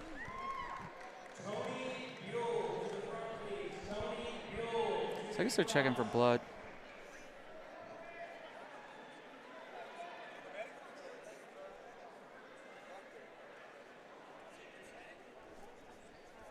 Someone's bleeding.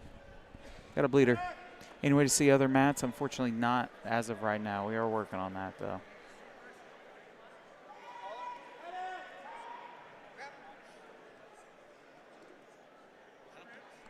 Someone's bleeding. Someone's bleeding, I think.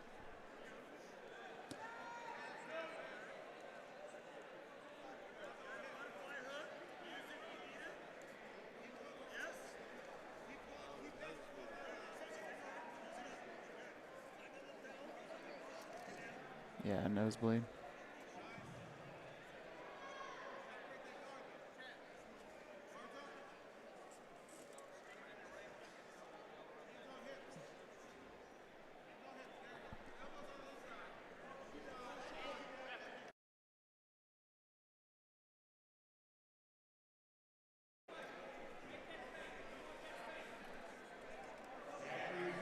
So we got a nosebleed. Little bleed break.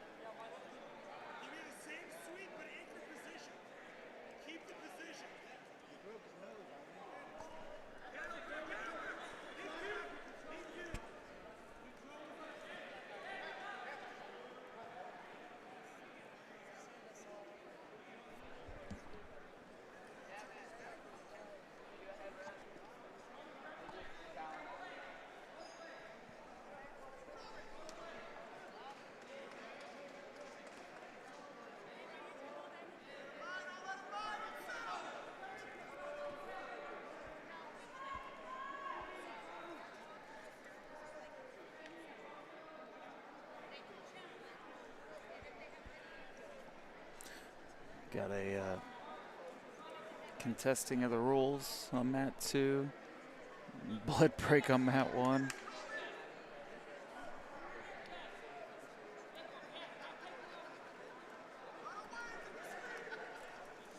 Oh yeah, we're back in the action. Back to the closed guard.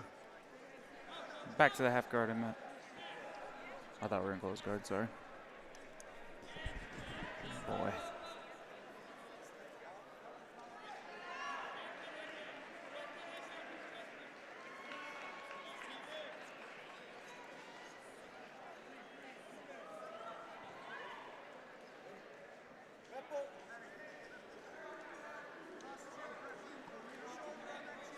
He's at the underhook.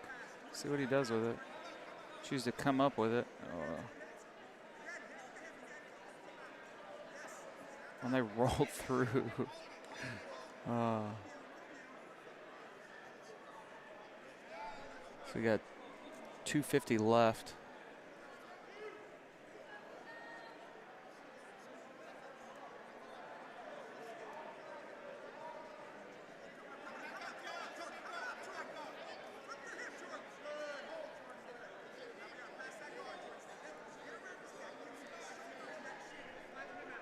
Scores 2-2. We're all tied up. No penalties, no advantages. We have 2:25 left in the match.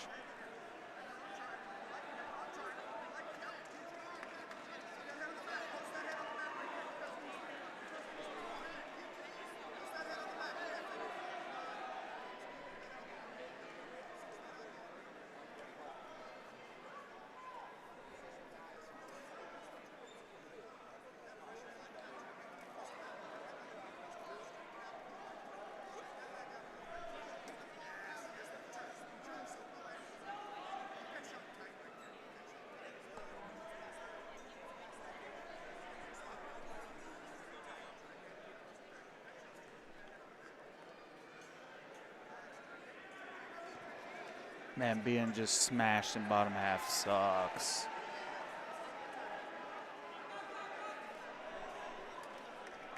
He gets the guard pass here, and he may win this. There's a minute and a half left, so he keeps giving up the underhook and half guard. So it's a, oh, he's trying to do an Americana.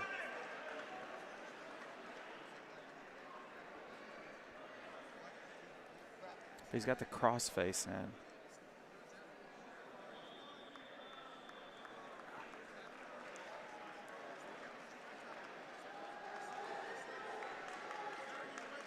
An advantage for the Americana attempt. He just needs to take his back. He's got everything there to take his back.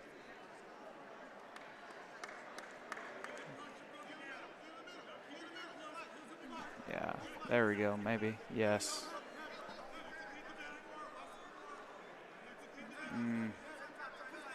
May not be able to get his hook in. If he can't get his hook in here, then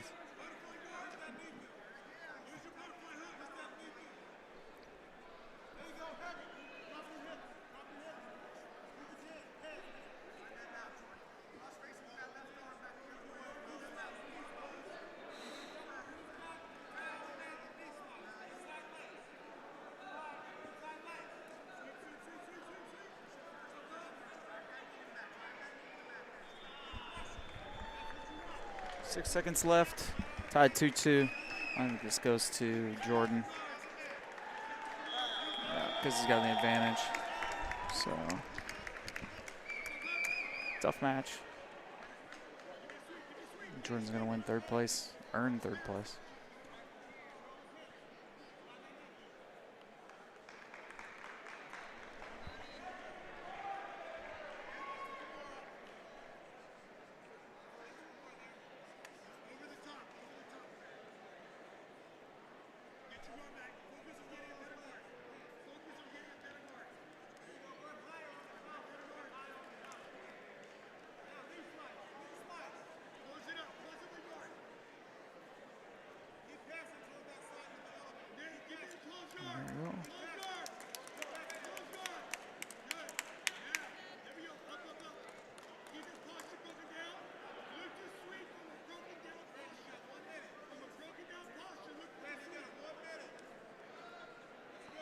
Here comes the finals.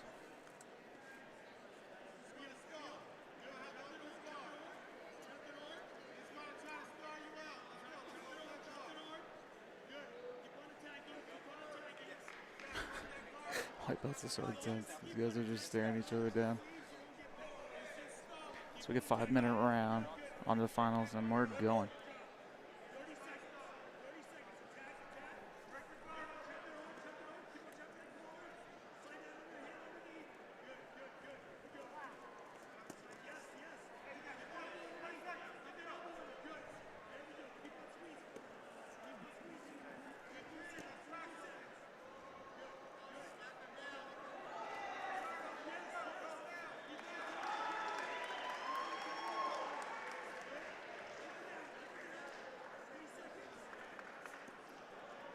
Should try to hit that fireman's carry again, but he's gonna get his. Oh.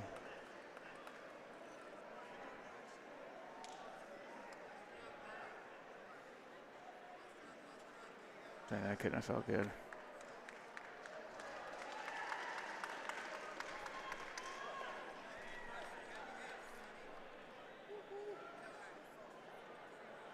Stuck in kind of a lockdown here, half guard.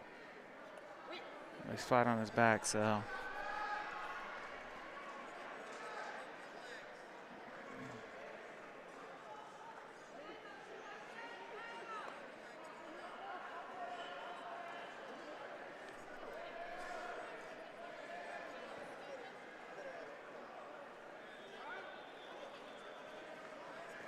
Oh, he's gonna, almost lost it there. He's gonna get a guard pass, and he's gonna get 4 points for mount too. He's gonna give him 7. He's gonna have 9. It's up 9-0. So still a lot of time, 3.5 minutes.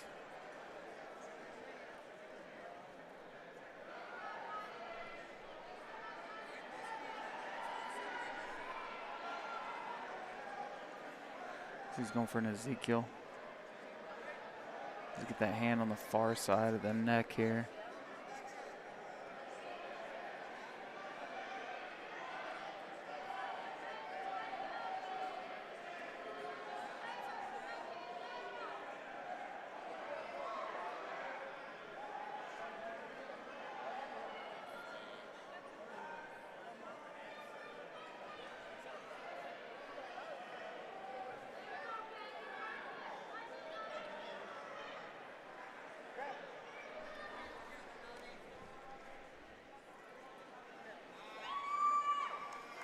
Got the choke. Good job. 3 matches.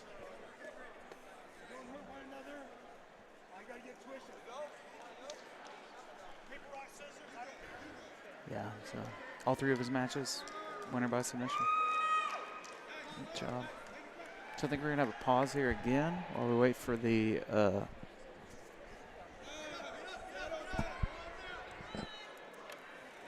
pit to fill up again.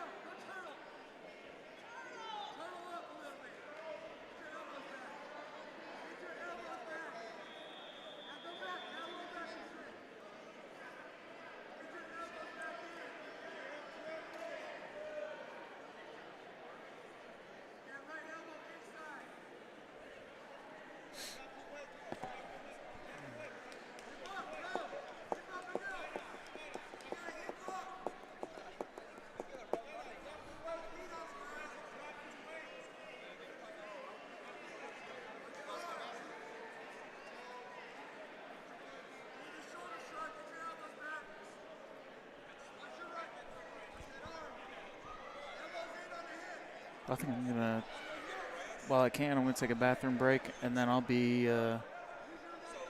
back. So for our next division. See you guys here in a couple minutes. If you have any questions, concerns, comments,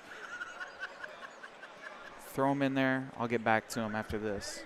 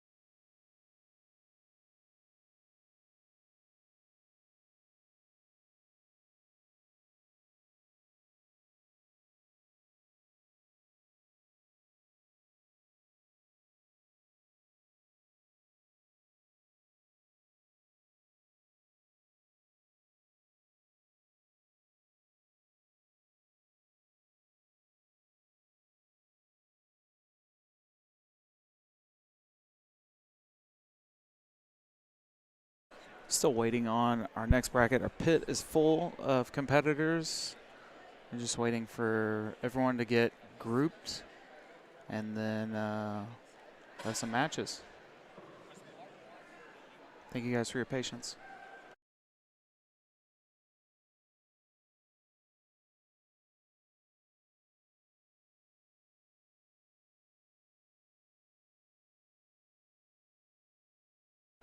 We got black belts coming up next.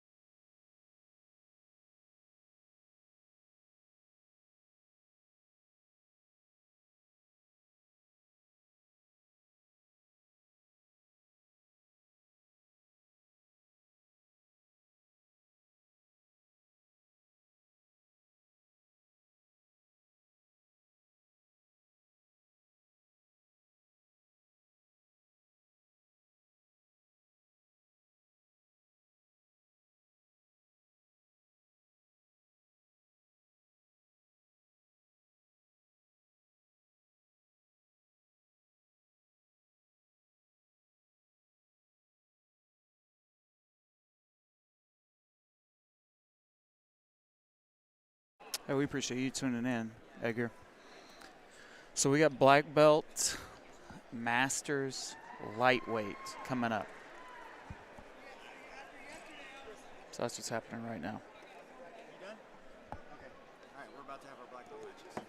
Heck yeah.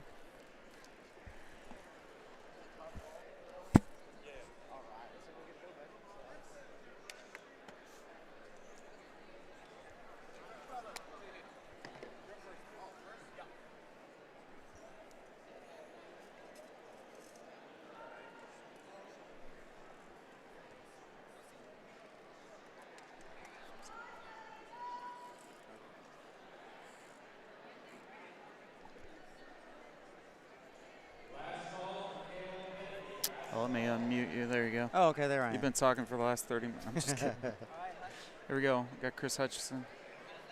Linz. You didn't want to butcher his name? Yeah.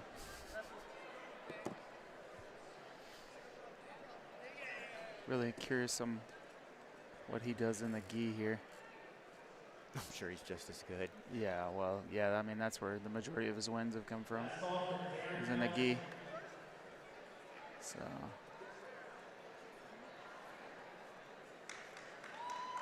Chris maybe wants to overhead sweep him? I don't know.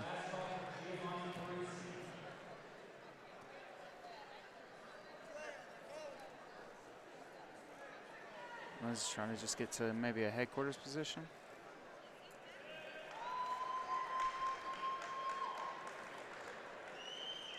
He's got a lapel guard here working.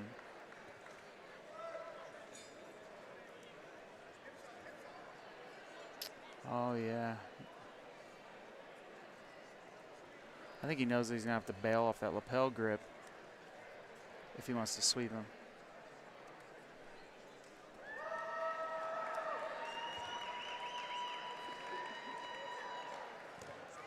Oh, There that we was go. nice. That was beautiful. Was nice. Nice knee cut. Very nice. He's so patient. I want to roll with him. I guess I'm going to have to go to Bentonville. Oh. Is he Bentonville or is that Northwest Arkansas? He told me it was Northwest Arkansas. Yeah, that's where he's at. It's Bentonville. Okay.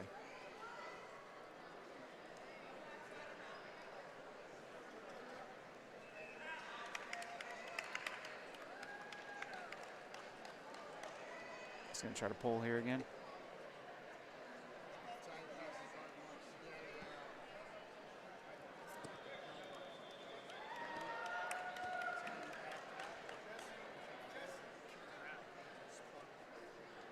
Another knee cut pass.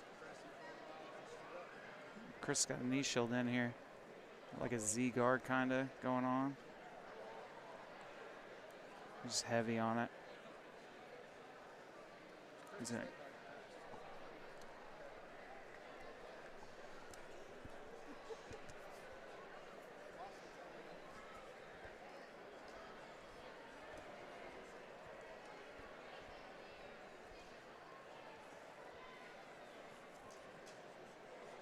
I love the knee cut pass. Yeah, it's always fun. Oh, he's going to do a knee cut, yeah, for this. Laborio showed me that at camp. It's a little pant grip and then knee cut out from the knee shield. So we got 310. Talo's up by 3. Oh, he dove into timed that so beautifully. God. That is so fun to watch.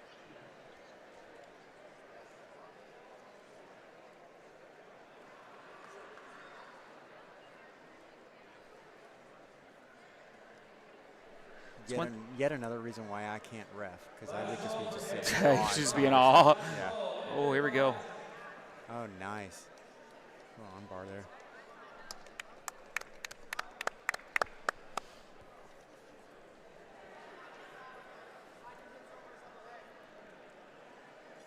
We had 11 guys in this division, and we had a couple guys no-show, which is a bummer. Sucks. But still, should be a good division. Oh, yeah.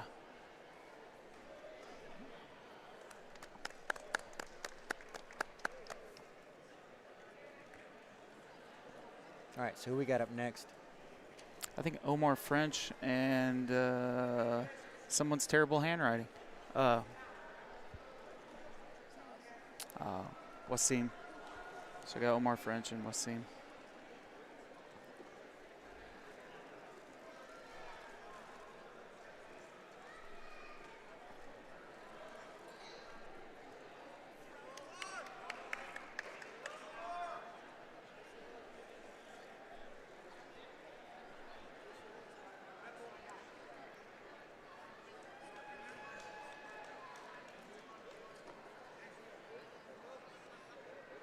Looks like Omar's got some tape on that ankle that he got. Oh, dude, it's jacked up. Yeah, and then he got straight ankle locked on it right after the toe hold. Oh, did he? Yeah. I didn't see that. Oh, poor guy.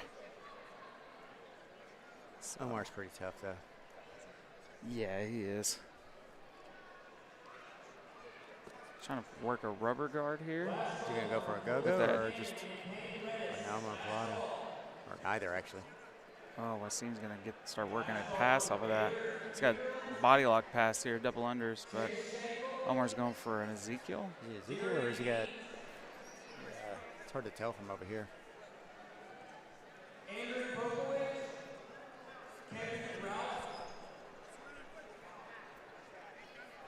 Wasim's got that beautiful origin gi. Made in America. Shameless plug. Oh, nice mount. Nice transition to mount. Looks like it's heavy. He's going to get his points. So Wasim's up 7-0. Got the guard pass into the mount.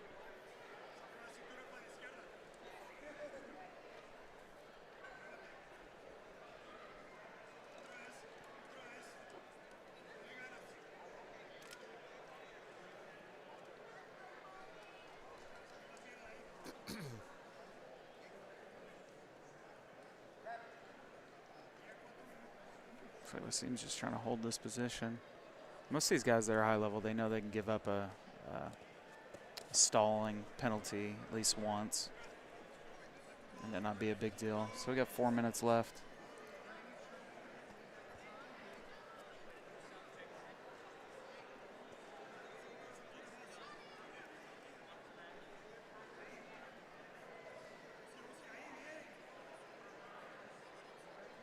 Is he working in Ezekiel or what is he doing? I can't see. I can't see from here either. He's got that cross face. Yeah. Omar's trying to pull him off him a little bit, but I can't see anything. Well, he keeps lifting. Wasim does. So yeah, it makes me think maybe he is going for an Ezekiel. He's got something.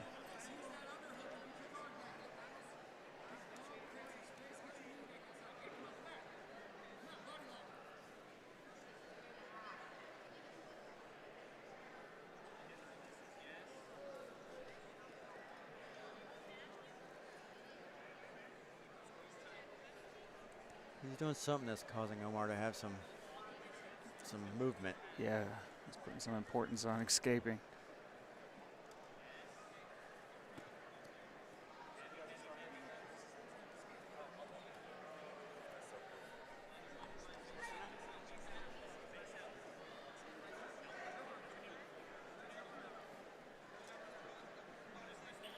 Oh, he's got far side arm, so he's got underhook and crossface. Okay. Is he trying to walk it up for an arm triangle? Possibly. Omar keeps making him post, though. 2.5 left. Yeah, he's working for that arm triangle. Omar's got a collar and grip, which is going to help him Yeah, kind of frame and yeah. buy him some time, but he's just very uncomfortable being down there for so long. dude, this is what JT Torres does to you. Like cross faces you, and you think when he goes to mount, he'll stop cross facing the death out of you, and he doesn't. It sucks so bad. He's digging it out. Trying to break that grip off his collar. Yeah. It's causing Omar to.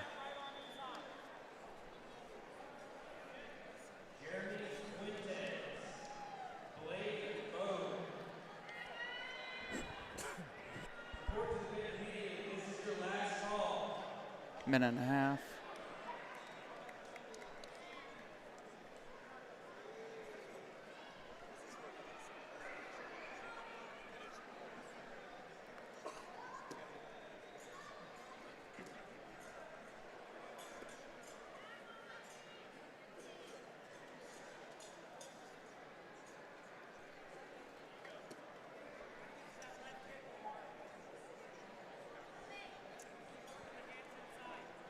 After this time slot, we got all the other different weights for black belts coming up. Nice. So we'll have. Ooh, quite a hammer few triangle. divisions. Oh, nice. He's got a whole minute to work this too. Yeah, he's yanking the crap out of his neck. Oh, he lost it. We get to see what his guard's like. Yeah. Oh man, I imagine it's great training under Hibero, the Hibero brothers. 30 seconds. He's going for an Ezekiel inside the guard.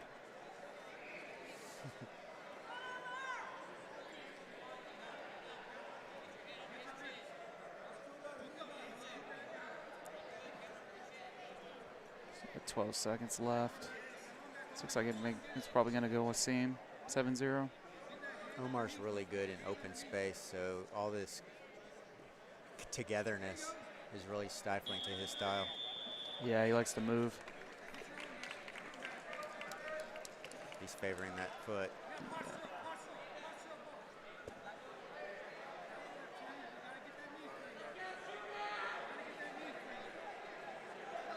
Foot injuries suck. I mean, you got to walk on them the majority of the time. So it's like, it's just constant. It's like, this shit hurts. So we got Todd Walling and Adam Osborne. Is that what's up next? Yeah. All right. It's a PJ party, Todd. You got to do laundry. Todd's in the zone. Todd's just like, how's my hair? Yeah, look how white that gi is. Has it ever been used? That's my promotion. That's my promotion gi.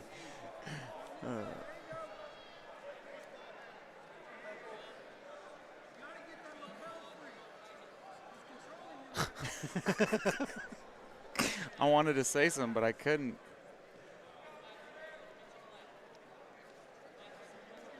Yeah, I figured Todd would go to half, maybe. Sounds like I don't know what to do with all this fabric. Right. He's good in gi. I've competed against him in the gi. Oh, yeah. Toe holded the crap out of me. That's why his name's Toe Hold Todd Walling. I answered that. Oh, you did? Yeah, both of those. Okay.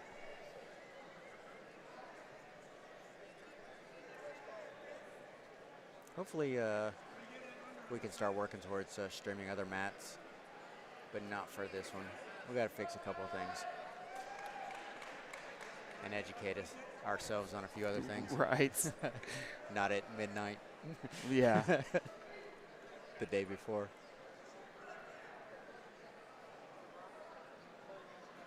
Oh, that gi just rode up right up on by his knee. It's so hard to. Oh. Did Todd hit that same sweep in no-gi? He almost did, I think.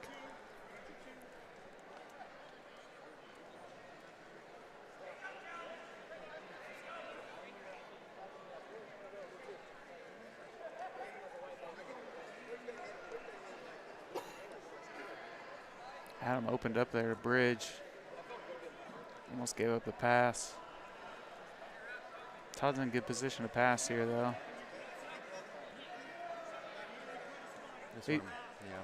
That's one of my favorite passing positions from top half guard. Yeah, more kind of like that tripod again. Yeah, So- or you can turn in. Turn and knee cut.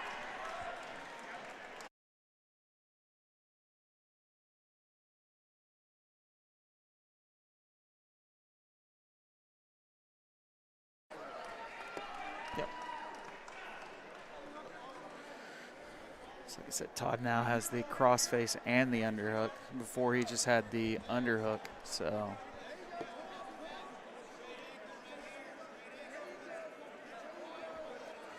Todd's just being patient here.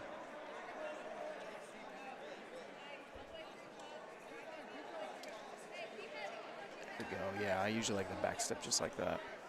Once they open the bridge, back step.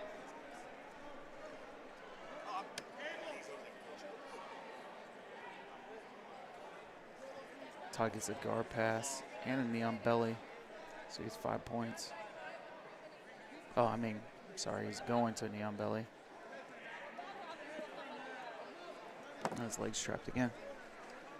So you get 2 points for the sweep and 3 for the guard pass, but then got put back in guard. I had to go answer a question on how to treat a tooth falling out. Is that an injury timeout? Or I was like, yeah, that's an injury timeout. And then I said, if he has another tooth fall out, then he's going to be DQ'd because it's the same injury. Doesn't necessarily have to be the same tooth regrowing and falling back out. Jeez. Please tell me. I hope it wasn't Jet. No, it's these two guys over here on mat 2. All the action's on 2. We should really consider switching our stream. Little did we know we'd have a bunch of white belts that are blast doubling each other into oblivion.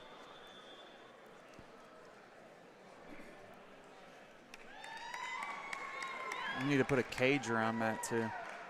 Good job. Start separating, create some gaps between our mats.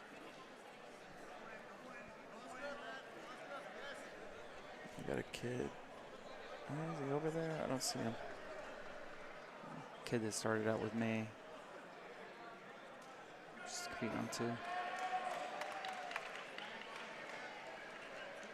He's running short under. He may try to hip out and wrestle up.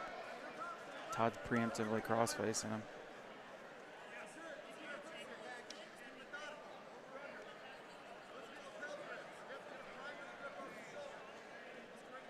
Yeah, he's going to try to wrestle up. I'm just looking at the crowd that's watching. There's 6 black belts that I can spot right now just watching. Right. A couple of which could be in this division. Yeah.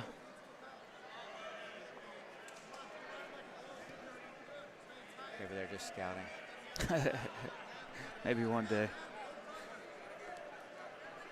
No, but this is really good for Oklahoma Jiu-Jitsu to see these guys.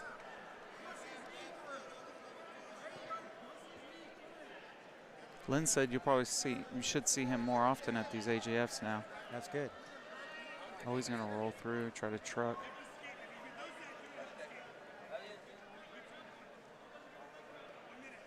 This isn't the first time Todd's been in this position though. See if he steals his truck. Oh, that's good.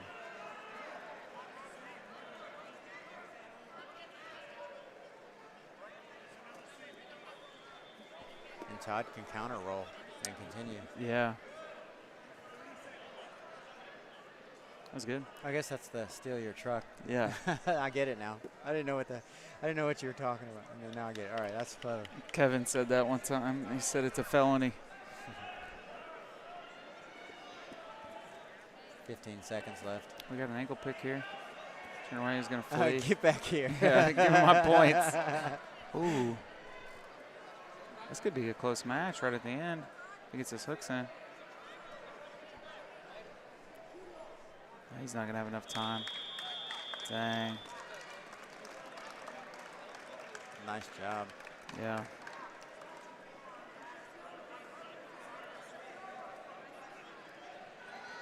Todd's a good dude. He works hard.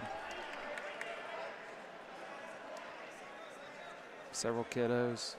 He's a good dude.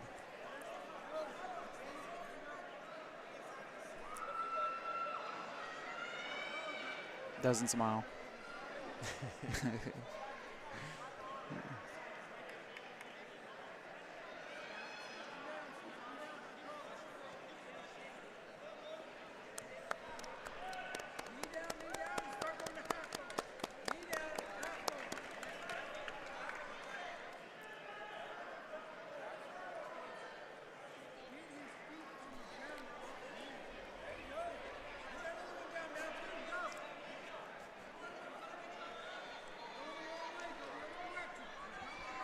You all right? You all right? Yeah. Todd says he's tired. I think he was tired in his nogi match. He was laying down after his last nogi match. I think it's his third division. These guys are tough. Is this your third division? Yeah, that's what I thought. That was my 45. Yeah. Yeah. Yeah, and he did our open mat yesterday as well, so he put in a lot of time. He takes pictures of the puddles of sweat he leaves. Here we go. All right, so are we in semifinals or where are we We're going? in semifinals, it looks All like. right. Yeah, Semifinals, so we got, who do we have? We have Italo versus Wasim. Yeah.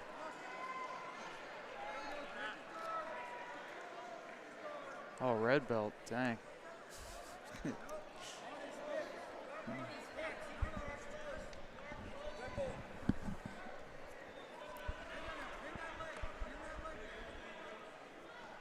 Yeah, I was talking to Linz, and he said just one objective that he wanted to have, just as going up, through the training, is just to be well-rounded, top or bottom. Like he never had the intention of being known for a move or a guard or anything like that. Right. All right, to an Omo. Oh, that was pretty.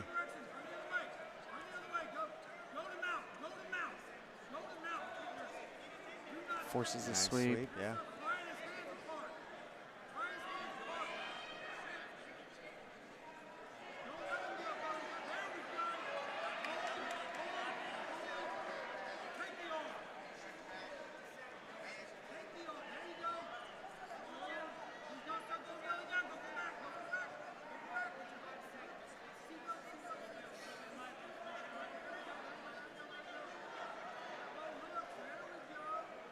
Did you have anybody from the audience streaming that you were streaming to that had questions? What was that again? Oh, when you were interviewing Linz, did anybody? No. Outside of who I was interviewing, but yeah, I didn't have any questions. Okay. Okay, that looks. That looks uncomfortable. terrible. Yeah, that looks very bad.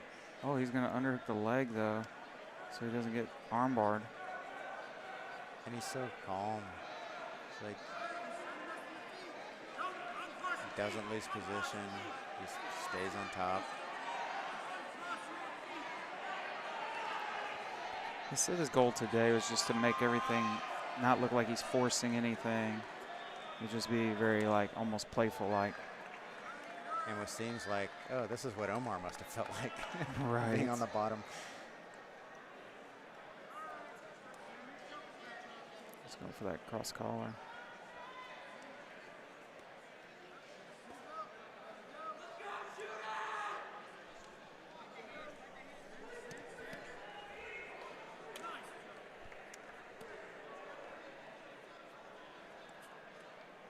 Just gonna use that. I've seen reguards, but not able to establish like a really good guard, which may cost him another 3 points. Right. At 3.5 minutes. Talo's up by 6. He likes that knee slice pass right there. I love the knee cut pass, man. If I can get in that position, I feel so good.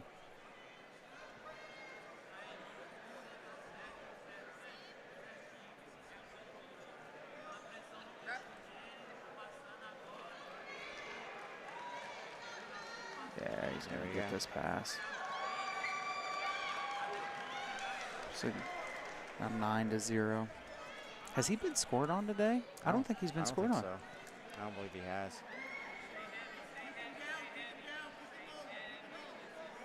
He's lost a couple positions from just either guard retention or standing back up.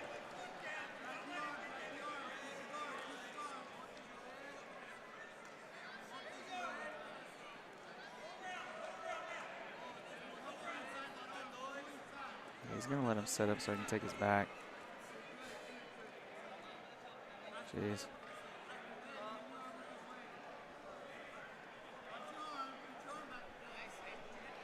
Got neon belly points too. 11-0.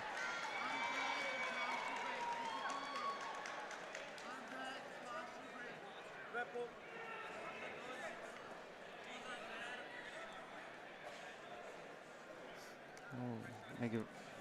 Oh. He tried to jump over to take the back. His foot got caught. He got 2:05 left. Are these 6-minute rounds? Yeah, 6. Yeah, that's what I thought. That was a quick guard pull. From my angle, I couldn't even see a grip.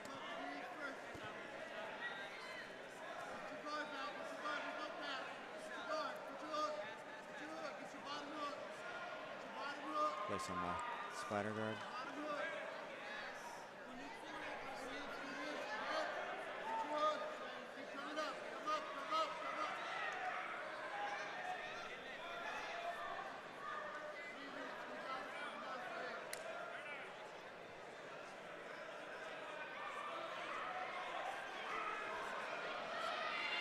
Seems sits back a little bit.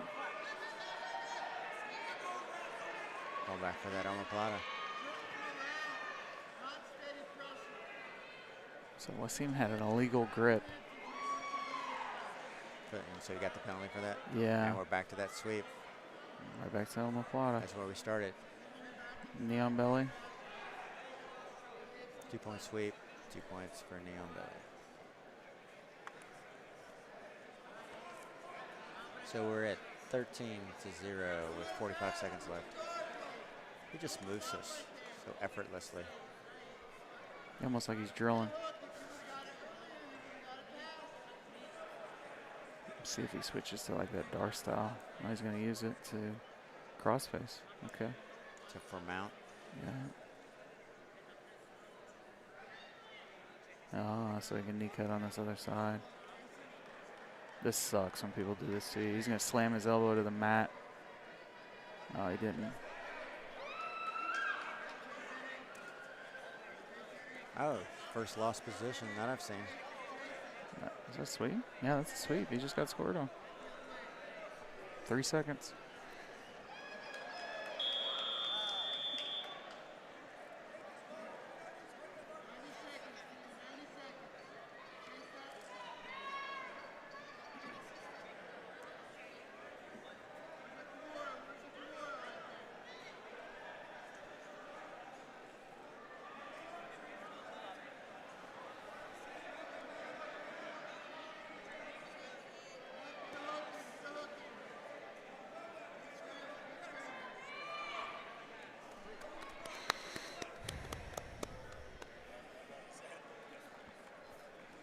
Good job. Who we got up next? We should have Walling and Robert Kipnis. And Walling. Yep.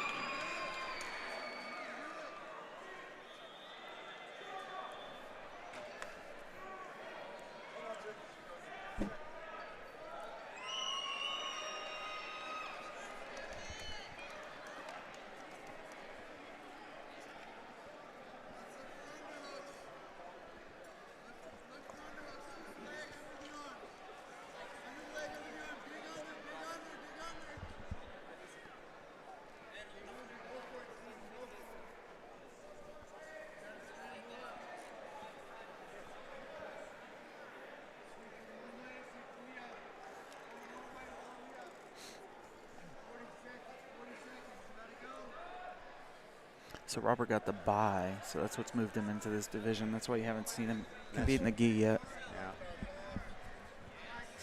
Yeah. You're screwing on my guard pole, dude.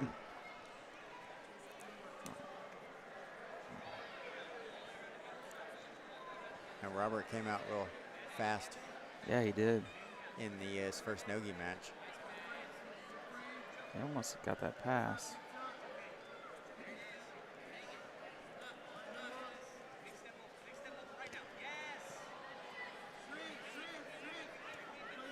There's the toe hold that he's known for.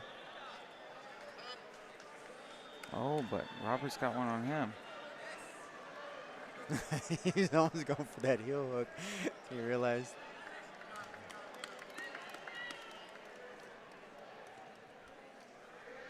Advantage for Kipnis. Wrestle up to pull deeper into guard.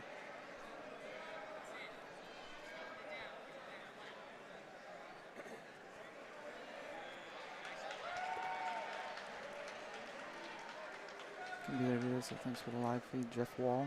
Hey, you're welcome. Thank you for being here.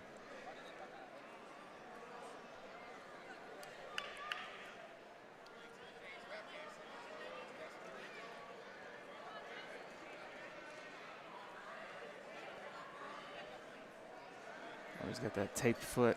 Robert's like, no. Not my taped foot. Take the other foot. Pete Williams calling for the toll.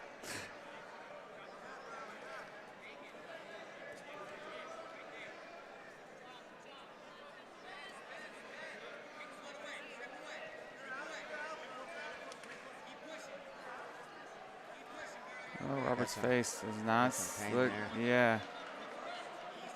He's going up for that taped foot.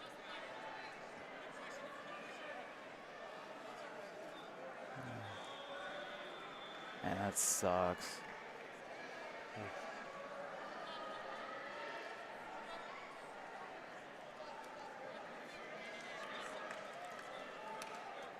Probably should have tapped a little bit sooner.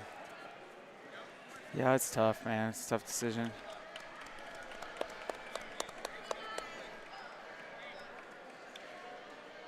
Looked like he was holding out in pain for a while on that one. Yeah, he doesn't want to walk too much on it. So we got Todd and Italo. And then we've got Kipnis versus Adam? No. Oh, Wiesen. I don't know if Kipnis will continue with that.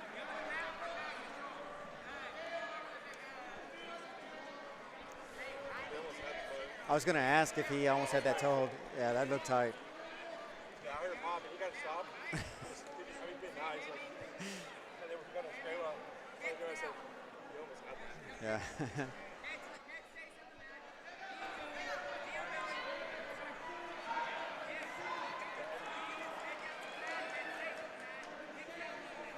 Yeah, this is the kid that started with me and then he moved up to Edmond. Trent, good kid. Oh, on almost got that. Yeah, almost got that head arm choke.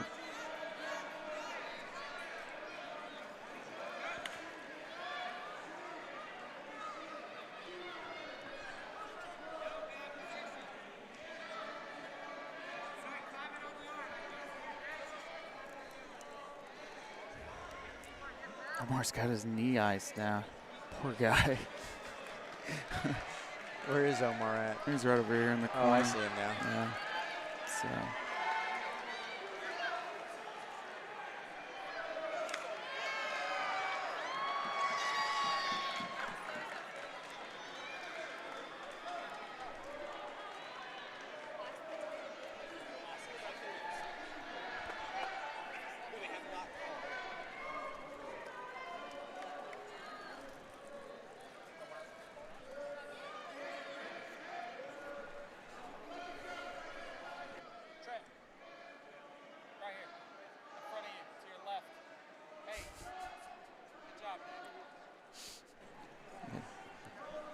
Let me look every direction Yeah. except for the one direction. Like a 360 degrees, I'm going to eliminate 359 of them.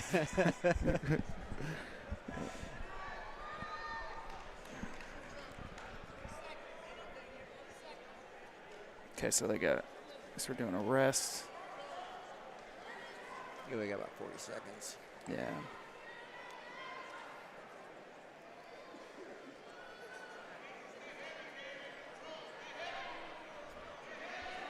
Looks like Todd's taking a gi break. It's so hot.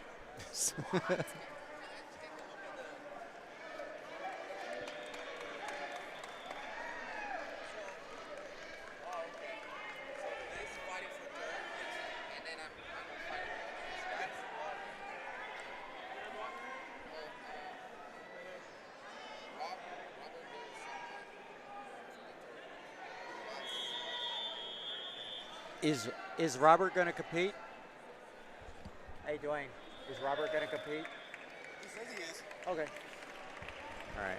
We were just checking to see if Robert was hurt.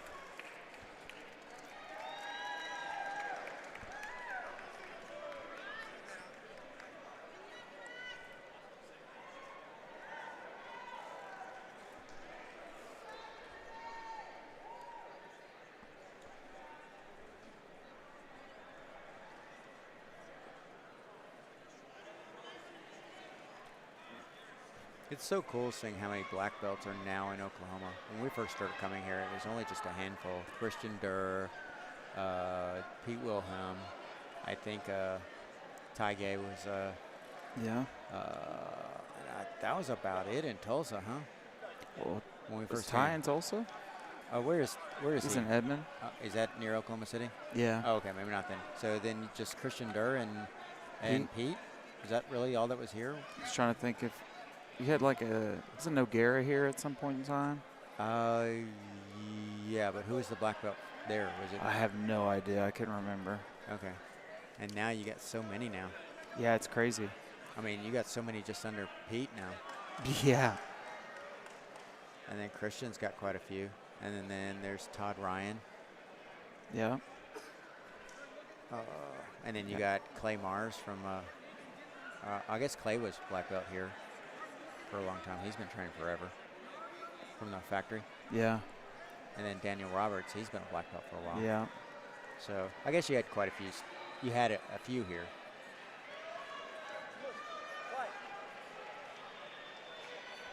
Illegal grip. Illegal grip.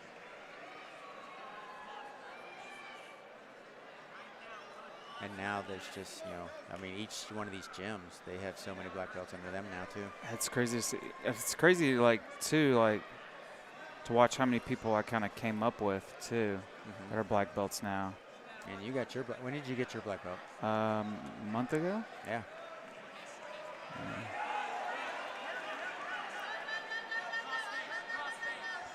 How long you been training? 12 years, 12 and a half. That's nice.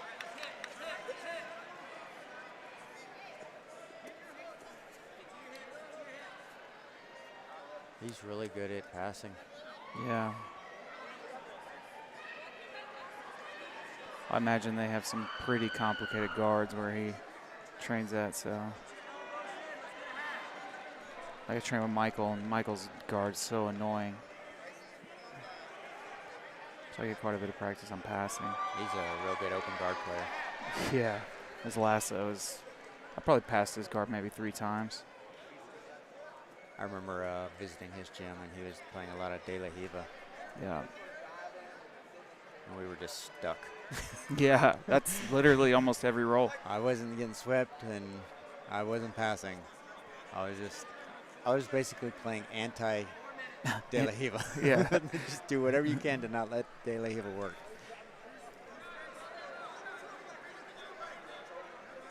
I think that was either when we were both purple belts or both. I think we were purple belts at the time. Okay. So I'm sure his guard's gotten significantly better. After that, after purple, brown belt I thought you were saying after I left. No, yeah. After you left, you made him completely evolve his game. Yeah, after purple, he got extremely good. Because at purple belt, I could hang with him really well. And then I think he just kind of, talking to him, he just kind of took away the playfulness of his, he's like, I'm not going to let people pass and do stuff like that. And he got really good really fast.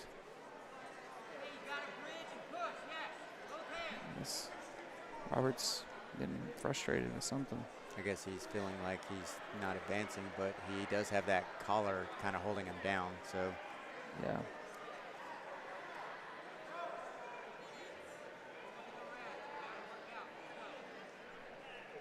There's 3 minutes left. This is for 3rd place. AGF does have you fight for 3rd place. There's no 4th place. Yes, sir. It's nice.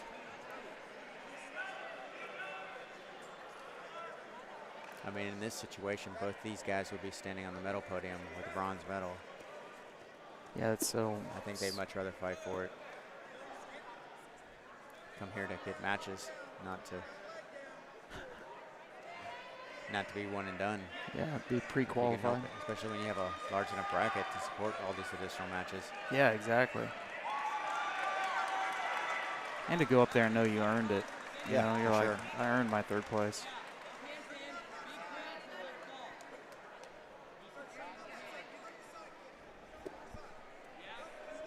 I would have liked to see Matt Vernon in this bracket. He's over here on the left. Yeah, I don't know if he's hurt or just had a baby, so he's not able to make weight for anything. Oh, Kevin's asking him, why isn't he?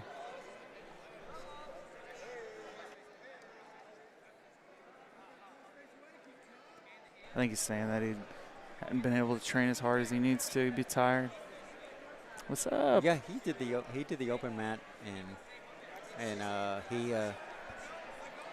he said it was rough. He said he was exhausted and sore. Yeah. Christian Durr has a challenge. If you can pass Matt Vernon's guard, he'll buy you a pizza. Yeah, I remember we talked about that last time we did this stream. Yeah. Yeah. Has anybody passed his guard and got a pizza? Yeah. One time Bernardo Faria was there, and he was like, not if you're a multiple world champion. There's a disclaimer. Is it a pizza for every time I pass? Yeah, right. All right, so looks like he's going for Nazik. Oh, he went for Nazik and got swept, or got reversed, rather. You got a minute left, man. Robert's got to really get moving. He's got a body lock close guard on him. He did. Trying to stack him. I'm not seeing anybody standing and passing. I don't know if Robert's trying to and just can't because of that collar. Dude, someone puts me in close guard, I'm immediately standing. Well, my back doesn't support that anymore. Okay. If you put me in close guard, we're staying on the ground. I'm just going to try and pass from down there. I don't need all that weight. Right. Oh, he gave up the sweep. I'm right back at the mount. That sucks. What sucks is he gets points for that, but didn't get points for the other way. Yeah, exactly. When in essence, it's kind of... It's hard to get a black belt out of mount.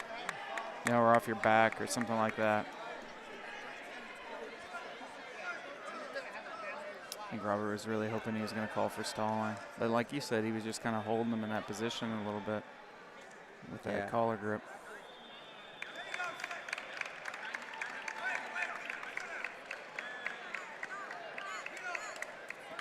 Yeah, I've always had the mentality of whenever I've competed, I just want it to not be boring.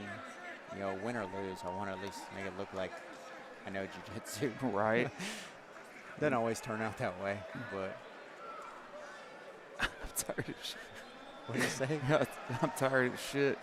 Yeah, dude. All right, so we got our finals match here. Hey, good job, Wasim. Yeah, of course. You train at, where do you train at? I'm training at University of Jiu-Jitsu in San Diego. Oh, okay. Black belt or solid trying to get there. Then ever since I started, but last couple of years I've been living in Indiana. Okay. So Sunday I'm opening a school there. Nice. Yeah. You're really patient, man. Really calm. Look good.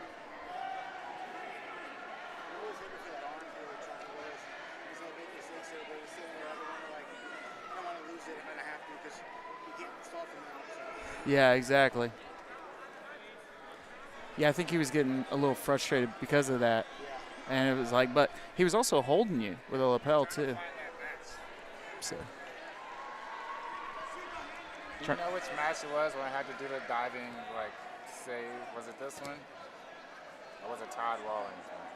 Oh, I don't remember. It'll happen multiple times.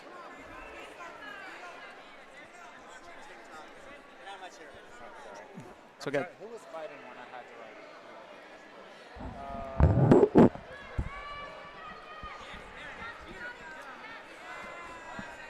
So we got Itola, Todd Wallings. This is the finals match for Black Belt Masters lightweight up to 175. Did Italo pull guard? Yeah. Okay. I got pulled away.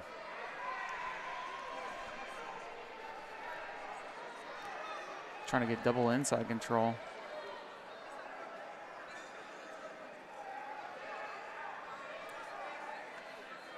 Todd keeps pummeling. Leg pummeling. Yeah. He's getting put in lasso now. Can't do that in no-gi.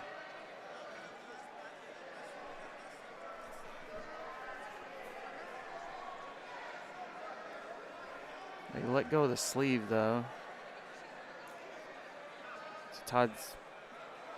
Oh, he's grabbing the belt. That's why he let go of the sleeve. So Todd's just putting himself in lasso. Oh, wow. Scissor fake to omoplata.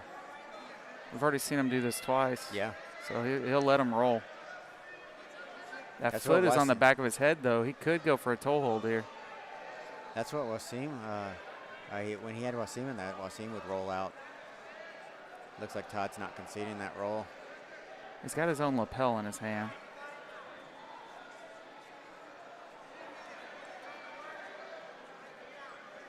Yeah, I'm surprised Todd's not reaching back for that foot. Oh, he tried to triangle him.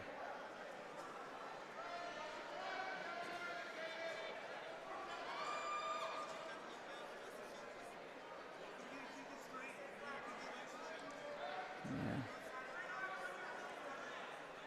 His corner's telling him to kick forward.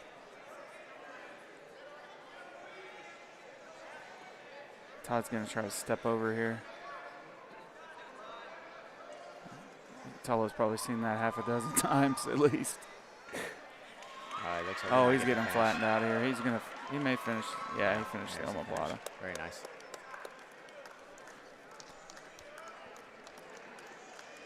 So rolling through sometimes just like you live to fight another day, but it's like Then you got mounts. then you or got something, mounts. Yeah, it's like, or side control. but then there's so much off of that. You got monoplatas, all kinds of stuff that you could do when they roll.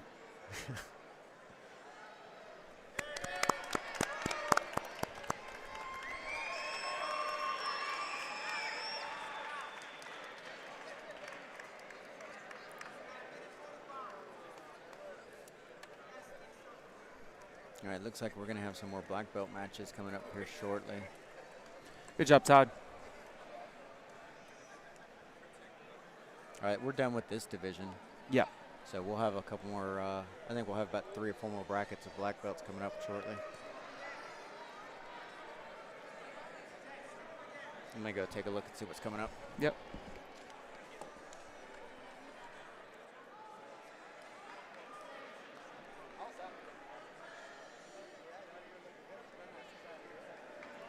Good job, Professor.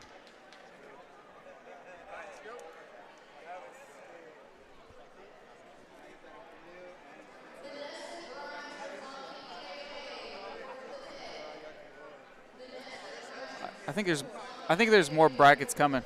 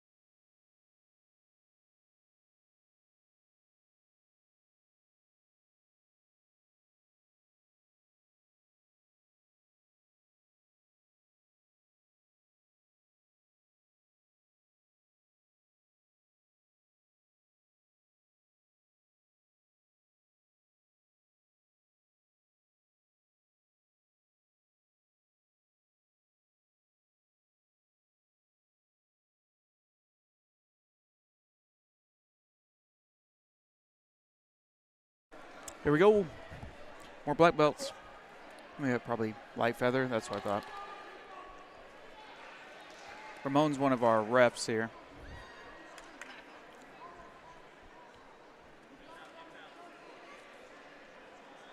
So Ramon told me to tell him what he needs to do. I told him he needs to go inside De La Riva and bow and arrow. So he's got to take the back here. Now he's going to be a disappointment to Helio.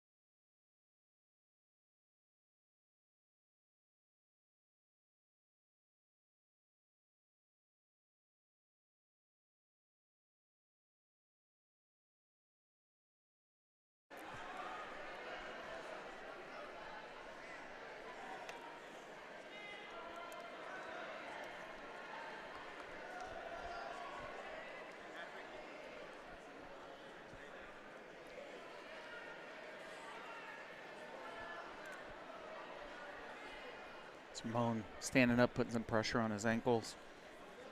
And there he goes. He got him to open up. And go for a crossface here and body lock pass. Probably maybe force half guard. He's got a staple with his left leg. So he may backstep here. No, he's going to knee cut. I say backstep, I meant long step.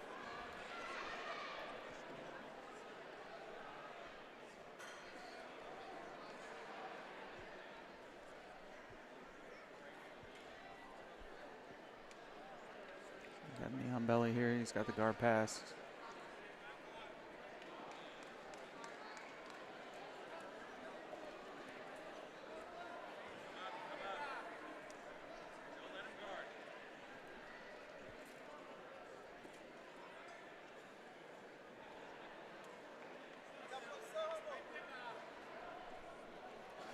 Three and a half minutes up by 12. No sweat.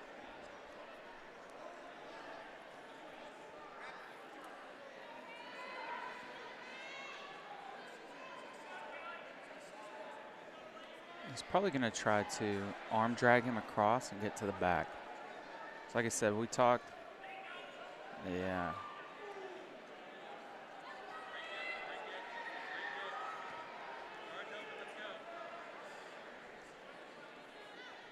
Goes for the Berimbolo.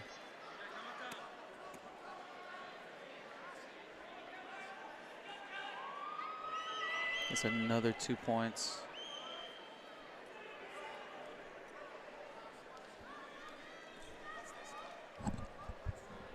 All right, so we got Patrick here, right? Mm-hmm. And Ramon? Yeah, Patrick just got his black belt. Oh, what a tough match. Like, literally, like. Oh, yeah, with the Hanato seminar. So what, Yeah, like wasn't that 2 like- weeks ago? Week Yeah. ago. Yeah, a week ago. I remember seeing that. What a bunch of courage to come in here and compete right off the rip. I guess you might as well just say forget it and do it. Yeah, for sure. And Ramon's really good. Yeah, Ramon is really good. So Ramon asked me, he said, hey, you tell me the guard and you tell me the submission, and I'm going to hit it. So I told him inside De La Riva, which he's done. But I told him bow and arrow choke. Oh, so now he's going to try and do that. Yeah, so he's trying to get to the back here. He's tried to Berimbolo twice. So I rolled with Ramon at the open mat, and I went for a knee bar on him, and I didn't get it. But then ever since I did that, all he tried to do for the remainder of our round was to knee bar me to show me that he could. Yeah, he didn't get it on me, but it was just funny because he came close a couple times. I obviously had to defend a couple times, but he turned it up, and so I was like, oh crap, did I go for the knee bar when he was just going light with me? Oh, he's got the back. Yeah. Here comes the bow and arrow. Just got a minute 10 to work this. Yeah, he can hit it from here. All right, here we go. Oh, there's the tap.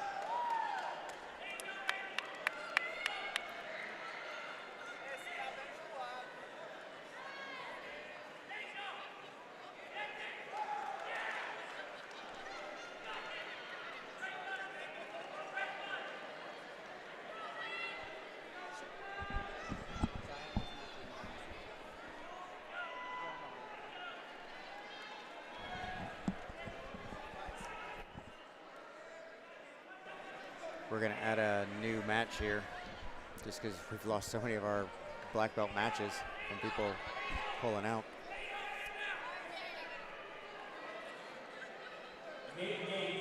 On this mat? Yeah. Got some purple belts. It's good. Purple belts are fun to watch. That was probably my favorite belt, this purple belt. It was the most injured I was, but it's probably the most fun.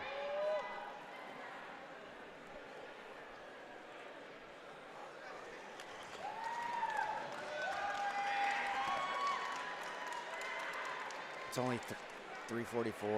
Oh my gosh. Oh, it is, isn't it? 2 matches in front of me, I'm on 10.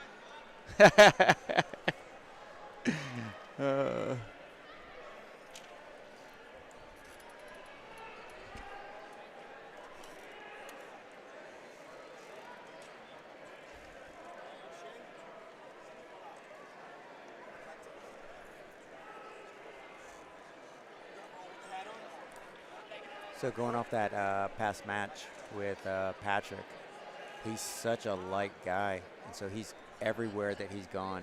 Every time he's competed at AGF, he's had to go up. Oh, in really? weight. Yeah, I don't know. I think this is probably the only time he's fought anybody in his weight class. Oh, man. Because he's so light. And even this one, he may qualify for 130. And so this was the 145-pound division. I'll ask him when he walks by. Good job, dude. Yeah.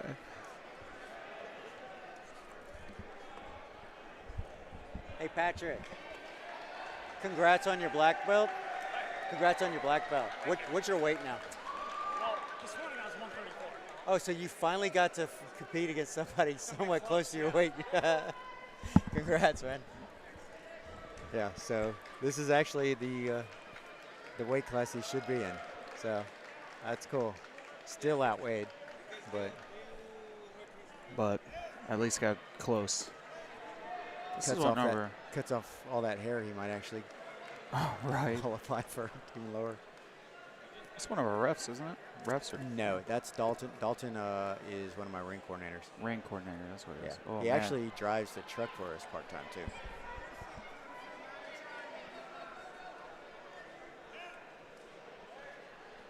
I actually coached Dalton at a Naga tournament one time. Oh, really? Yeah. At a Naga tournament. Oh. I think it.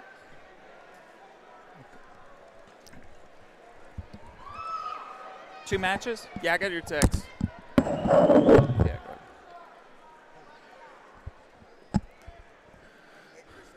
Oh, okay, because he's got this knee staple. He needs to get clear of that knee staple and get his knee into the hip. Good single leg X entry. He needs to come up to get his sweep.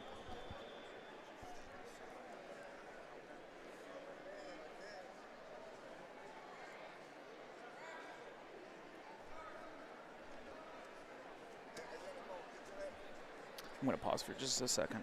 One of my athletes is about to go, so give me just a moment.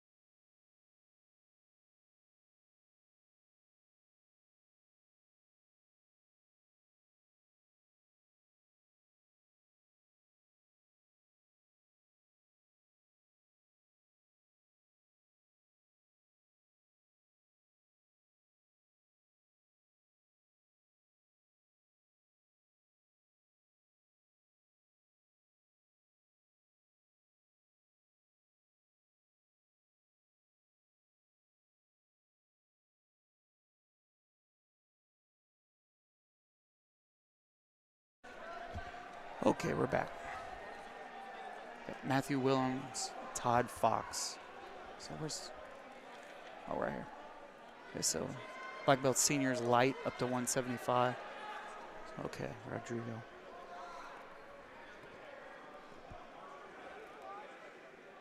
He's looking for an armbar here with the cross collar.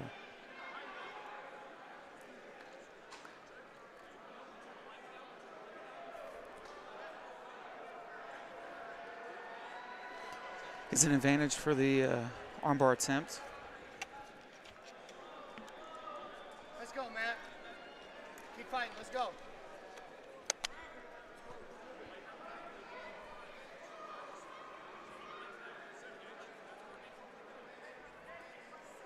Gets hook swept.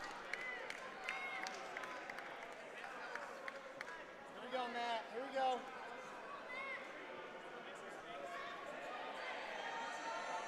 Oh, a little head arm here. It's tough. He may have it here. He has turned purple. He's going to use it to pass.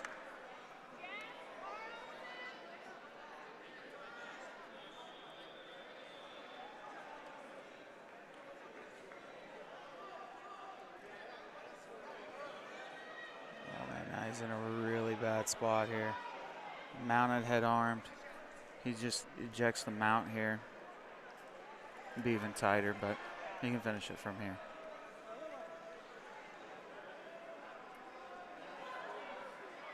I just don't think maybe he has enough pressure on the delt.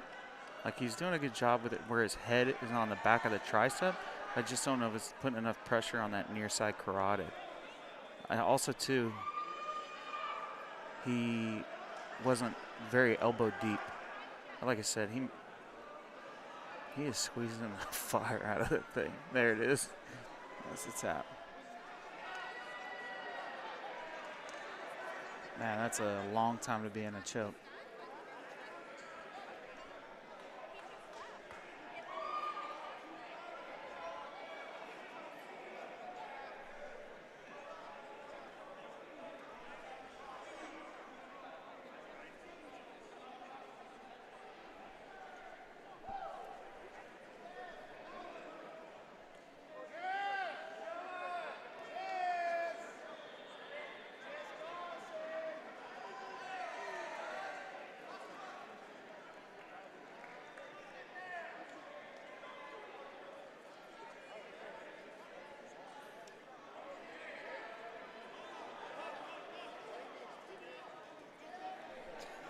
So we got purple belt light adult.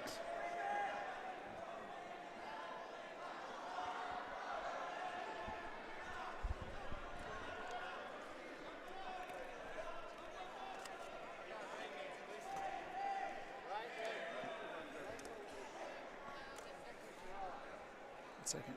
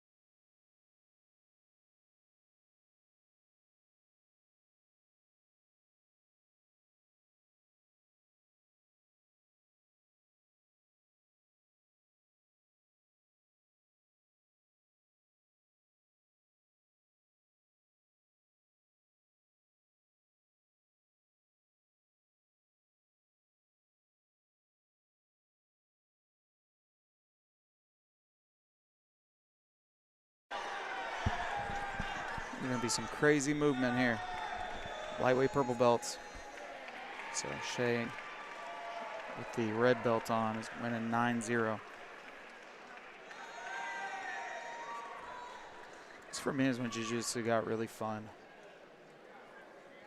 White and blue belts stopped giving me as hard a time. It's just, I could experiment. I just felt free to experiment. So, I also got injured a lot as a purple belt.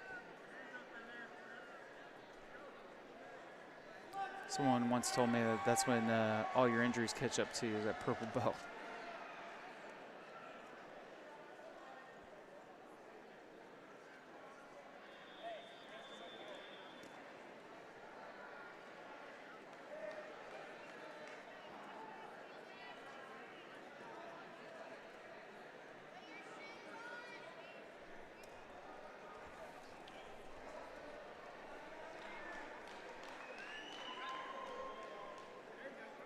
Go, another hook sweep. Saw from the black belts earlier.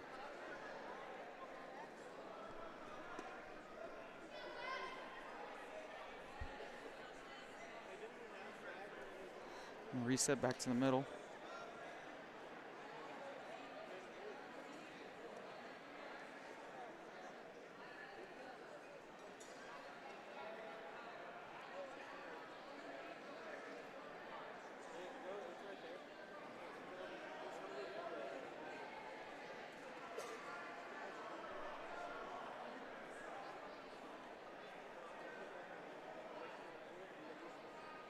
So 3.5.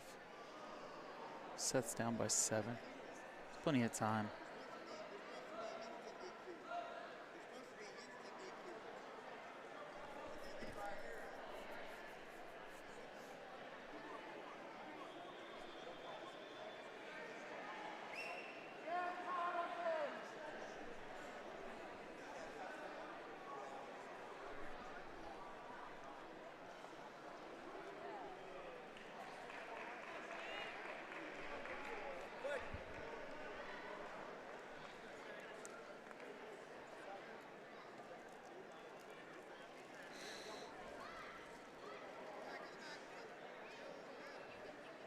Single leg X here, maybe looking for straight ankle lock, but he's being heavy on that foot. He's trying to kick it back, so maybe he can pass to mount, but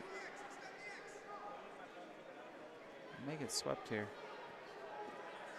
Yep, he does.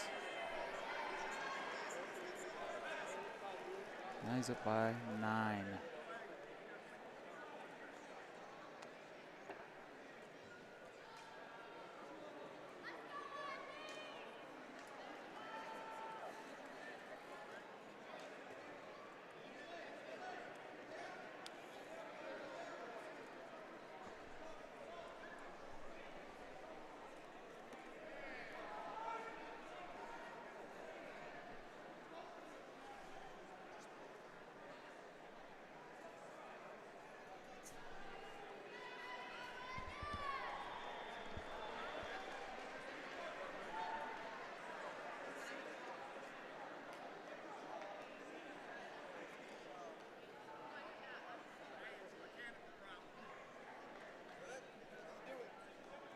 So that's going to score another 2 points.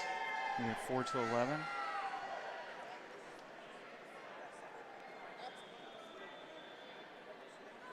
To retie the belt here.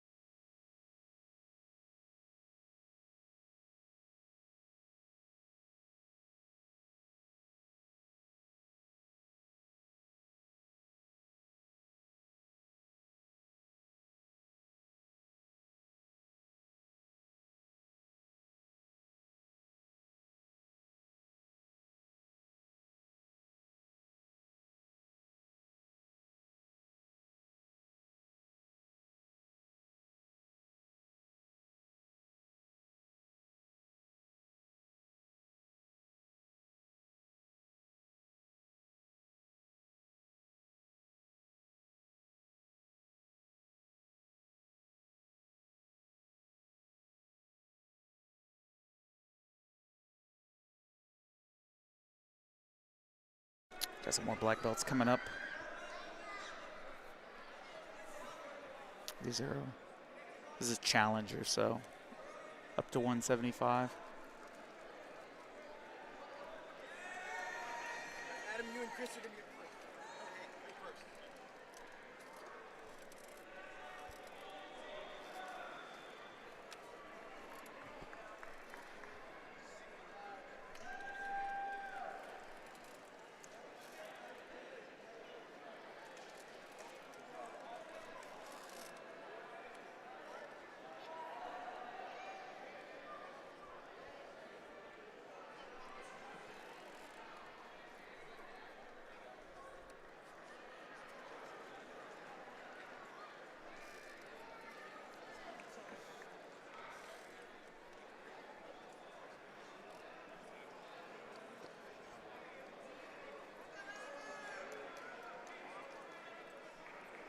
There we go.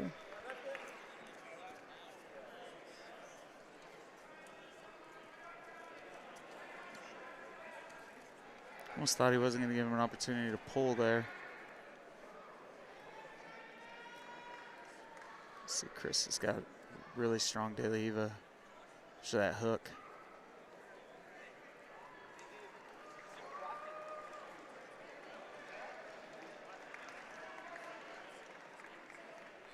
I don't know what they're talking about there. A gentleman's agreement there. Pause and go from there. Oh, just pulled him right into double unders. He thought he was shooting a triangle. Ended up shooting double unders. Chris got such long legs, though. He's going to pummel those in on the inside. Yeah, he may get a shoulder lock here. It's a really nasty shoulder lock from there. Didn't get it, though. I was doing a good job of fighting this off and not getting swept, not conceding to the sweep either.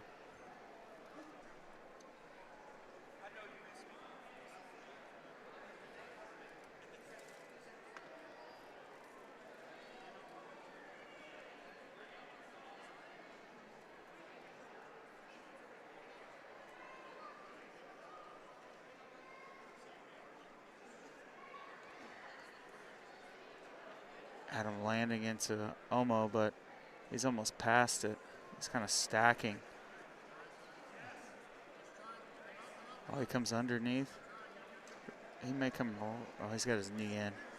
Let's say he may come right into a triangle, but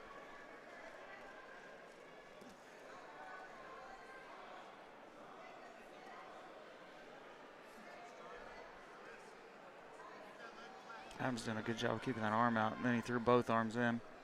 So we've got 4 minutes left. It's 0-0.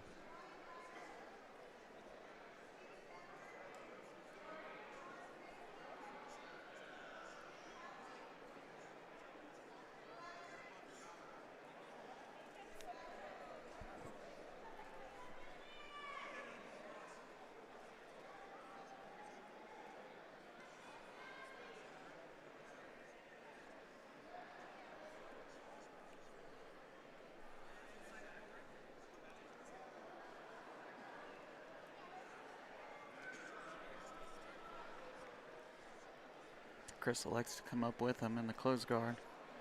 So inside pant grip, a little sneaky inside pant grip there. It's a legal grip, but ref couldn't see it.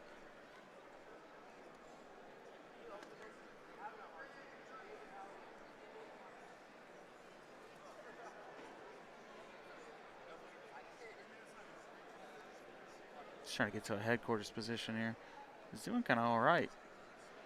His foot in the bicep, though, is going to give him some problems. Chris is forcing him almost into an over-under pass. Thought he was shooting a triangle, but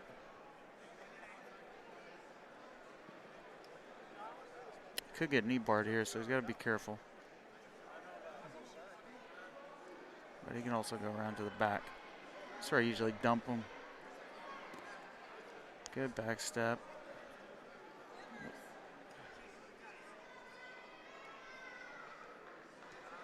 He's past the leg. He's got that grip again on the inside of the pants, though. Like I said, the ref can't see it.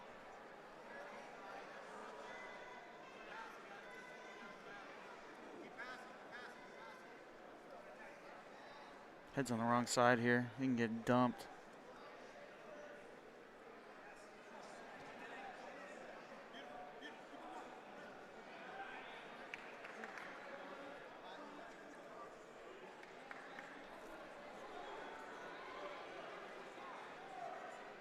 Yeah, his gi was almost completely off.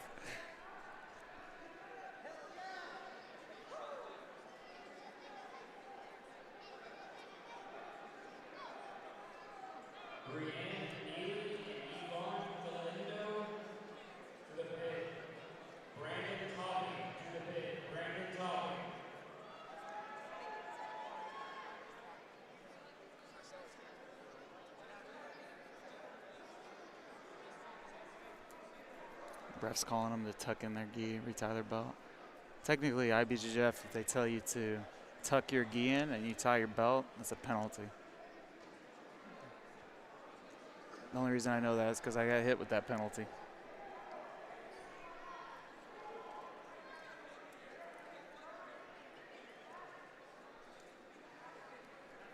See how the rest of this match goes. Just going to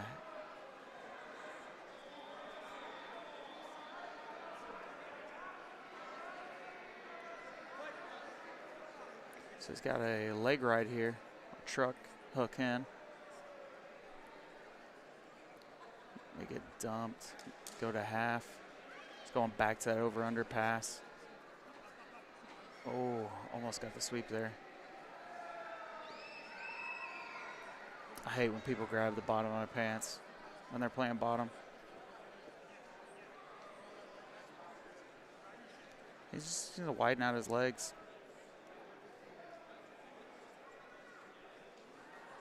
Trying to dig out the elbow for Kimura or omoplata.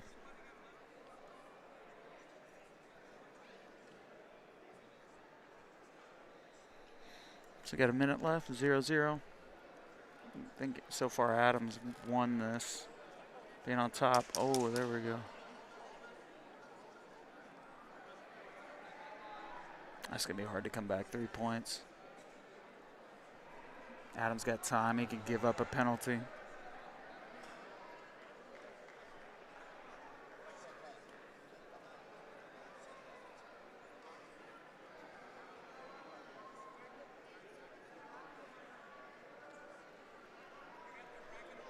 Adam literally doesn't have to move here. Like I said, he can get a penalty for stalling, which it looks like he's about to get. Penalty. Bam, stalling.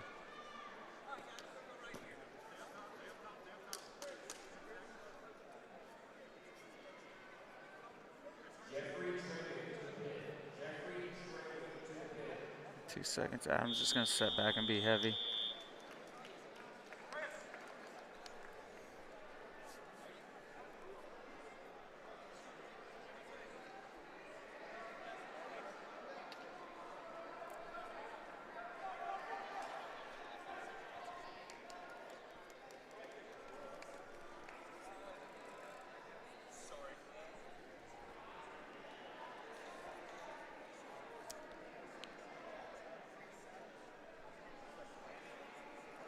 So Adam will get a break here. He'll get a 6-minute break.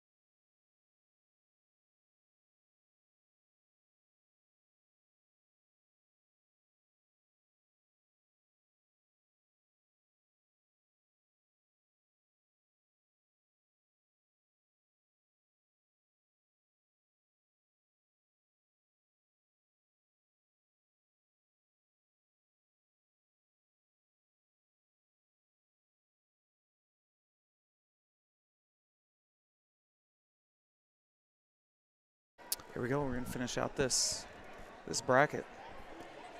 So we got finals 6 minutes. Yeah, Adam and Patrick. So Patrick didn't go against Chris off the bat because they're both teammates. So Patrick pulls guard here. Let's see if Adam can get the pass again. You got 2 points for a takedown.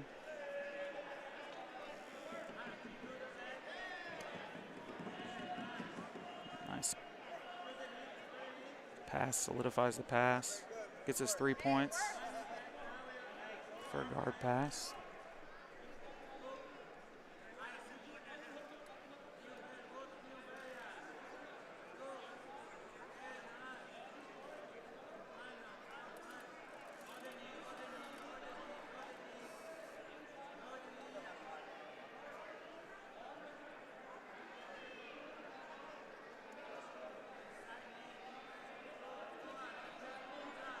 Crossface just riding his hips, making it hard for him to retain. Gotta be careful here though, given his weight. Able to get to, he's trying to probably get to close guard. He's just got a single butterfly hook. Definitely some stuff you can do from here, but most people usually want to swing that leg out and go to close guard. Yeah, I thought the omoplata would probably be a good one.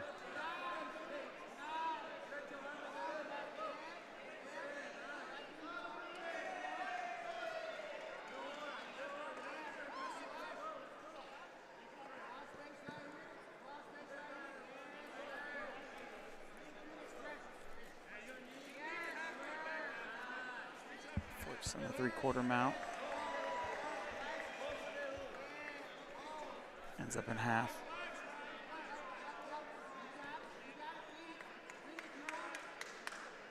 Ref will probably reset this here in a second. They're getting pretty close to the edge of the mat. Yeah, he's going to reset. He's about to pass though, so I think the ref's going to give him the space to pass.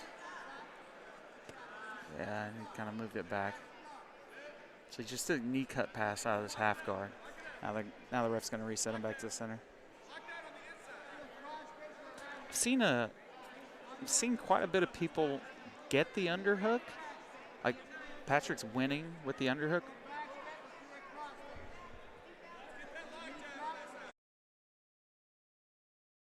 Oh, he had the underhook. So he had the underhook, but like I said, he wasn't doing anything with it. Adam's gonna go for a knee on belly. He's gonna get regarded. Gonna elevate, maybe attack the legs.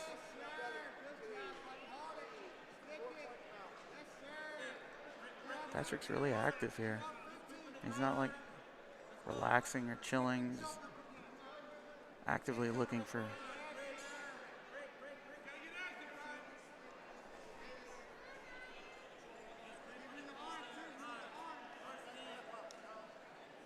Try to stand up here. Adam's going to put him back down on the mat and pass. The score's going to be 11-0 if he stabilizes.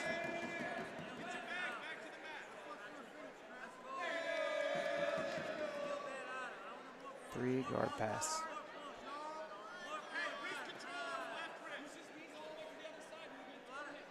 Adam transfers to an S mount. We're going to attack this far side. Oh, no. Back to mount again, but he's going to get regarded 3/4. I bet Patrick puts him. Oh, he's going to roll. He's going to roll him through. It's a ninja roll.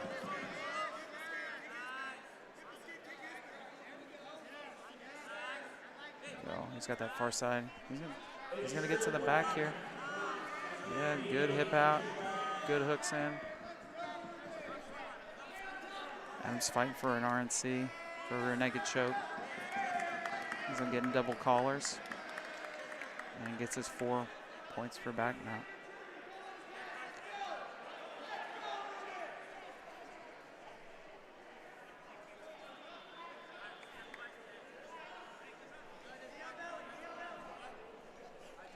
So I got Having to keep an eye. I got an athlete that's have to go here in a bit.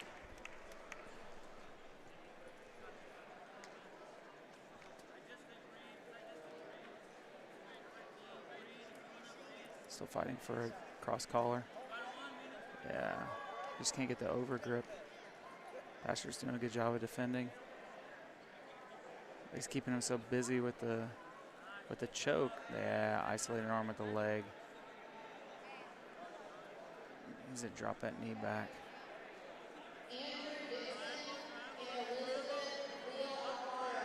Back triangle. Oh, he's got it locked in. There's so many options here. This is just such a crappy spot to be in. There's that arm lock. Good job. 15-0, winner by submission with 49 seconds left.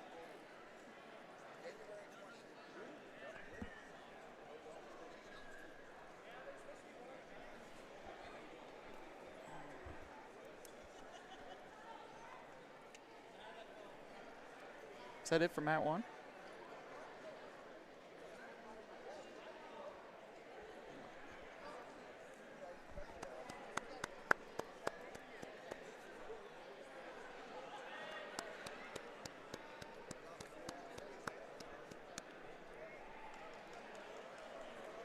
Okay, guys, I'm going to go mute for just a moment.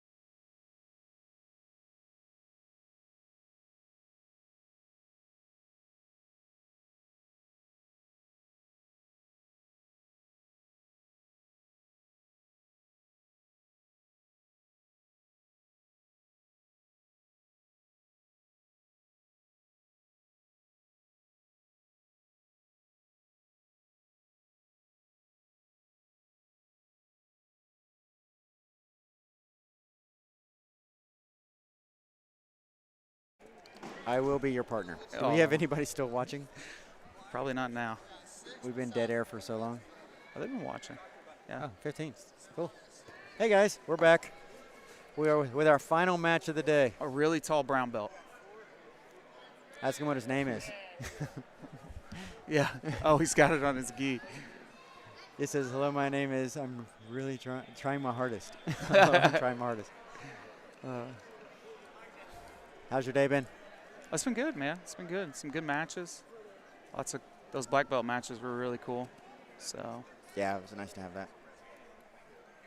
So Brandon called me. Biloxi's been done for like 3 hours. Oh my God, really? Yeah, it must be nice. They were just around 500 competitors. Wow, what was this one? Just over 900. Wow. Yeah. Very long day. What's that? Very long day. Yeah. Yes. Oh wow. Oh, right into. Nice. Somebody's got energy. He's trying his best, just like his gi says.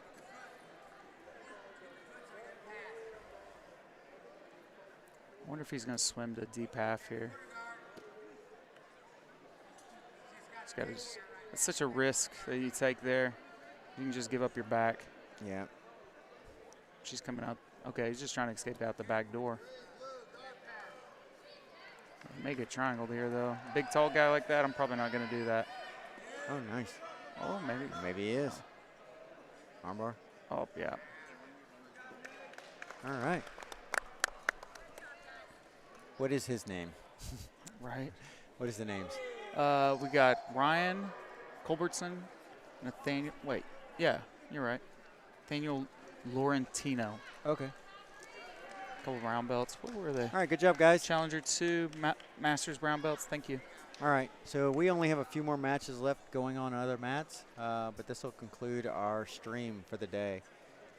Yeah, thank you guys for being here. I appreciate it. So we're going to close out 2021 U.S. Open, Tulsa, Oklahoma. Our final tournament of the year.